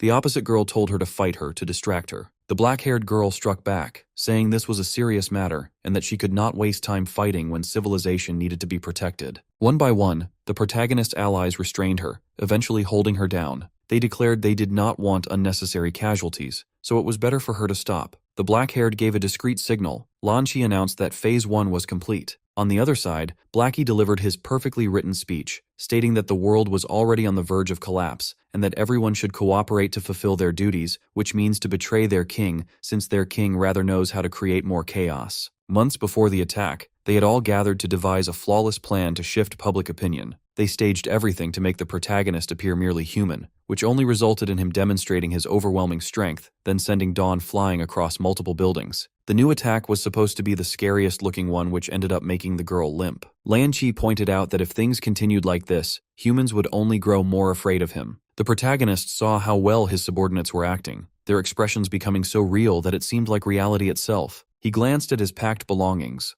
thought about how he only wanted to wait for his detainment, then began his plan to slowly change public perception of him over time. He quickly packed his essentials, saying that he would live peacefully on the moon. The Peace Force hovered over his building, calling their plan foolproof, saying they were stupid enough to believe in coexistence. They continued taunting, claiming that even his own subordinates had abandoned him. Vermint, still restrained on the building, jumped forward to look down to see all of his partners standing on the human side. Violet screamed that the soldiers had fired falsely, but quickly returned to her acting. The loyal zombie questioned why they suddenly betrayed their king, then began attacking the humans in rage. He reached the group where Blackie along with the others stood, calling them traitors for abandoning the protagonist. Blackie panicked, thinking that the zombie must have acted on his own since he was going completely off script. Watching the chaos unfold on television, the hero suddenly remembered he had completely forgotten about the loyal zombie and hadn't told him about the plan. Meanwhile, the loyal one continued, declaring he would kill every human since they were the reason his king was getting detained. At the last moment, the protagonist grabbed the zombie, stomping on his head before telling him about the plan in secret. All the other subordinates sigh in relief that their plan can still work in their favor when the hero finally manages to stop him. He dared them to come capture him for good.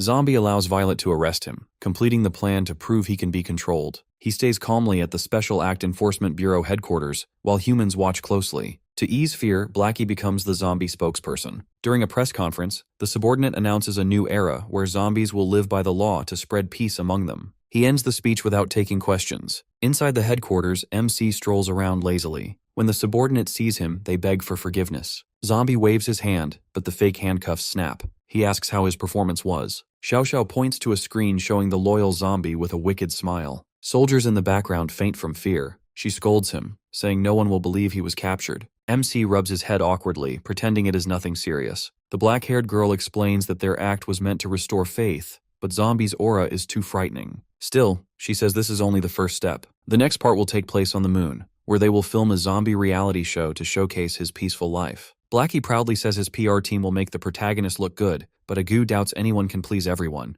Violet declares she will accompany Zombie to the moon prison as his warden. Her calm tone makes everyone blush. The protagonist offers his hand politely. The black-haired girl smiles, saying, "People only fear what they do not understand." Before she can finish, Zombie suddenly picks up his suitcase and flings her into the sky. Moments later, they land on the moon with a loud crash. They stand before a massive nanometal prison shining under the stars. The girl angrily puts a headset on Zombie, yells that he could have killed her. The protagonist laughs, saying it was faster than using the rocket. She sighs, giving up on arguing. As they speak, a spacecraft approaches carrying his new cellmates, meant to make him seem friendly. The prison activates its defense system, surrounding them with a metallic glow. Back on Earth, world leaders watch from their command center. The Ancient One laughs at their plan, saying no wall can trap zombies for long. But the president explains they never intended to control him. The Moon Project is a test of ancient technology, giving them time to escape if Zombie loses control. The Ancient One grows dark, tells them humans once tried to flee. A crystal force destroyed their fleet. A figure appeared in space, erasing everything in seconds. His final words echoed through the void. The heavenly prison is secured. All escapees are gone.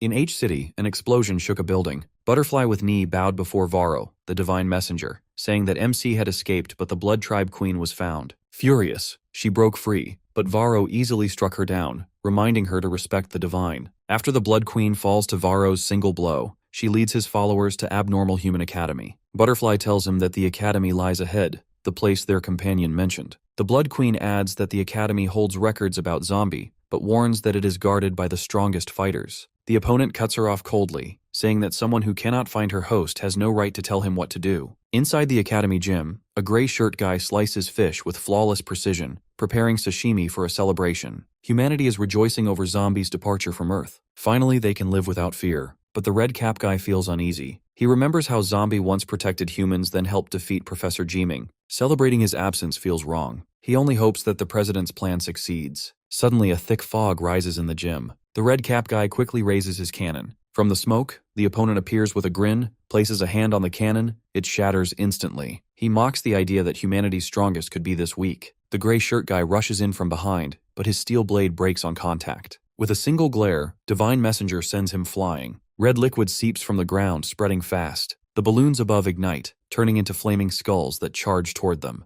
The red cap guy transforms into a giant nanometal robot and shouts that humans are not so easy to defeat. Then the gray shirt guy fuses with his own nanotech, becoming a tiger-shaped machine. Together, they launch a massive energy blast at the opponent. He lifts one hand, but the energy vanishes. He tells them they are still weak even after 1,000 years. Butterfly explains that the era focuses on individual power. Varro replies that it changes nothing. To him, this world is only filth trapped in a cage. Zombies will destroy it. The gray shirt guy nervously asks if he knows Zombie. The opponent says they have now returned to finish him. Butterfly shouts that one of the guys is escaping. The gray shirt guy buys time for the other to flee, but a massive red hand bursts from the smoke and smashes him into the ground. Varro tells the Blood Queen that if the Academy truly has records on Zombie, she will not be punished for suggesting this attack. Butterfly soon returns with the so-called record, a live broadcast called The Zombie Show. It shows zombies peacefully living on the moon among prisoners. Divine Messenger stares at the screen in disbelief. The Destroyer of Worlds now asks for extra eggs. Then he understands that Zombie is not pretending. He is studying humanity, seeking the secret behind their souls. Divine Messenger slams his hand down. His consciousness crosses space, entering a death row inmate on the moon. The inmate walks up to sit. Zombie looks up. Varro, inside the prisoner's body, meets his eyes after 1,000 years. Ever since Zombie's imprisonment, every movement inside the lunar prison is broadcast live by the Special Act Enforcement Bureau. For 3 days, the feed is calm. On Earth, Blackie, convinced the plan has succeeded. People believe the protagonist can coexist peacefully with humanity. Far from their cheers, Violet has already disciplined troublemakers to prevent conflicts. But then, a soldier bursts in, announcing an emergency involving the protagonist. Inside the prison, the protagonist stands as a prisoner controlled by Varro charges at him. The man strikes it forward. The power is immense, yet the MC lifts a pair of chopsticks to block it. The system misreads the scene, triggering a lockdown. Doors seal, lights flash, a self-destruction countdown begins. The prisoners freeze in terror as lasers target zombies. Varro, through the inmate, sneers, mocking that humans fear him, and that fear he believes will always return. The protagonist tilts his head. He recalls Violet's advice to stay calm. His interpretation is simple. Calm means transform. His third form awakens. Observers on Earth panic. Blackie calls for evacuation. Violet orders the system stopped, but it is too late. Zombie places his arm on the prisoner's shoulder. He trembles so violently that Varro's control snaps. The foreign consciousness is ripped out. The terrified inmate collapses, screaming as he runs. Varro realizes the MC has undone his control with nothing but fear. The protagonist eyes the remains of Varro's mind, then swats it away. A surge of power flows from the moon to Earth, shaking the land. Varro barely blocks it while others collapse to their knees. Zombie returns to his calm as the alarm fades. On Earth, Varro checks his wounded hand as he realizes that the demon has not weakened. He understands zombies seek to win followers' trust. He cannot allow it. He orders Niai along with the others to weaken humanity's faith while he heads to the moon to delay Zombie until reinforcements arrive. The Blood Queen watches him leave, relief washing over her. She tries to exploit the chaos, turning to them to submit. Niai gestures to the battlefield. Destroyed buildings are rebuilt as the fallen rise. Niai explains that their civilization can turn imagination into reality, undoing death. Taishin was imagined by Butterfly. The queen herself is a thought deity, leaving her in shock. Niai activates her power, preventing the queen from leaving, ensuring humans are not warned. Outside the academy, the live streamer the protagonist once saved poses for a shoot to promote his show. Suddenly, a hand grabs her photographer's ankle. A giant pit opens behind them. The red cap guy asks to be taken to the Guangzhou Provincial Special Act Enforcement Bureau. The scene shifts back to the moon. A flash of red light cuts through the darkness as Varro appears high above the lunar surface. Long ago, their people drifting through the void discovered a force that could shape imagination into reality. With that power, they built the Divine Age civilization, a society that walked beside deities. Using the same power, they once sealed zombies on Earth. Now, watching him live peacefully among humans, Varro sees only deception. He vows to reveal Zombie true nature. He channels his ability through a prisoner inside the lunar facility. At that moment, Zombie strolls cheerfully into the washroom, pleased to see everyone waiting patiently in line. He feels the presence of the possessed man, without hesitation, knocks him aside, complaining about bad manners. The prisoner returns to his senses and apologizes in terror. Days pass in the same strange calm. Zombie exercises, laughs, joins every game. Under Varro's control, more inmates attack him, but Zombie brushes them away with effortless strength. When he lifts a barbell weighing several tons, the others can only stare in awe. They freeze, too afraid to obey Varro's orders. Watching from afar, Varro grows restless. Each attempt to provoke violence fails.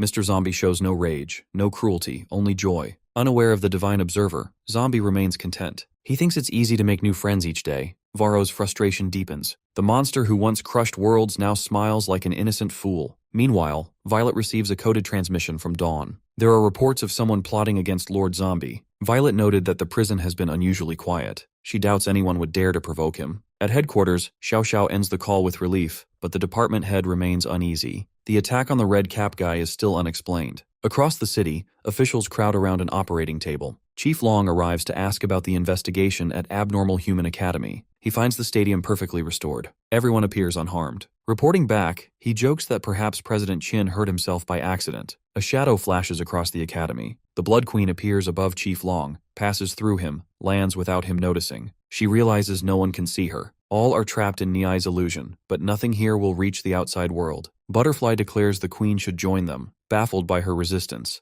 The Blood Tribe Queen scoffs, insisting she has no master. Taishan warns Butterfly that the queen must be stopped and drags her into mid-air combat. He punches her down, creating a cloud that cracks Ni's illusion. The queen counters, sending Taishan flying through buildings. Butterfly unveils runes, then commands Taishan to transform. His body reforms into a colossal mountain giant with Butterfly at its core. Butterfly's thought deity, the Eternal Mountains, towers above the battlefield. She yells at the Blood Tribe Queen, warning her that without a master, she stands no chance against Taishan. The Blood Queen clashed with Taishan in midair. Their fists collide with a deafening boom, sending the Blood Queen shattering her arm. She heals instantly, sidesteps another attack, then uses Taishan's momentum to strike back at Butterfly. Taishan slams into the ground, impaling the Blood Queen. He transforms again, covering himself with sharp stone spikes. Butterfly taunts the trapped Blood Queen, warning that the spikes will drain her power. The queen begins to melt Butterfly, who senses her magic being defied. Niai shouts a warning as the Blood Queen suddenly appears behind Butterfly, slicing her neck. Butterfly collapses, wounded. Niai rushes to heal her with her skill, comments on the Blood Queen's unexpected strength. They regroup, believing that without a master, the Blood Queen will not last long. Niai summons her own thought deity, a humanoid cat-like creature, while Taishan reverts to his human form to gather energy. A nearby plane flies past, passengers gawking at the scene. Niai activates residual dream illusions, masking the battle and returning the area to normal in the eyes of outsiders. Niai's thought deity strikes, dragging the Blood Queen into a dreamlike realm. Taishan disappears but then suddenly appears, punching the Blood Queen. The Blood Queen reappears, unscathed after a punch from Taishan. Butterfly realizes the Blood Queen, a thought deity without a master, has survived for nearly 1,000 years, grown immensely powerful. Niai's thought deity senses unknown energy within her, explaining her resilience. Green light flashes from her chest as her eyes snap open. The sea turns blood red. A blood-red vortex forms above her, transforming raindrops into deadly spikes. Time seems to freeze as the queen prepares to unleash a doom unlike any they have seen. They are confused as the Blood Queen raises her hand.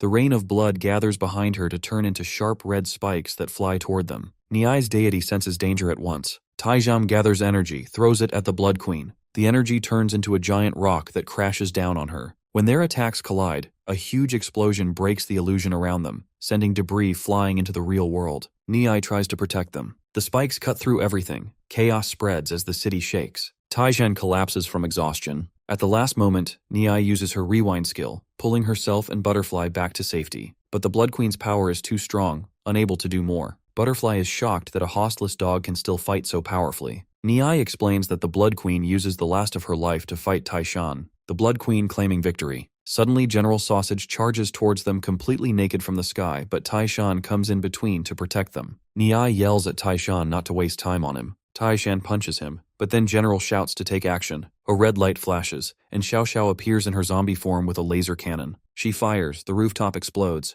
Taishan blocks the blast, saving Niai plus Butterfly on time. Soon after, Dawn, the department head, as they are under arrest for risking safety. Butterfly realizes these are A country's strongest fighters using ancient technology. Niai wonders if Xiaohong sacrificed herself to bring them here, but before she can finish, a green DNA sequence appears, the Blood Queen saying she was never destroyed. Niai refuses to believe someone could regenerate without a host, but realizes that she has survived for 1,000 years fighting zombies. Meanwhile, on the moon, the live show Run Prisoner airs worldwide with global voting. The hero performs a street dance and wins the next round. Above the moon prison, Divine Messenger watches angrily. He had made prisoners attack zombies, but the protagonist only enjoyed it. Furious, Varro decides to strike himself. Inside, Zombie Bro asks Ziling how he did. She witnesses his growing fame. Before the next round starts, the hero feels uneasy. Just then, Violet tells him to focus on the stage. Outside, Divine Messenger attacks the moon prison with glowing skulls. Violet destroys them with a single slash of her red sword. Divine Messenger mocks her for challenging a Divine Messenger.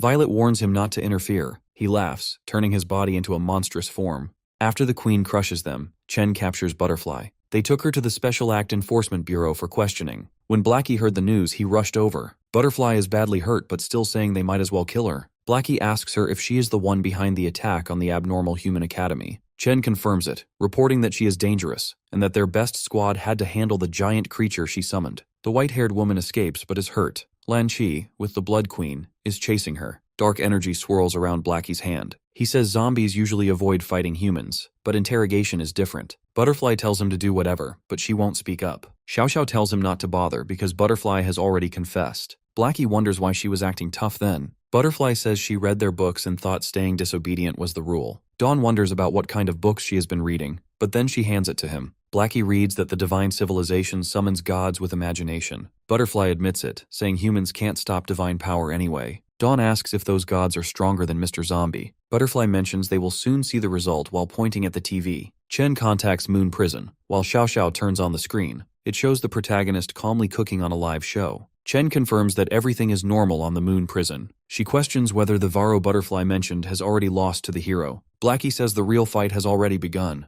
Chen wonders how he saw that, at which he points to look at the moon. On the moon, Ziling battles the transformed Varro. His attacks are intense. Even her strongest weapons can't harm the monster. The Divine Messenger mocks her for being weak. Xiao Xiao's telling her to retreat, so Moon Prison's defense system can protect her. Violet uses Zombie's genetic sequence, gaining immense power but risking her body. Her form turns more zombie-like. Varro attacks, unleashing a massive beam that strikes the moon's core in a huge explosion. Someone reports that the defense systems of Moon Prison have been destroyed. Alarms blare, but when the smoke clears, the Moon Prison is still standing. Dawn screams for Violet through her earpiece. The hero appears outside holding the injured Violet. She warns him about the strength of them. The protagonist takes charge to handle the enemy. Long ago, Mr. Zombie forced his people to abandon their home, sending them wandering through the galaxy. They discovered imagination projection, creating their divine civilization. Divine Messenger believes this power now makes them stronger than the hero. Varro releases intense heat that burns the moon's surface. He mocks Zombie Bro for trapping himself in the nanotech prison, to burn him to ashes.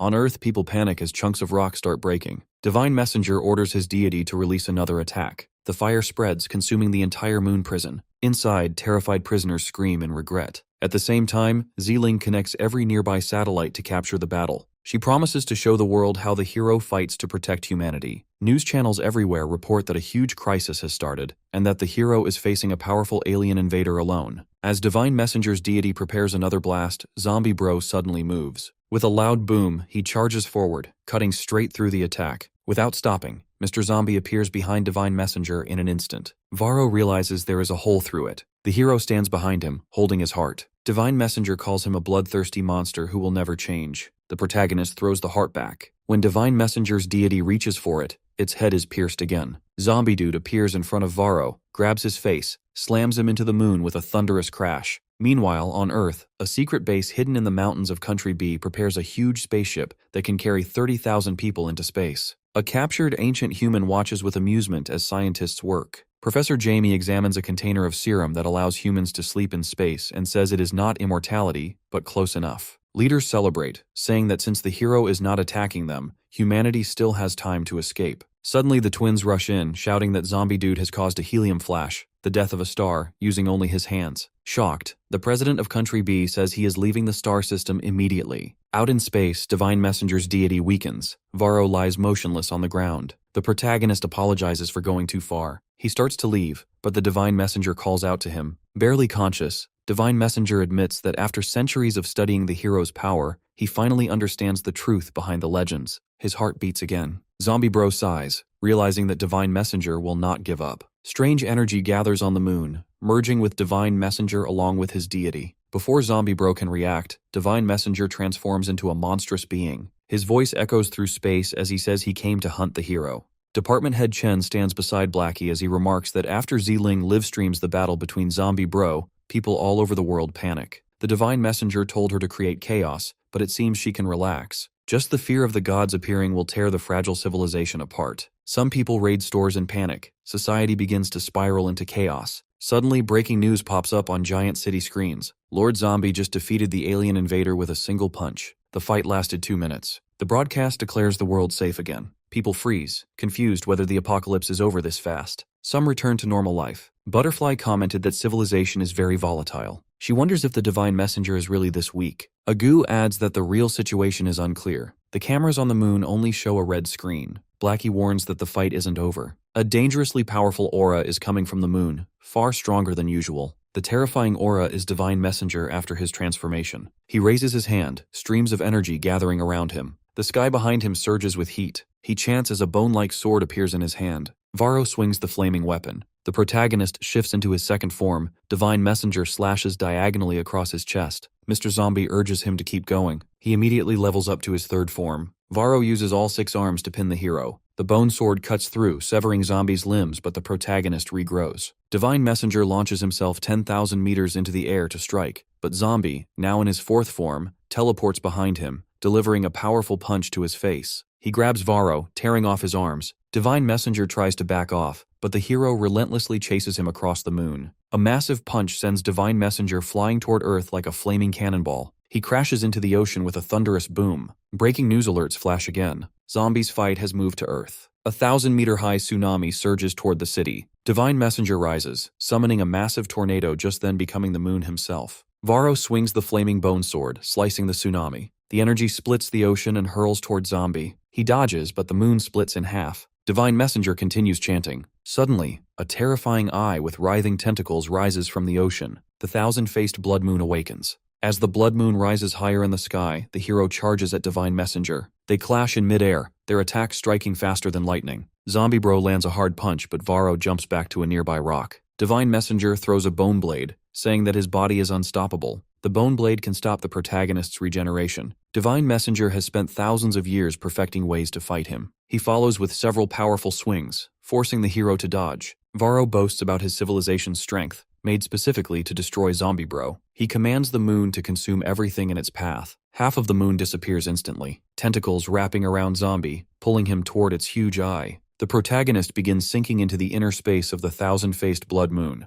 Divine Messenger follows, welcoming him inside. He explains that this space, built from greed, suppresses the hero's powers. No one has ever escaped. Divine Messenger demands to see Zombie's true form, the one full of death. Outside, the 1,000-faced blood moon tears chunks from the real moon, throwing huge pieces into space. People on Earth watch in shock as the moon starts to vanish. Breaking news flashes, warning of giant lunar meteorites crashing worldwide. Some are destroyed by missile defense systems. The fight between them threatens the entire planet. A massive boom shakes the moon prison as it is ripped from the surface. Alarms blare, warning of multiple prisoner escapes. The prisoners panic as the blood moon's gravity becomes unbearable. Ling along with the others struggle but refuse to give up, trusting that Lord Zombie will save them. Violet decides to activate the hero's gene again. Suddenly, a huge explosion echoes. The protagonist bursts out of the inner space, tearing it apart. He swoops down, grabbing them by their collars and carrying them to the moon's surface. Zombie Bro shows damage, flames burning from his wounds, while Divine Messenger regenerates on the blood moon. Confused, Varro wonders why he cares about others while fighting him. The hero sets the group down, teasing Varro for always talking and daring to see his past form. Zombie Bro decides to show him his true form. The stones of the moon rise into the air, under Violet's shocked gaze. The tips of Zombie's hair turn white. He emerges in his fifth form, which is the mechanical zombie. Reporters freeze, as they recognize the monster that once nearly wiped out humanity. Divine Messenger's mind flashes back to a few months earlier. A massive city rests on the back of a large beast. Varro kneels before the throne. The throne questions Divine Messenger about wiping out a planet with over 10 billion lives while using their souls to strengthen his deity. Divine Messenger confirms it, explaining that he spent centuries digesting those souls to evolve his deity, studying every record of the hero to perfect techniques to match him. The throne permits Varro to act as their leader to take revenge on Mr. Zombie. The Divine Messenger vows to complete the mission, but reality delivers him a harsh lesson. At that moment, the protagonist has Varro's neck in a grip. After thousands of years of preparing the deity specifically to counter Zombie, he is already defeated. Zombie Bro reminds him that he has always been the nightmare of Divine Messenger's civilization. Divine Messenger roars, claiming that he has abilities he hasn't used yet. The blood sea around the blood moon bubbles furiously. Ziling's eyes go wide, the hero's grip tightening. Zombie Dude punches the heart of the thousand-faced blood moon. The blood moon shakes violently. The force pierces straight through it. Humans on Earth are stunned. Divine Messenger's body fuses with the blood moon instead of dying. Countless copies emerge. Varro claims that he can resurrect infinitely. He vows to tear them apart piece by piece with the blood moon. Divine Messenger realizes Zombie Bro values his followers most. He mocks the hero that his current form was born after they were killed. Varro notes, Mr. Zombie cannot easily kill him because the blood moon controls the woman who challenged him, linking her consciousness to his deity, and her body carries the protagonist's genes. Zombie Bro glares, remarking that she is a friend and punches, shattering a Varro clone, but another appears. Divine Messenger sends the thousand-faced blood moon toward Earth. Humanity panics as the Prime Minister of Country B tries to board the spaceship. Divine Messenger mocks the protagonist, asking if he will save the humans or his friend. Time runs out as the blood moon threatens civilization.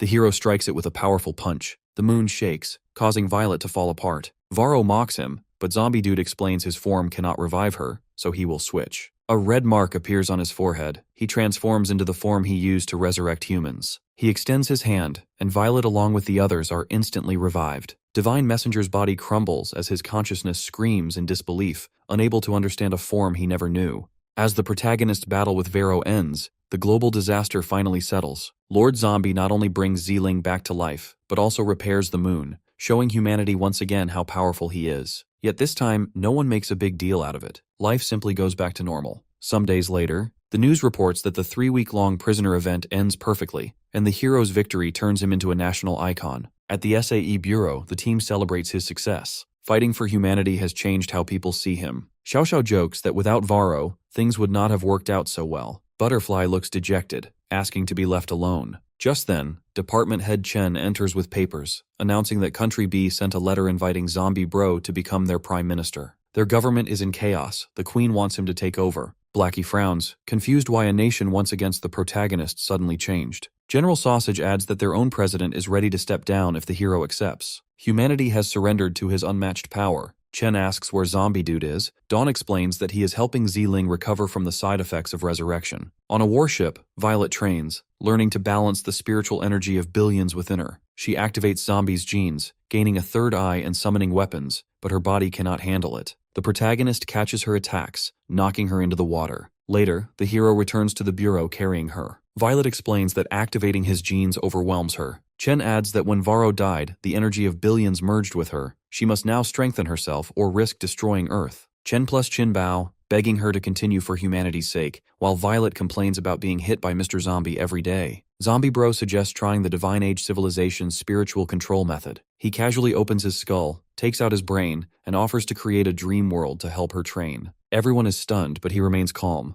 Meanwhile, in the Divine Age Civilization Palace, Niai reports desperately to the thrones. Butterfly being hunted, Wang Zikai asks what happened to Varro. Niai explains that he was defeated by the hero. Ilia remarks that the protagonist reveals stronger forms when needed. Niai wonders if he still truly wants peace with humans. The second throne glances at the central seat. The first throne once belonging to Lord Zombie himself, wonders what will become of those he left behind. The hero pours alcohol straight into his brain to numb it. His tolerance is surprisingly strong. Ziling asks if he's trying to make his brain drunk. The hero says the memories of the Divine Age civilization are mostly forgotten, but drinking too much makes his dreams clearer. Suddenly, images appear in the air showing his memories. Chen asks if his dreams always appear like that. The protagonist says no, he usually stretches before bed to avoid dreams. Once he woke up thinking he'd made a volcano. Xiao Xiao tries to step back, but Chen reminds everyone they're here to gather information. Zombie Bro's brain starts to bubble. Each bubble pops into a memory, a birthday with his brothers, when Ju caused trouble, the day they sank a continent. Zeeling along with the others start sweating, feeling like they are seeing something they shouldn't. Suddenly the hero shouts he's found it. The memories of the Divine Age civilization appear. The group sees a ruined world full of zombies. Humans hide behind tall walls, weak in body but strong in spirit. They form hero squads to fight zombie kings that destroy shelters. The memory shifts to a white-haired boy, but his team runs from a giant T-Rex zombie king. They argue while escaping. The hero asks to join. The group is stunned to see a zombie running with them. The T-Rex fires a glowing blast. The white-haired boy yells for Gan Ling to move. She turns, sees it coming, just closes her eyes.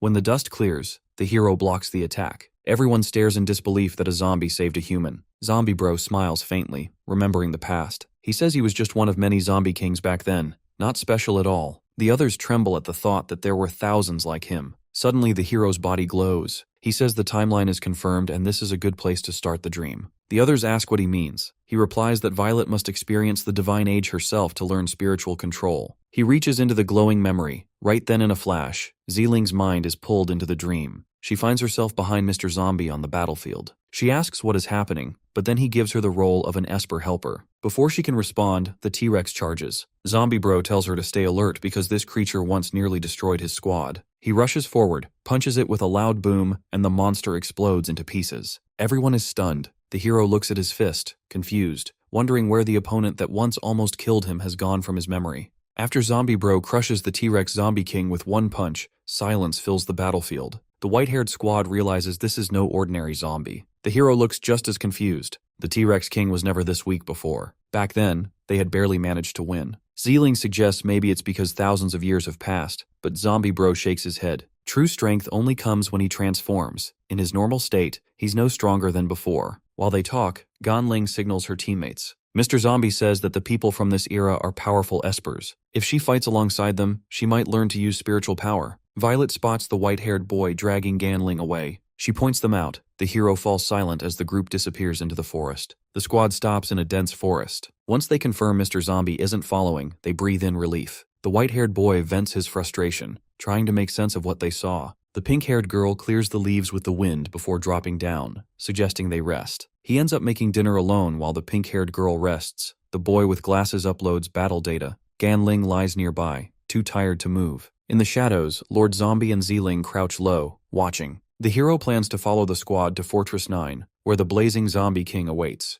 If he joins the fight there, he can learn to fight beside them without scaring them off. But before he can move, the boy with glasses senses something nearby. Sparks rise from the ground, flickering like fireflies. He warns the group that the blazing zombie king is near. The hero king steps out of the bushes, roars. The night sky bursts into light. A fireball the size of a boulder hurtles toward them. The pink-haired girl reacts instantly, summoning wind that turns the flames aside. The king laughs, his voice echoing like thunder. It wipes away their counterattack with ease. The squad braces, but the heat is overwhelming. The white-haired boy launches into the air, bringing his leg down on the king's shoulder. The ground splits open, but the king doesn't flinch. It reaches for him with burning claws, but he barely dodges. The king gathers fire again, forming a ball of molten light. Then Zombie Bro appears before the blazing king, steady. He meets its glare, steps closer, lightly taps its stomach. The air ripples. Cracks spread across its body like shattered glass. It explodes into fragments. The forest falls silent. The white-haired squad stares in disbelief. They drop to their knees, trembling as they beg for mercy. The hero's shoulders sag. He looks at the terrified group and adds that all he wanted was to be their teammate.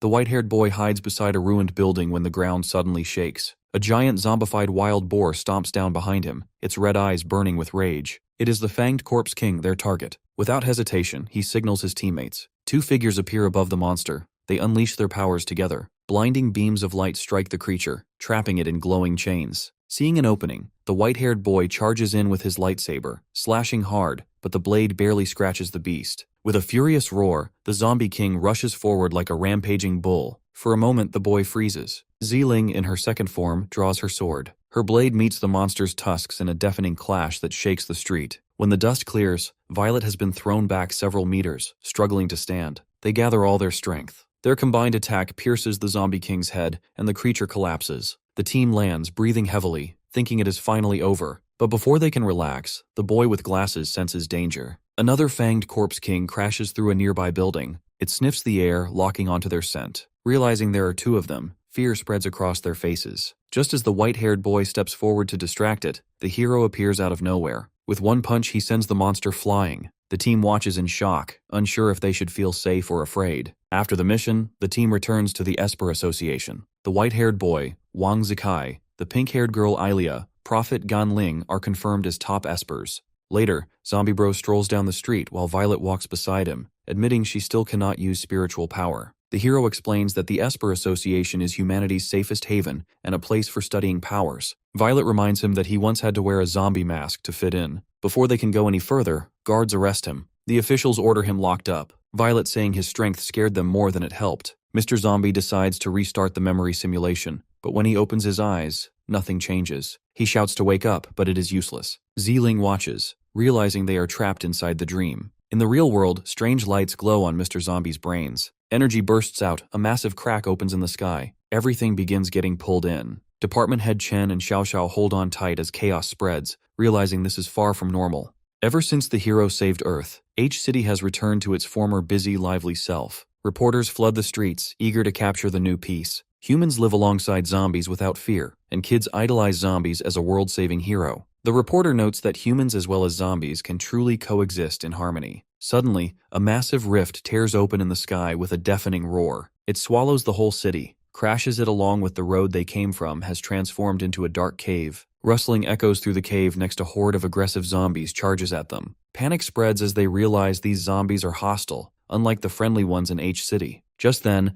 a goo crashes down from above, landing behind the reporters with a boom. The zombies freeze, startled. He reaches into a crack in the ground, yanks up the road and slams it down on the attacking horde, caving in the entire cave. He gives the reporters a thumbs up, says the people are safe, plus the entrance to the outside world is sealed. Meanwhile, Xiao Xiao fires a Gatling gun at the sky, tearing apart zombie birds with precise bursts. Confused, she asks what is happening. Agan explains that pouring too much alcohol into the king's brain caused H-City to be sucked into his memory world. This dream world is now indistinguishable from reality. Even if anyone dies here, they die in the real world too. Dawn asks how to fix it as they learn they need to find Zombie and make him wake up. On the edge of the city, the sudden arrival of H-City in the wasteland alarms the local zombie hordes. A massive wave of zombies surges toward the city walls. The department head activates his golden right hand to fend off the first wave. A tiny zombie clings to its mother in fear. Nearby humans are confused. The department head tries reasoning, but Aegon explains that these zombies have centuries of training under the king plus cannot be reasoned with.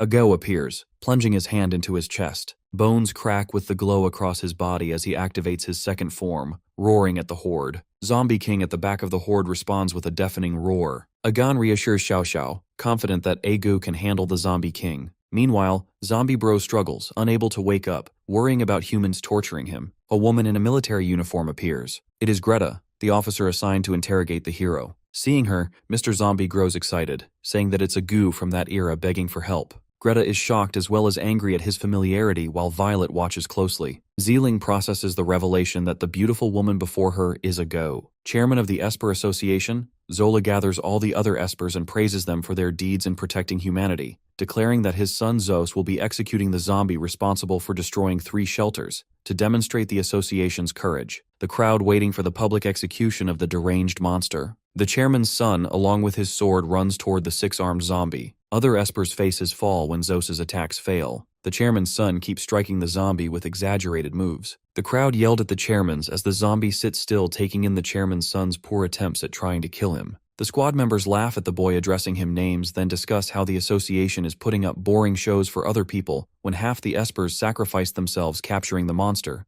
Gan Ling argues that it's good for boosting morale. The prophet intervenes with a suggestion that they need to try more since those hereditary lords have a lot to consider. Soon, the monster gives up, but the association's security officer intervenes. She raises her sword, sending it right through the enemy, then slashing its 6 arms along the way. At last sends him so high that it ensures his death. Killing the monster makes the son furious as he sentences death to the hero, asking why he is helping the humans in the first place. The hero attacks that comes off as defense since his power does not work that way with the Espers. The attack does not kill anyone. The squad gets involved in the fight trying to stop the others from attacking. The association's security officer vouches for the protagonist, saying that he's not a bad person with the proof of not killing anyone. The chairman agrees but orders the Zikai squad to move north for Death Zone subjugation, leaving the squad shocked. According to the hero, the north is considered the zombie tide ruled by 12 lords. The hero plans ahead, telling his party about it. The squad, joined by Jian En or Ling, was dispatched to the Esper Association. The Death Zone boundary in the far north belonged to the zombies.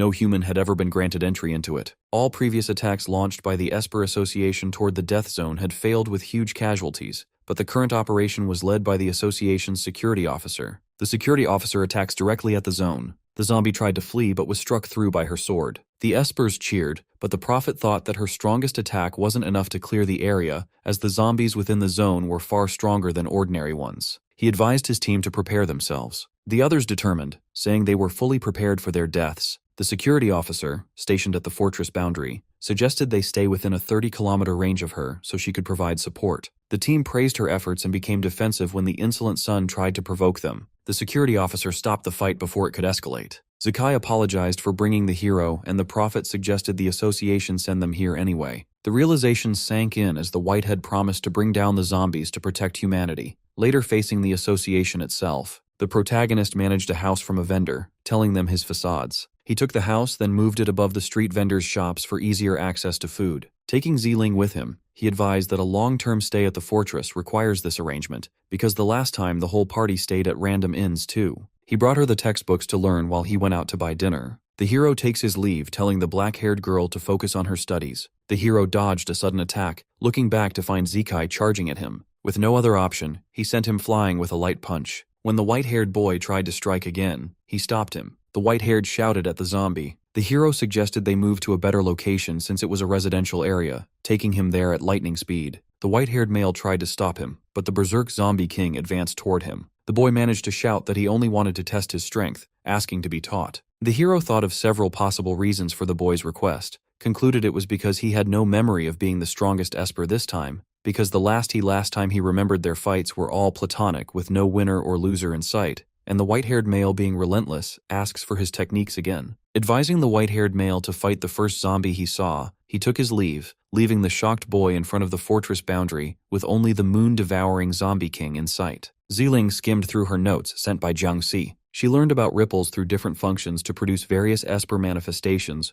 or how she could use water ripples for training. Soon she got exhausted reading about such troublesome power, thinking it was much easier to just use her sword, but she decided to give it a try. She got into the water and praised the hero for getting her such a luxurious indoor pool to train in, thinking it was the first time she had been able to relax since coming to this world. The black-haired girl took a deep breath, getting ready to use her mental power just like in the tutorial. A little ripple appeared in her hand after a long time of concentration. She started to celebrate, but then a white-haired girl appeared from behind, making the ripples even larger. Ganling came into her view, recognizing her as the kid who had joined the association, inquiring why she was looking through those exam books. The white-haired girl got into her personal space, feeling her up slightly, then praised her for having such a strong hold on her performance, even without using any mental power along the way. The white-haired girl then grew suspicious and saying that the black-haired girl must have lied her way through the Esper Association by claiming she had physical-type Esper abilities. She accused her of plotting something behind their backs. The purple-haired girl sighed, then finally admitted that she indeed did not have Esper talents. The green head came from behind, asking about the mental power they had felt before, as her eyes landed on the girl's metallic feet. The hero's student then explained how she had lost both of her legs during a fight when both her parents turned into zombies. She had just taken off the outer shell to take a bath. After the attack, she had to cut the limbs by herself. Seeing their horrified looks, she told them it was okay since all of this was inevitable when fighting zombies. The white-haired girl smiled, listening to her reason, started advising her that if she wanted to use mental power, she first had to use imagination and self-recognition, then asked if there was something stopping her from doing that.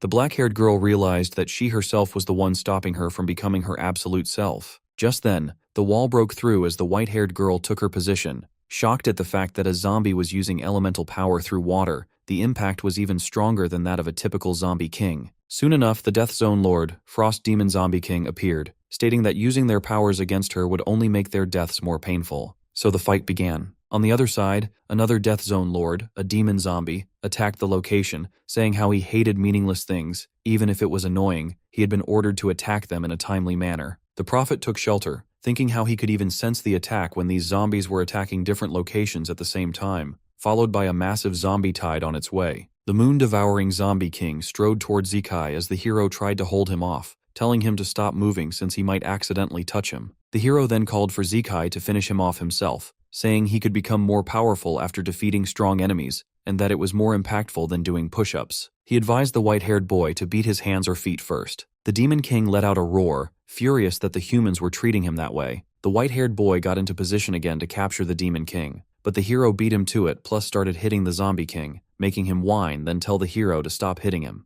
The young boy ordered the Death Zone Lord to start spilling the facts as they soon learned that the Source had ordered them to conduct timely attacks on humans. The hero thought about how this was bound to happen again after a very long time in the timeline he remembered. The Demon Lord then informed them that the Source had detected an unidentified awareness that had descended into this world, and that the search for an existence called Jiangxi had begun. The fortress wall breaks as the pieces fly in front of the civilians. People start speculating whether they should run or stay put since the security officers can protect them well. The first zombie jumps through the broken wall. Disaster erupts. People run, collecting their families and calling out for their loved ones to find shelter as the zombie tide follows them. The young girl gives up as a zombie tries to capture her, but a wave of purple spreads through the sky as Greta appears, crushing them in one punch. More zombies appear. She fights them off, telling the people to relax since she is here to protect them. A voice interrupts her heroic display, calling her annoying. The security officer looks up to find the disgusting-looking Murin zombie, who starts sucking the earth, saying that this will end the fortress. Greta tries fighting him using her powers, but a strong blow knocks her out. The Murin zombie exclaims that it's the first time he has seen such a powerful human. The association's only hope.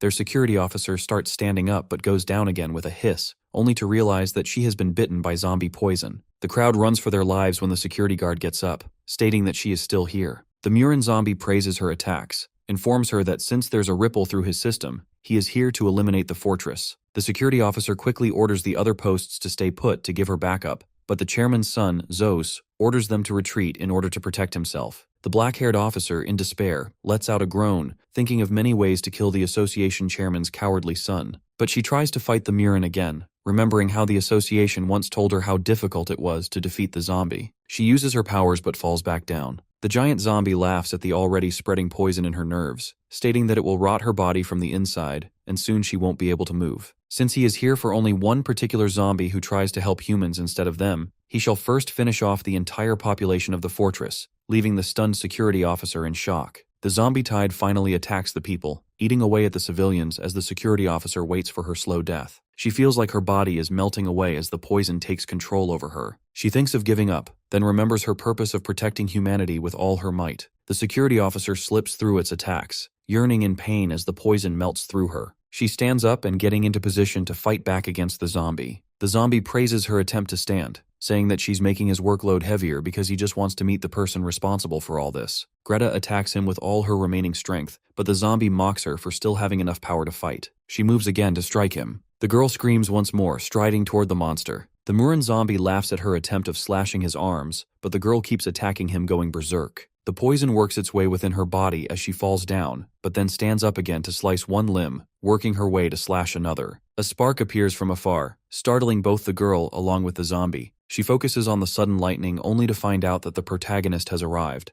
along with the white-haired boy plus the moon-devouring demon king on his back. He quickly tells the girl to stop attacking the monster and teases her for getting poisoned in such a short time. The girl looks at him with a mocking expression. She informs him of the situation, saying that the fortress is damaged, so she has nothing left to protect now. The hero explains how the fight wasn't supposed to happen according to the previous timeline, that's why he wasn't aware. He takes the next best course of action, stepping forward to fight the demon as the poisoned girl asking forgiveness for arriving late. They all start to clean up the fortress after it was completely destroyed, and when the white-haired boy said to Prophet with sarcasm that they had accidentally destroyed the fortress. He then spoke with fear, saying it would be blamed on their squad, suggesting that they should fix it immediately. They called the rescue team, shouting that they needed help cleaning up the destruction the zombies had caused. Prophet's face lit with anger as she yelled that they needed to fix it right away. When she screamed, Greta shouted that humanity was destroyed with sarcasm. The hero replied that they could still fix it if it was not completely destroyed. When he heard some fighting noises, he asked his members who was still fighting the Demon Frost King. They all said they were sure the heroes would take care of it. Suddenly, the Demon Frost King rose from beyond, chilling the rest of the workers. The hero started searching but couldn't find anyone to rely on. He thought to himself that all the others were injured, running towards the Demon Frost King to fight, but suddenly got stopped by the white-haired boy saying it was too dangerous he couldn't step in when he found out that the other heroes were also fighting it. The black-haired girl screamed that she was about to die as they ran towards the Demon Frost King exclaiming they were going to freeze to death. The green-haired girl cries out loud saying that the cloak she's wearing is not offering her any warmth. The Demon Frost King smelled the black-haired girl's scent, saying that for a human, he needed to examine it thoroughly, and will take her head with her as she laughs. screams saying the enemy is getting closer to them.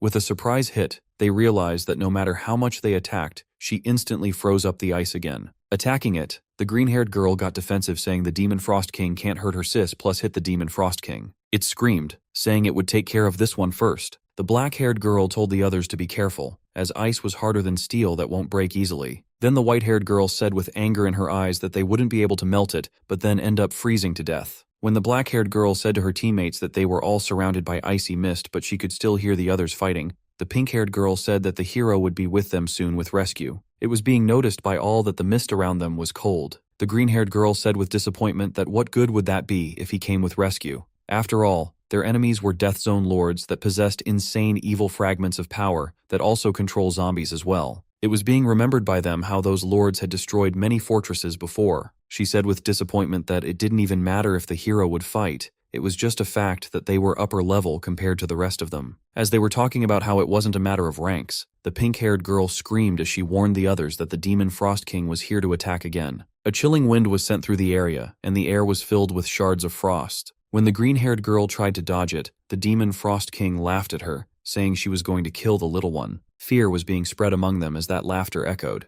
Then the pink-haired girl lit up with fire all around her body with anger, exclaiming how she could say that to her, she was her partner. Flames were seen burning brighter as the frost around her melted. When she carried her down, when the pink-haired girl started to cough, the black-haired girl got worried about them. It was being noticed that her breathing had become uneven. She suggested that they should find some rescue. The pain was beyond for the pink-haired girl when the green-haired girl started crying that it must be all her fault, but they both comforted each other. When she started to come near the Demon Frost King, she asked why didn't she just kill all of them in one spot. She claimed her powers, saying that the Demon Frost King would ease their suffering and end it. The air was being filled with her power as her words echoed through the mist. She screamed that only thinking about this move got her so excited. She screamed again, attacking them. The ground was being shattered under her attack, scattering shards of ice. The black-haired girl screamed that they should both take care of each other, or that she would fight her. When she was dashed to the ground again, saying she couldn't even get close to her, she suggested that they should just wait for the hero to arrive but hide for now. The silence of fear was being felt again. But the pink-haired girl said that she would fight till there was victory though wouldn't ever rely on someone else. When this hit her, she thought how she had become the one to rely on someone else so much. The black-haired girl asked herself if she was even herself anymore. It was remembered by the black-haired girl that when she was little, it was being talked about how her own parents had bitten her. She had to cut off her own limbs to survive. She had then dragged her body to the emergency ward. The doctor had asked her if the procedure was still wanted by her, because it was one where every nerve of the body part had to be stripped, every nerve gone through electrocution. She screamed that she needed power. She needed to completely end all of the zombies. When she realized she had worked so hard to get here just to rely on someone else, she looked at herself with disgrace. Then the pink-haired girl screamed with so much power, saying that she would not miss this, and next would cut her into pieces. When the frost demon dodged it once again, the pink-haired girl said to the black-haired girl that she should take cover for both. The black-haired girl was completely spaced out. She couldn't hear or see a thing. When she realized that the demon Frost was about to attack her but clicked back into reality, it was too late. She had been attacked, stabbed by the ice-cold power of the frost demon. They both exclaimed with pain as the demon laughed, saying that just the corpse was left to be taken with her. She laughed out loud again when the pink-haired girl attacked once more. The green-haired girl screamed that she would get her done, that it would only be a small wound, or it would get fixed with zombification. Then the inner evil thoughts of the black-haired girl started again,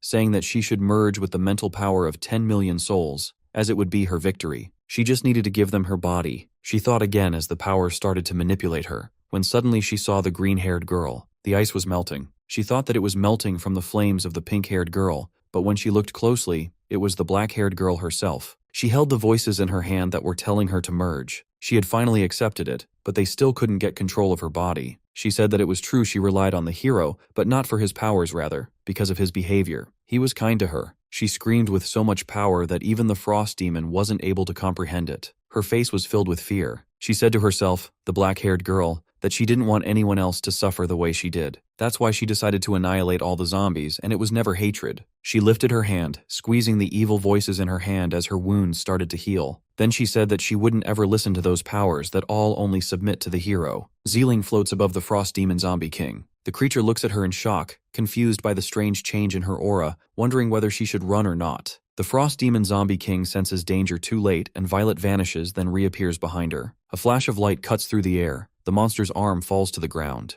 Ganling cheers, amazed by her speed, but Ilia frowns. She senses no trace of movement. This is not just speed, it is something greater. The Frost Demon Zombie King roars in rage. Ice rises from beneath her, spreading into sharp frozen spikes. Violet's eyes narrow as the storm freezes mid-motion. Time itself stops. She walks through the still air, her sword glowing faintly. When she reaches the Frost Demon Zombie King, Violet swings her blade as the monster's body shatters, her frozen domain crumbling into dust, leaving the Frost Demon Zombie King shocked. Violet stands in the falling snow, her sword pointed at the ground. The Frost Demon Zombie King stares in fear as Ziling orders her to kneel. Ice bursts apart around them as Violet slices through the barrier. Ganling and Ilia cheer from afar. Violet looks up, shows Zombie her sword while telling him she has mastered psychic power. Outside, the protagonist nods proudly while holding up a collapsing building. Prince Kai with Greta shouting for him to put it down before he breaks the fortress. After the battle, Greta helps with the cleanup. Violet now realizes how Greta became a zombie but wonders why she is not in her zombie form. The protagonist replies that she has just been infected, so it will take time. While cleaning up, Greta helps a mother along with the child. They thank her but back away in fear after seeing her infected skin. She stays quiet while watching them leave. Violet turns to the protagonist, says softly that no matter what happens, she believes in him. He smiles faintly, reminding her that she has achieved her goal and suggesting that she should train with him. But she refuses. Far from them, the Devouring Moon Zombie King finds the Frost Demon Zombie King still alive. She mocks him for surrendering to humans. He warns her to stop defying their lord. The true source of all zombies is the one now walking beside humans. Zombie tells Ziling that since she has succeeded, it is time to leave. She asks about their friends, but he cannot remember. After the battle, he kept fighting zombie kings, but his memories are fractured. Suddenly, pain strikes his head, glowing marks appearing across his skin. Memories return in a rush. He remembers sealing the source within his own mind through amnesia so it could not return. But now that seal is breaking. The dead zone is said to be impossible for humans to enter, filled with endless tides of zombies, ruled by powerful dead zone lords who destroy any intruder. At that moment, a giant griffin-like lord watches from above as a group marches boldly into the Forbidden Land. They are none other than the protagonist's underlings from H City, drawn into the memory world then led by A Gan.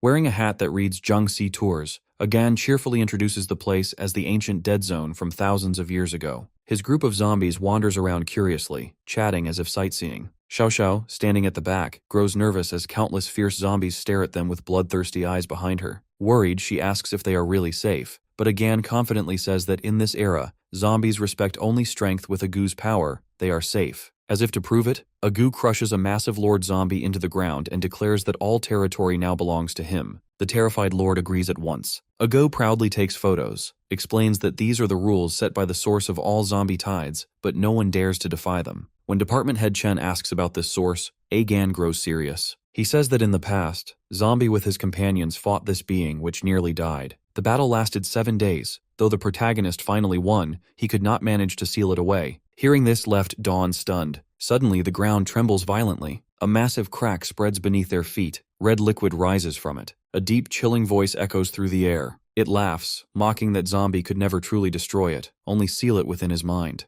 The moment he remembers, it returns to life. In the memory world, the protagonist begins to sweat as his body transforms into his second form, the Source, now reborn and towers before him. He warns Ziling to run while she still can, but before she escapes, the Source charges as it tears off Zombie's arm in a single strike. The two are hurled through the city, crashing into the sky as their battle begins anew. Their fight shakes the world. The protagonist tries to push the Source higher to protect the others, but in one careless moment, the Source grabs him by forcing the red liquid into his body. Zombie struggles, but the power invades his body. Glowing marks spread across his skin as his form changes once more. The Source laughs triumphantly. After thousands of years, he finally takes full control of the protagonist's body, then declares his victory. A deadly being who devoured the hero hovers above everyone's heads, while they mistake him for Jiangxi and wondering how they have never seen this form of the hero before. Ziling senses the aura coming from him, which feels even more dangerous than the fifth form. That strange being snaps, unleashes a blast toward the ground. The prophet realizes that this deadly figure is no Jiangxi, then orders to retreat.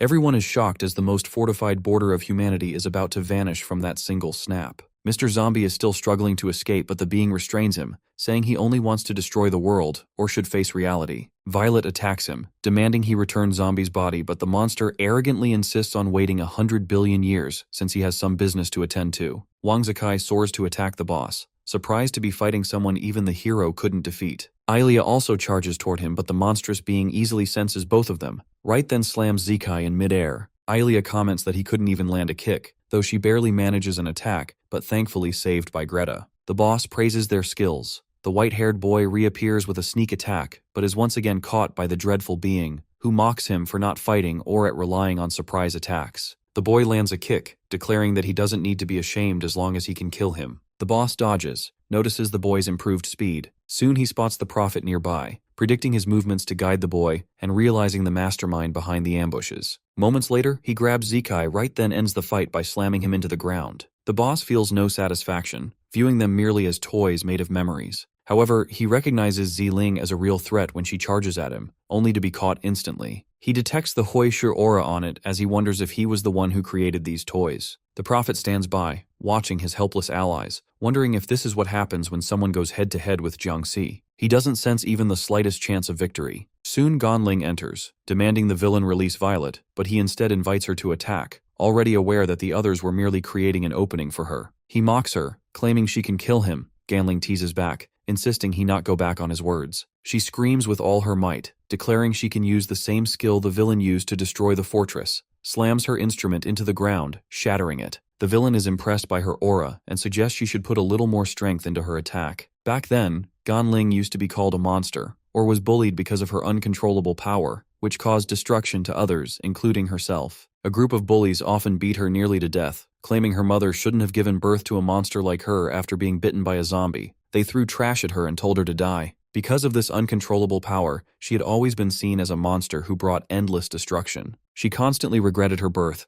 but for the first time she wished to be a little stronger, so then could save everyone. She uses her own flesh, bones as fuel to boost her physical power, then unleashes the strongest blow ever. The prophet tries to stop her, but she refuses, believing it's necessary to end this monster for the world's disaster herself. The villain becomes intrigued, decides to get a little serious as well. He realizes she fuels her body to increase her power, knowing only to unleash an attack like this by risking her life. He counterattacks. Ganling starts struggling as the difference in their powers is overwhelming. She doesn't want to lose, truly wants to save everyone, even if just once. Suddenly, she falls just after her instrument shatters. Agayan saves her, using the same technique to push back the enemy, which makes her curious about him. Soon after, Dawn with the department head arrived, worried about Ganling's condition. Aguo, standing nearby, reveals that her current appearance is modeled after her doll. It now aligns more closely with the image she holds in her heart, a confident person who wants to protect everyone. Meanwhile, the villain grows even more intrigued. The reporter announces the mysterious disappearance of City H. The strange rift above it continues to expand. The Law Enforcement Bureau is currently investigating the situation. In the next scene, Blackie examines the rift by getting close to it, but is unable to approach too near. He immediately informs the Law Enforcement Bureau that the rift definitely seems to originate from the Great King's power,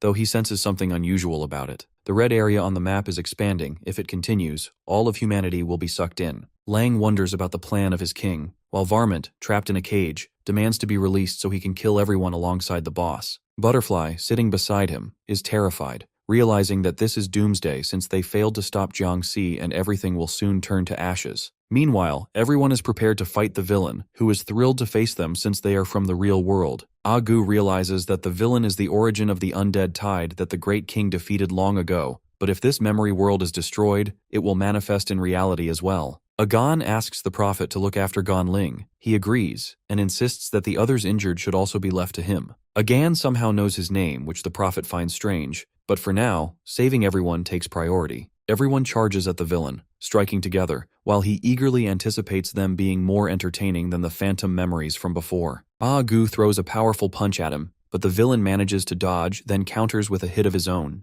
However, to his surprise, the target wasn't Agu's head. He momentarily panics. Agu explains that it's obvious he wouldn't wander around leaving his weakest point somewhere so easy to find. The boss saying this is exactly what he expected from someone specially cultivated by Jiangxi. He decides to crush his entire body since the head is difficult to locate. Seconds later, Xiao Xiao pulls out her blue fire Gatling, but the villain effortlessly dodges, then snatches the weapon, hurling her aside. Just as she's about to fall, but Head Chen appears to save her, unleashing a powerful strike. Still, it proves useless against the boss. Hagan also joins in, attacking but slammed away. Dawn grows worried since even their strongest blows have no effect. Agu lands another strike. The villain mocks him, saying he'll soon end up like the others. But this time, the boss is caught. Agu activates his Tranquil Sovereign technique. The villain falls into the trap, unable to move. Agan steps forward once more, unleashing his full strength to deliver the strongest blow yet. The villain is injured. He realizes that the hero's body is not as strong as he thought it would be. It takes a few more attacks for Agan to completely destroy the boss, so he requests to lend him his strength again and hold him a little longer. This makes the boss angry since he's the source of all zombies plus cannot be restrained by anyone.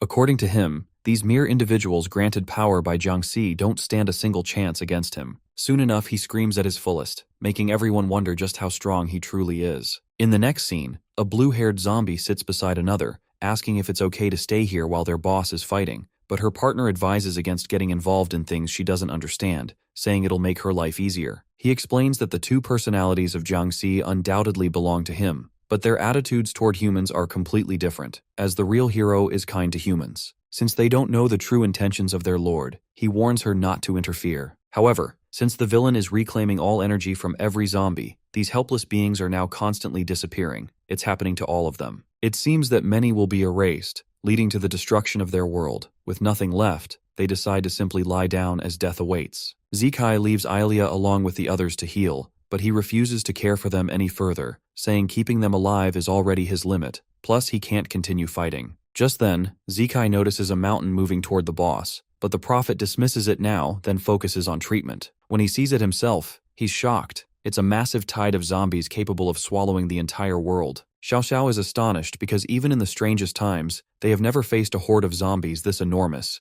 Even if the human world turned fully into zombies, there wouldn't be this many. It doesn't matter whether they appear in memory or reality, they must stop them, or else human civilization will collapse entirely. Along with the memory world, reality will be next, with casualties beyond measure. But the problem is, if they don't stop the source now, it will continuously make the tide stronger, so they must eliminate it first. Chen understands, entrusting Jiangxi to them and deciding to handle the zombie tide. He pulls out his ancient mech gauntlet, which controls his body, but he doesn't worry since when it comes to eradicating zombies, he will use every possible means. He asks Xiao if she's ready to cooperate. She agrees. Agu helps her find her gun and rushes toward the boss. Agan as well as Agu teamed up to fight against Zombie, while Dawn warned them to be careful. She worries whether the two can truly defeat the boss, as she cannot imagine anyone overcoming him, especially when he's consumed entirely by hatred toward them. But Ziling reassures her that they will win because this current boss isn't Jiangxi, just someone occupying his body, which makes him powerless. The breach is almost completely repaired, so the commander advises the warriors fighting the zombie tide to retreat, taking shelter, but they refuse since it was impossible to hold them back earlier. They had already lost so many comrades. The situation has changed now, as several incredibly strong fighters have arrived on their side, then turned the tide of battle. It seems they finally have the strength to keep fighting. The comrades now find renewed hope with a reason to stand their ground. Chen prevents the zombies from advancing any further, declaring that they must protect this world. He tells Ziling to hang in there since his side is mostly stabilized. Meanwhile, she continues attacking the villain but ends up being slammed into the ground, seemingly to her death. The villain grows furious, shouting that as soon as one dies, another dares to charge at him. Agu isn't surprised, as he expected this level of power from the Great King's body, though he too is thrown aside by the villain's overwhelming strength. Dawn steps forward to face Jiangxi one-on-one again, teasing him that even though he possesses the hero's body, he can't use it properly, making him a useless being. Enraged, and he punches her viciously, swearing to kill them all. Then Agan charges in at full speed, striking hard, while Agu attacks from behind to assist him. In the meantime, Violet stands back up as she slices off the villain's hand. The released energy is extremely terrifying. The two of them can't restrain him for long, but even if they didn't defeat him completely, the attack is a success. Violet originally aimed to cut off his head, but since that was too difficult, taking an arm isn't too bad either. Later, Xiao Xiao jokes about how much she enjoyed teasing him while watching his annoyed expressions, something President Violet says she would love to see again right now. The villain feels disappointed at being injured by a toy he created himself, realizing that his body isn't as strong as he had believed. Soon after, Dawn suffers a strange internal injury, having pushed herself beyond her limits even with Jiangxi's genes. Ziling warns her to be careful since he's now using power equal to Jiangxi's, meaning they could be killed instantly. According to Agu, his combat ability is definitely weakened, as losing an arm has thrown off his balance. With a few more attacks, and he'll be finished. The boss then speaks in a cold, firm tone, declaring that he doesn't care about this broken body plus merely playing around with its power. But since Jiangxi's body can no longer endure, he'll now act personally. From this moment on, they will face his true form directly. He is the root of all zombies, homeless, shadowless, dying yet indestructible. Agan warns everyone to stay alert, as this form of the boss could be extremely dangerous. Moments later, Jiangxi regenerates his sliced arm back again. The hero had just awakened his sixth form, though the mechanical civilization perished. Agu and Agan recall the time when they were revived by the hero, but this seems so much weaker than Jiangxi remembered. Agan asks for the possibility that in the 1,000 years they were killed by Mr. Zombie, who became too strong. Agu informed us that the current him can even instantly get rid of the root, which was impossible according to the hero, since the most troublesome thing about that villain has no physical form. It is just a concept that no one can kill. It feels like punching a slug that means blanched in boiling water, but he actually came up with a good plan to completely solve the root. He actually made Jiangxi's root elimination plan on paper through images. The plan is to use his body to trap the root, then take down that root which possesses a physical body. At last he suggested throwing a party to celebrate the victory. But they both seem to have a slight problem. Even the first step is itself a problem after he hands over his body to the root, because against that, they don't stand a chance to win. The hero hesitantly tries to avoid the situation, mentioning that he doesn't even remember where he locked up the road himself, and he cannot find it, so there's plenty of time for both of them to train. Back to the fight. Agu understands that it is the right time that the great king was talking about. The true Jiangxi even confirms it by speaking himself through the body. The root understands that the hero deliberately let him control his body, as this is the scheme he plotted for thousands of years to fight against him. But Jiangxi interrupts in the same body, informing that it wasn't even that long. After sealing the root, a few things happened. He was pretty busy back then, until a very long time later, after he revived them, along with the thought of dealing with the root along the way. But the hero actually forgot that he threw him into his brain while helping Ziling train. He provokes the root to its fullest, and advises the two of them to quickly take over him before he runs to Real. Irritatedly, they both ask him to stop provoking the root, or else they will be the ones beaten up later. The root is still trying to take over his body, but as expected, the protagonist successfully manages to get separated from the root. Both appearances are in a fight with each other. The root is annoyed because no matter how many times he shatters the hero or damages him, it is of no use for him every time he just reappears in an even stronger form. According to that negative appearance, the protagonist hasn't changed at all even after thousands of years. He claims to kill Jiangxi every time, but the hero shows him a form that he has never seen before, throwing him away. The memory boundary of Huisi in the cage is stopping the route from entering the real world, while the reporters are reporting about the crack, which is still continuously expanding. The root is furious, explaining that he has clearly been occupied by his body, but the Flash is actually turning around, devouring his power, so it won't be long before even his consciousness is sucked by him. Jiangxi suggests to keep fighting because it is rare for him to be able to output his fifth form at full power against his enemies, but the root has also decided to not go easy on him if he cannot win. He decides to destroy the whole world with him. Somewhere in the city, he drops his blood, which flies towards the sky, creating a giant red light. Civilians start panicking around. There is the soldier who asked the other about that red light because it came from his direction. Questions about why he left his possession without permission. Soon enough, he gets swallowed by the entities that have appeared within the red circle. The policeman in the city immediately calls the Special Affairs Bureau about the monsters that have appeared anomaly at the rift. Suddenly, all of the other zombie companions of the hero start to drag towards their lord to fulfill the order of the destruction of this world. Two of the zombies ask their human boss to evacuate quickly because they really want to attack humans out of nowhere. The energy is so strong that every other zombie starts having this bloodthirsty desire, which is constantly getting stronger. The root is at its fullest, devouring all the minions created by Jiangxi's genes, as he don't need to run away because their powers are constantly merging. Just after a little bit of this power to be leaked out, he can create a zombie tide that will destroy the whole human world, even if he gets devoured, and the hero won't be getting anything except the endless battle with zombies. Just as he continued, the protagonist hit him hard since he angered him. Zombie King Amao along with Alang entered a hostile state. The fighter pilots are trying their best to destroy them, but their strength is of no match with the zombies. Varmint is also surprised that the king himself ordered for the destruction of all humanity. Back there, Director Chang's team managers to take care of the monsters appeared earlier. The director asks if these monsters are caused by the mutation, to which a Blackie explains that this is a monster of a fusion of the king with the other powerful source, which causes zombies to enter in a mass state. A Blondie standing beside informs them that they have completely lost contact with the Spatial Affairs Enforcement Bureau. All the zombies over the world are showing a strange kind of aggression as the energy expands. The war between humans against zombies will break out again. Director Chang advises Blackie to get away from the energy, because from now on humans will take care of the scene, but he warns the director about the level of monster which is no match for him. Meanwhile, the entities they caught earlier aren't dead yet, so the director himself steps in claiming that even though human combat power has never been a match for zombies, it shouldn't be forgotten that for the past 1,000 years, zombies are the ones who have been suppressed by the Academy. He advises them to risk their lives if they can beat it. As he hits the monster, it just helps it get bigger, which makes the director struggle. Lanky commands her subordinate to provide support to Director Chang's. The monster keeps getting bigger to completely annihilate these things. The laboratory is still looking for a way, so they need to hold on a little longer. Blackie standing beside witnessing the humans struggling this much, he finally decides to step in. It's been a while since he got a little serious, but right now he needs to. Upon his one gesture, the whole thing falls apart, which is as expected from Jiangxi's trusted subordinate, while Lanky and his subordinate are no longer needed. He feels a strange feeling which is like watching them. Back there, the protagonist efficiently compresses the root, plus destroys his own body, because he shows that will recover more of them. The protagonist didn't waste a single of his body just after recovering everything he returned to its original form. Soon enough, with the big smile, he is playfully informed that the source really is nourishing, which makes him feel like a little stronger. A strange being is watching everything that the zombie died on Earth is the effect of the fusion.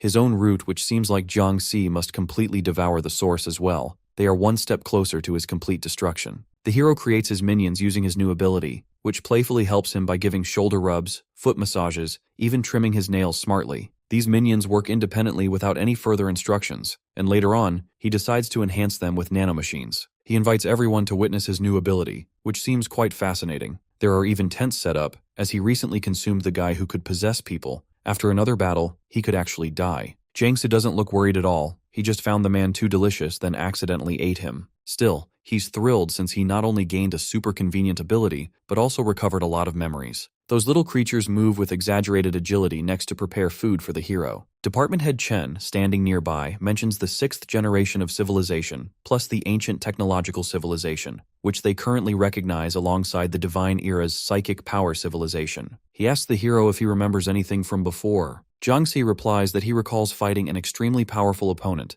being shattered into pieces before the Divine Era. When Prince Kai found him, he had only just been revived. Back then, he was still unconscious. Both his strength with the memories needed to be restored. He eagerly offers to show them that era again, explaining that the space where they fought even collapsed, but everyone immediately stops him, saying that what has been done is enough, and that they cannot casually view his memories again. The hero remains clueless about the situation. Meanwhile, the prophet is searching for the hero. Soon enough, the hero sneezes casually, but it turns into an immense blast felt across the universe. Blackie notices the plastic remnants, realizes that the monster is still alive. It seems he'll need to put in more effort, as this species is influenced by the Great King's genes. Suddenly, a man in white gloves appears, slicing the monster in half. Blackie stops him, warning that destroying it further will only worsen the pollution, but the arrogant man refuses to listen, claiming he already knows how troublesome the hero's power is. The man activates relics from the earliest era, which Blackie had considered useless, but soon enough, the species is completely scattered into pieces, leaving everyone stunned as they watch the monster being erased, tainted by Jiangxi's power. The mysterious man introduces himself as Prince Kai, the second seat of the divine civilization. He sarcastically apologizes for erasing a part of the hero, claiming he will erase him from the entire planet altogether. Soon after, the rift begins releasing all the people it had previously swallowed. A massive number of people start falling from the sky. Blackie feels relieved, knowing he won't be blamed by his king now. While everyone celebrates being saved, Prince Kai remains tense,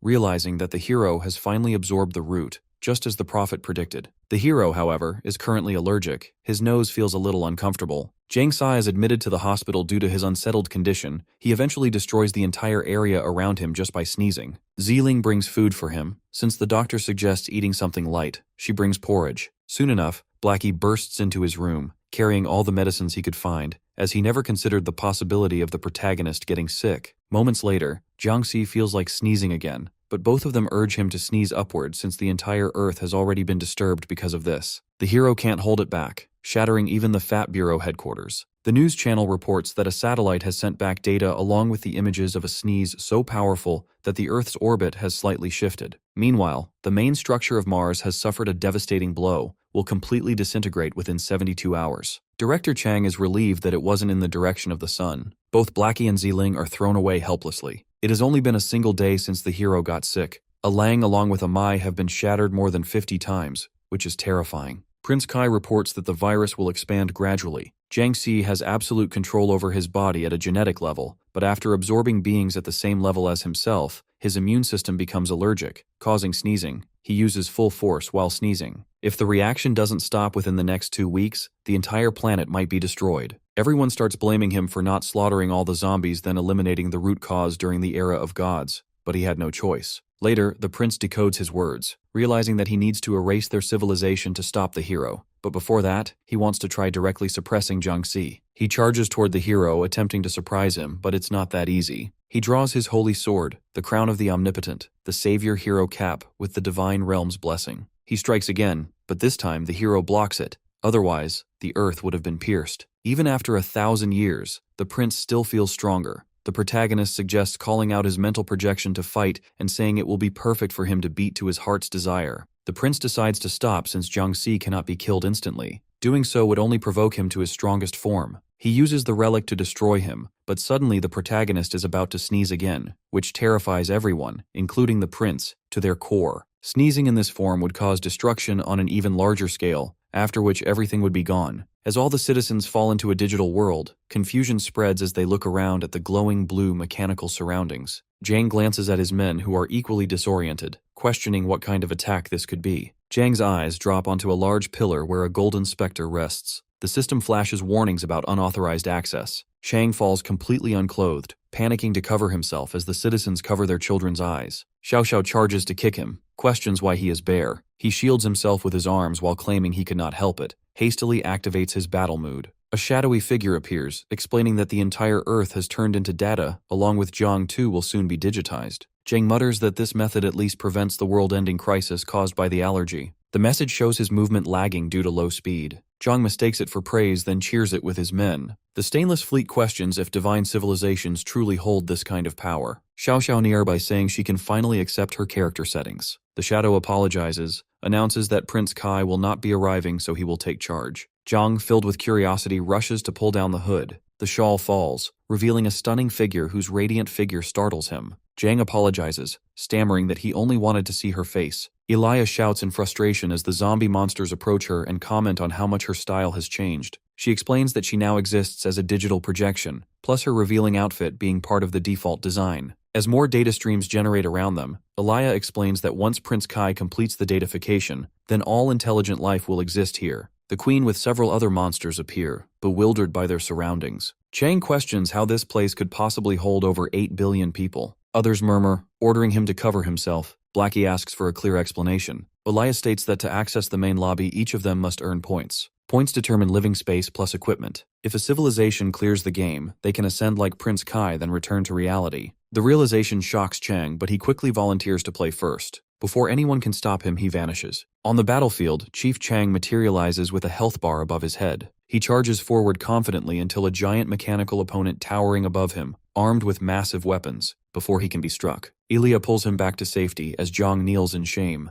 The others yell for him to cover himself. The system deducted 100 points moreover defeating Earth civilization. The platform shrinks, which spreads panic. Elia explains that there are more players and a few rounds must be extreme. Xiao Xiao asks about losing the fight. Elia apologetically admits that there is no other choice. Zhang stands beside her, intrigued by the challenge. Elia gestures that he may join right then, form a team. As their group assembles, their bodies begin to fade as Elia wishes them good luck. They appear in the battlefield with their health bars glowing. The queen scans the area, questions where the enemies are. Other wonders about Zhang's location. Far away, Zhang spawns separately with his full health bar along with the title of Wild Zombie. The queen unleashes a red energy slash that tears through the nights. The ground fills with shattered armor as she commands her robot to clear the mountaintop. The chief robot fires at the tower star. He reports his success while the queen scoffs that these enemies are far too weak for her. Hei analyzes the maps of the game, realizes that they must earn coins through conquest. He points out that old civilizations are their opponents with stronger powers. He questions where the king is. The queen dismisses it, claiming she can manage everything herself with her chief robot. Xiao Xiao behind the gates, wishing to join the front line.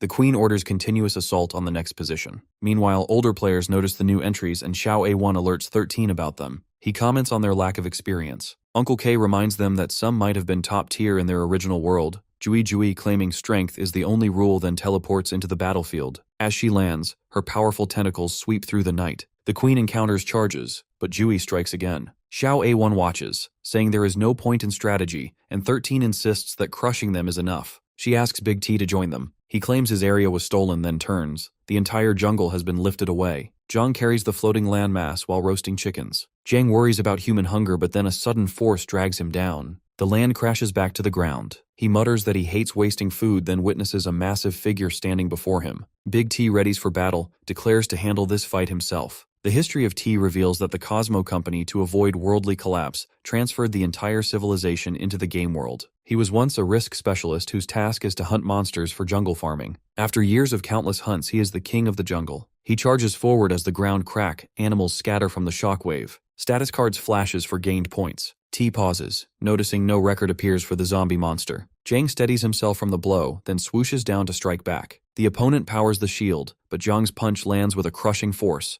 Right then shoots out chains to pull the opponent. The armed one swings another heavy punch, but Jiang dodges, swoops behind him, then lands on his metallic shoulder. The armed one throws another blow, but Jiang's strike sends him tumbling far across the field. T questioning how such a small figure can hold this strength. Jiang calling the game fascinating, then shifts into his dark second form. He rushes forward but lags, his body slows down. The armed one realizes this opponent is not ordinary, while Jiang notices his own instability, but suddenly releases a double-powered punch that throws the opponent so far the ground splits beneath him. He grumbles that this lagging feels worse but still moves ahead. Its body lies lifeless. The chief fires, but each shot is pushed back. His eyes flickering in disbelief as Jui counters his attack with ease. The queen declares that she no longer saves him. She throws him aside as the sharp tentacle charges toward her, but she releases her brutal force, rushing forward to strike. More tentacles burst shield forms around them and trapping everyone inside. Hei refuses to surrender. Feeling no exhaustion, even no point on their bodies, is truly fatal. Jui corrects that their strongest attacks mean nothing against her. Even if she takes hits, the damage is too small to matter. She adds that they may not feel pain, but if she increases her strength even slightly, their systems. Her intentions are just to keep them trapped. Meanwhile, Uncle prepares to proceed, but Xiao A1 realizes that something has happened. She orders 13 to take Uncle K along while she remains to handle Jui. They teleport to the jungle but find the corpses of fallen monsters. Uncle asks where the enemies went. Behind them, Jiang asks if they are searching for the giant monster. K slashes his sword while the other charges his weapon, claiming that he must be the enemy using disguise abilities. He assumes it is a new player's trick, but Jiang dodges easily. They soar forward, but Jiang commands the ground to rise. Countless small zombies crawling up from the soil left the two tenses at sight. Uncle K commands to keep fighting no matter what stands in their way. Explosions echo across the land as Xiao A1 sees it, activates her skates, dart forward to them. Jui hesitation clouding her as she questions the promise she once made. The player's eyes darkened with silent intent. Xiao A1 tries to connect to her teammates through messages. None of them respond, but then consumes her full force ability to speed ahead, and her eyes wide on the scene. Countless small zombies carry bricks, building stairs that lead toward Jiang. He sits atop a chair into an abyssal state.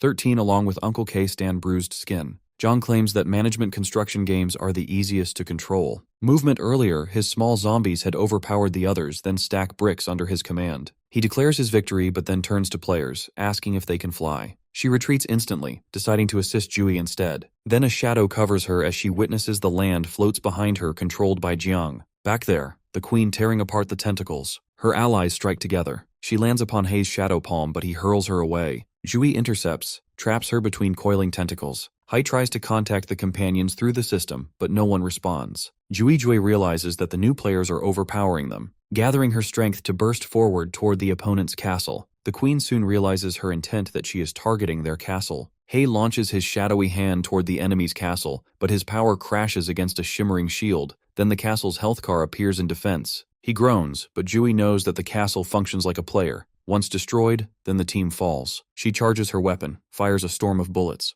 Jui dodges some, but several graze her. Then Juiz looks in disbelief. She watches the entire jungle land hovering behind her against their castle, status displaying the rising count of eliminated players as destruction sweeps through the battlefield. He watches the health bar of the merchant guild drop slowly. They realize it must be their king's move. His eyes fall on the cracked shield along with A1's body lying, questioning Jiang's strength. She decides to surrender. A glowing card flashes before her. Jiang pulls her back, asks where she is going, but the light engulfs them both to teleport. Jiang questioned where they had arrived. A system bar shows they regenerated inside the merchant lobby. Back at the human lobby, their population keeps increasing while the land remains limited. People scream at the edges as space runs out. Zombie monsters try to lift humans inside protective shields, but the barriers begin to overload. One man slips as the head catches him mid-air. He tosses him upward where goo catches him, pulling him into the barrier. Chang shouts about continents disintegrating. Fur wonders about expanding possibilities while Lang yells that he cannot maintain the system balance. Ajun suggests to reducing humans would stabilize the count, but another silence him harshly. A large bar flashes as the human civilization wins. Alaya's eyes brighten that they can now exchange land using their coins. She begins calculating, but the monster demands instant expansion. Land masses stretch wider. Zombie monsters descend. Xiao Xiao along with the other players regenerate back. The queen claims they can keep fighting while He remains silent. Elia congratulates them for survival. The monsters remark that the exchange seems fair, adding they can add another section, but Elia interrupts explaining that the expansion costs only 1 point, but lasts for a single day as rent. The group tenses, but the queen grabs Elia by her hair. She asks her to return them back. Elia pleads that she cannot change it while Chang mutters that they will have to win every day to keep their Lang. Ajun claims it is fine as long as Zhang stays with them, but then he pauses, asking where their king actually is. His eyes turn to He and questioning him. He admits that their king has been taken by another civilization. In the merchant civilization's lobby, Zhang tastes meals from nearby stalls, thanking Xiao A1 for the food while she goes through her message box. Some players suggest contacting the security department, then a message appears from her company head, scolding her for losing valuable assets. Xiao A1 groans that they never understand how hard it is to manage fieldwork.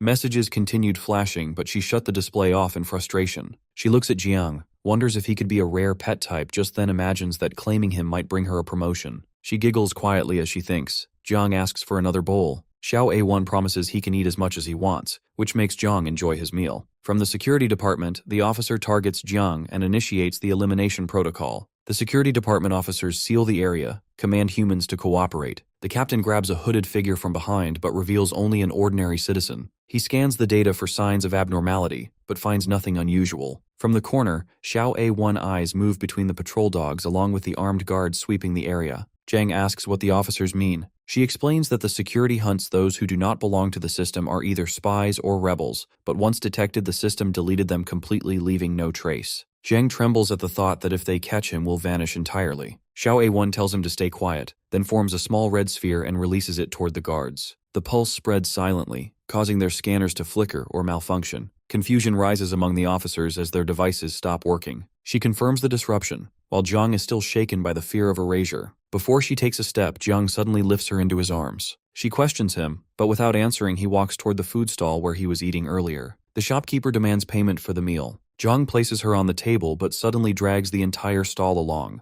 The shopkeeper calls it a robbery, which alerts the officers. The captain detects movement on his scanner right then, chasing them. Xiao A1 screams for Zhang to stop, questions why he is running without any reason. He tells her if he gets caught, the system will erase him completely. Captain closes in fast. Zhang keeps running with the stall as she yells to focus on escaping. The captain swings to catch them, but Zhang charges a powerful kick that sends the captain crashing through a nearby building. The system flashes an alert as violent activity within the lobby. He lands along with her on his back. The system immediately initiates repairs, and the captain regenerates swiftly, rushing toward them again. Zhang mutters in despair that they are finished, but she activates an emergency hacking sequence. The digital ground under them glitches, creating a hole to swallow them through. In the control department, officers commanded the squad to continue searching, but not to use weapons in crowded zones. Scanners sweep the area while mist drifts through the air, slips unnoticed into a restroom. The mist reforms into them back, Zhang whispering that it is the women's restroom. Xiao A1 hushes him, opens her holographic screen typing rapidly, then shows him a new digital profile of Jiang as a member of the merchant civilization. She explains that all he needs to know is play a game to gain recognition. Zhang mutters that she seems too skilled at this. Xiao A1 admits that she also randomly teleports here. They vanish just as a woman opens the restroom. They appear in the game world of Bullet Hell, surrounded by players chatting in groups. Velo growling that he does not want to play such a game again. Violet glaring, reminds him that it is his fault the system now recognizes them as part of another civilization. Every player's survival debt lies on him. Velo states that he is merely a fragment of spiritual energy that survived with her, insisting she cannot blame everything on him, yet he agrees to her command as the leader of their civilization.